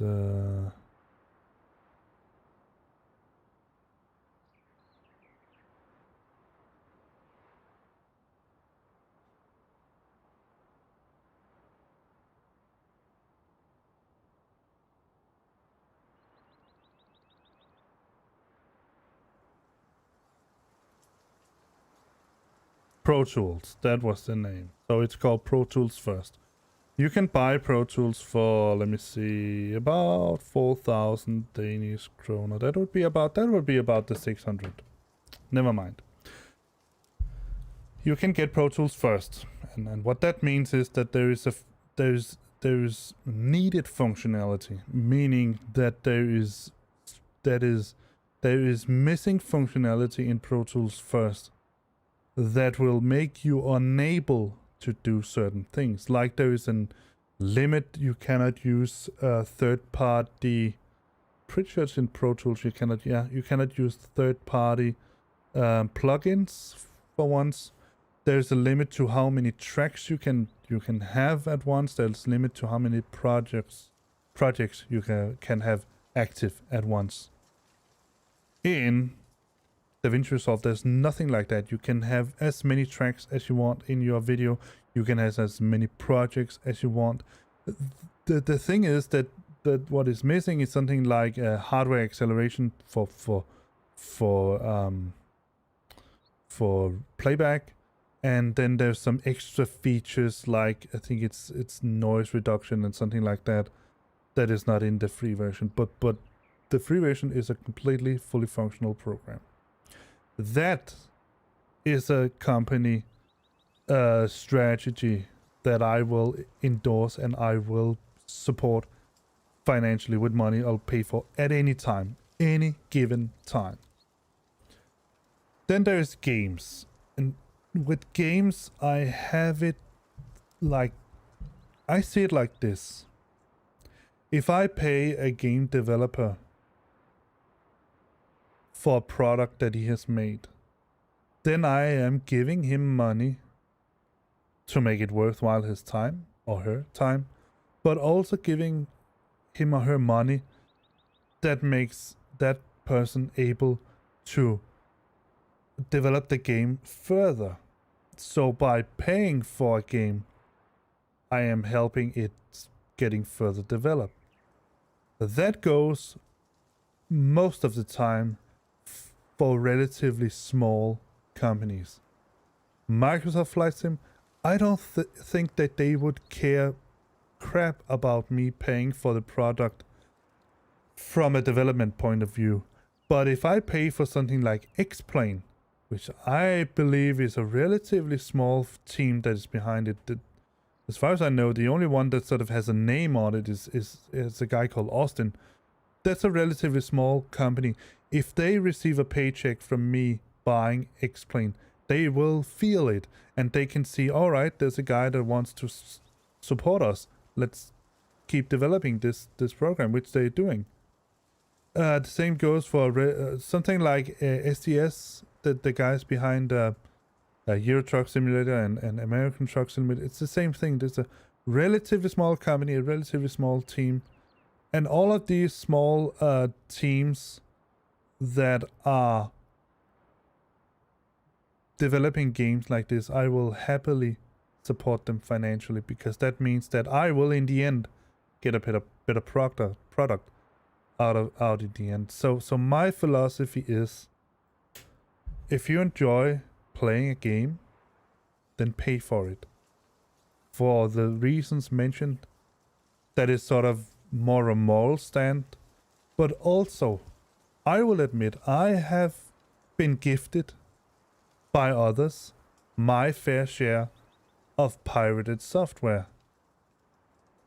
And that software works to a certain extent. And it can be it can be a challenge that you're willing to take to get this software working properly. But most of the time, I found that it really isn't. One of the issues that I had with, for example, many producers of game developers was that they enacted anti-piracy measures that would make me unable to do something that is my right, that I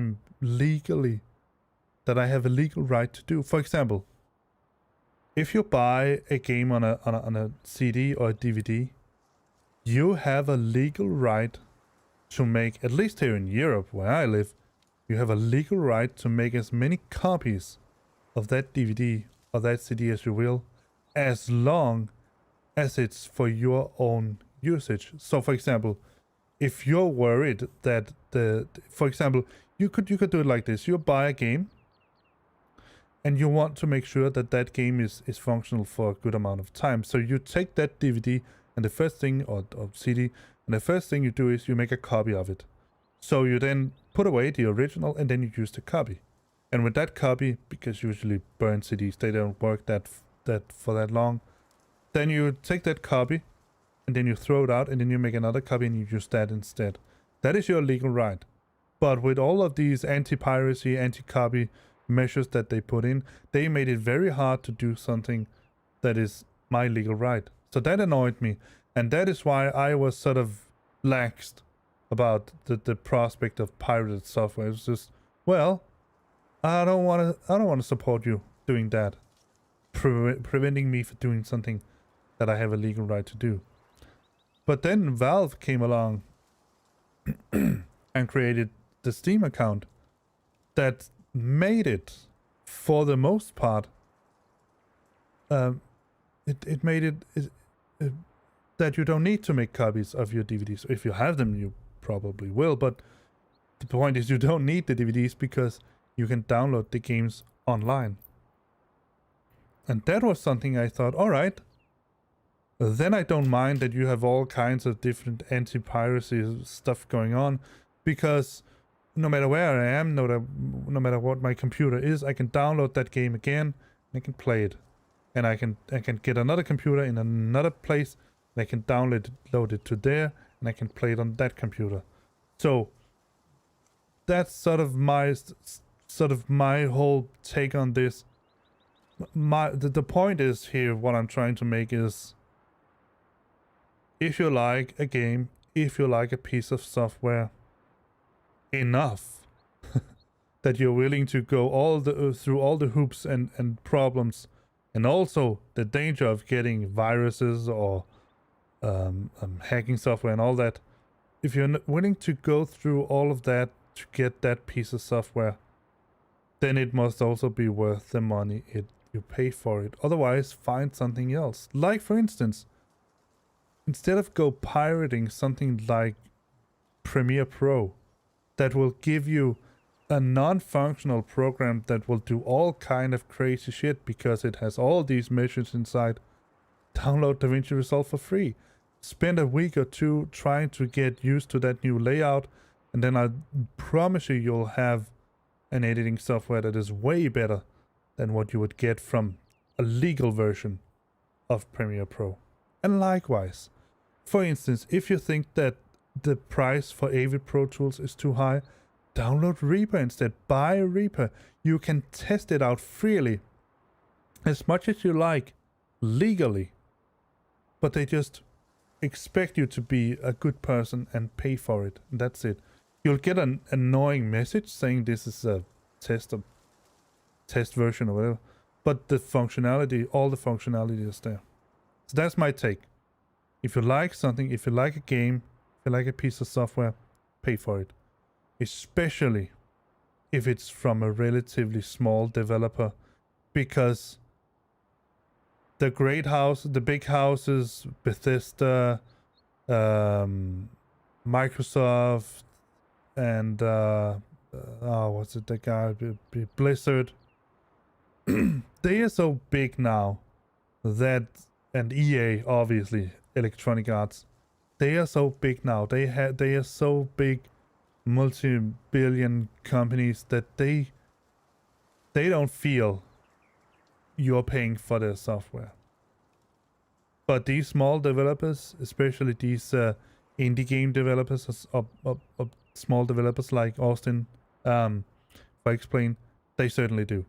They can see every time there's someone that pays for their software that it has been paid for. So, come on, do it. And particularly, I would say with something like Explain and these small developers, it tends to come back to us as well, because when we pay for something, they usually tend to support it and to upgrade it, with certain exceptions that I will not come into here. But I'm looking at you, Flight Sim Soft, I think they're called. Yeah, at the people behind PFPX and Top Cat. I'm looking at you. You should really look yourself in the mirror and consider whether you are having the right strategy here. You are still making people pay for a piece of software that you, for all intents and purposes, have abandoned, that you don't support anymore. Not as you should. All right. After that, this little rant, just so you know where I stand. If you have a problem with a piece of software and you think I can help you, then ask. If you are asking me how to crack a piece of software that you don't want to pay for, then I cannot help you. Then you need to go someplace else. But if you have a piece of software, legal or not, that you have a problem with, I mean a technical problem, you're making it do something and you don't know how to make it do what you want it to do, then if I can help you, I will. Alright, that's it. I will sit and relax a couple of minutes before I have to go pick up my daughter from daycare. And then I will see you Monday. Well, depending on where you're from, it will either be Monday night, Monday morning, or Monday afternoon. So something like that. For me, it will be around lunchtime. 11 o'clock European time, so Danish time. Alright, so guys, and just as always, follow me on Twitch, that helps. Like and subscribe on video, they also help. If you like the video, if you like it, then like it. If you dislike it, then dislike it. Just do something, at least. And stay safe, of course. Even though COVID is not sort of rampaging loose, it's still there, so stay as safe as you can, and I will see you later. Bye bye, guys. And have a nice weekend, obviously.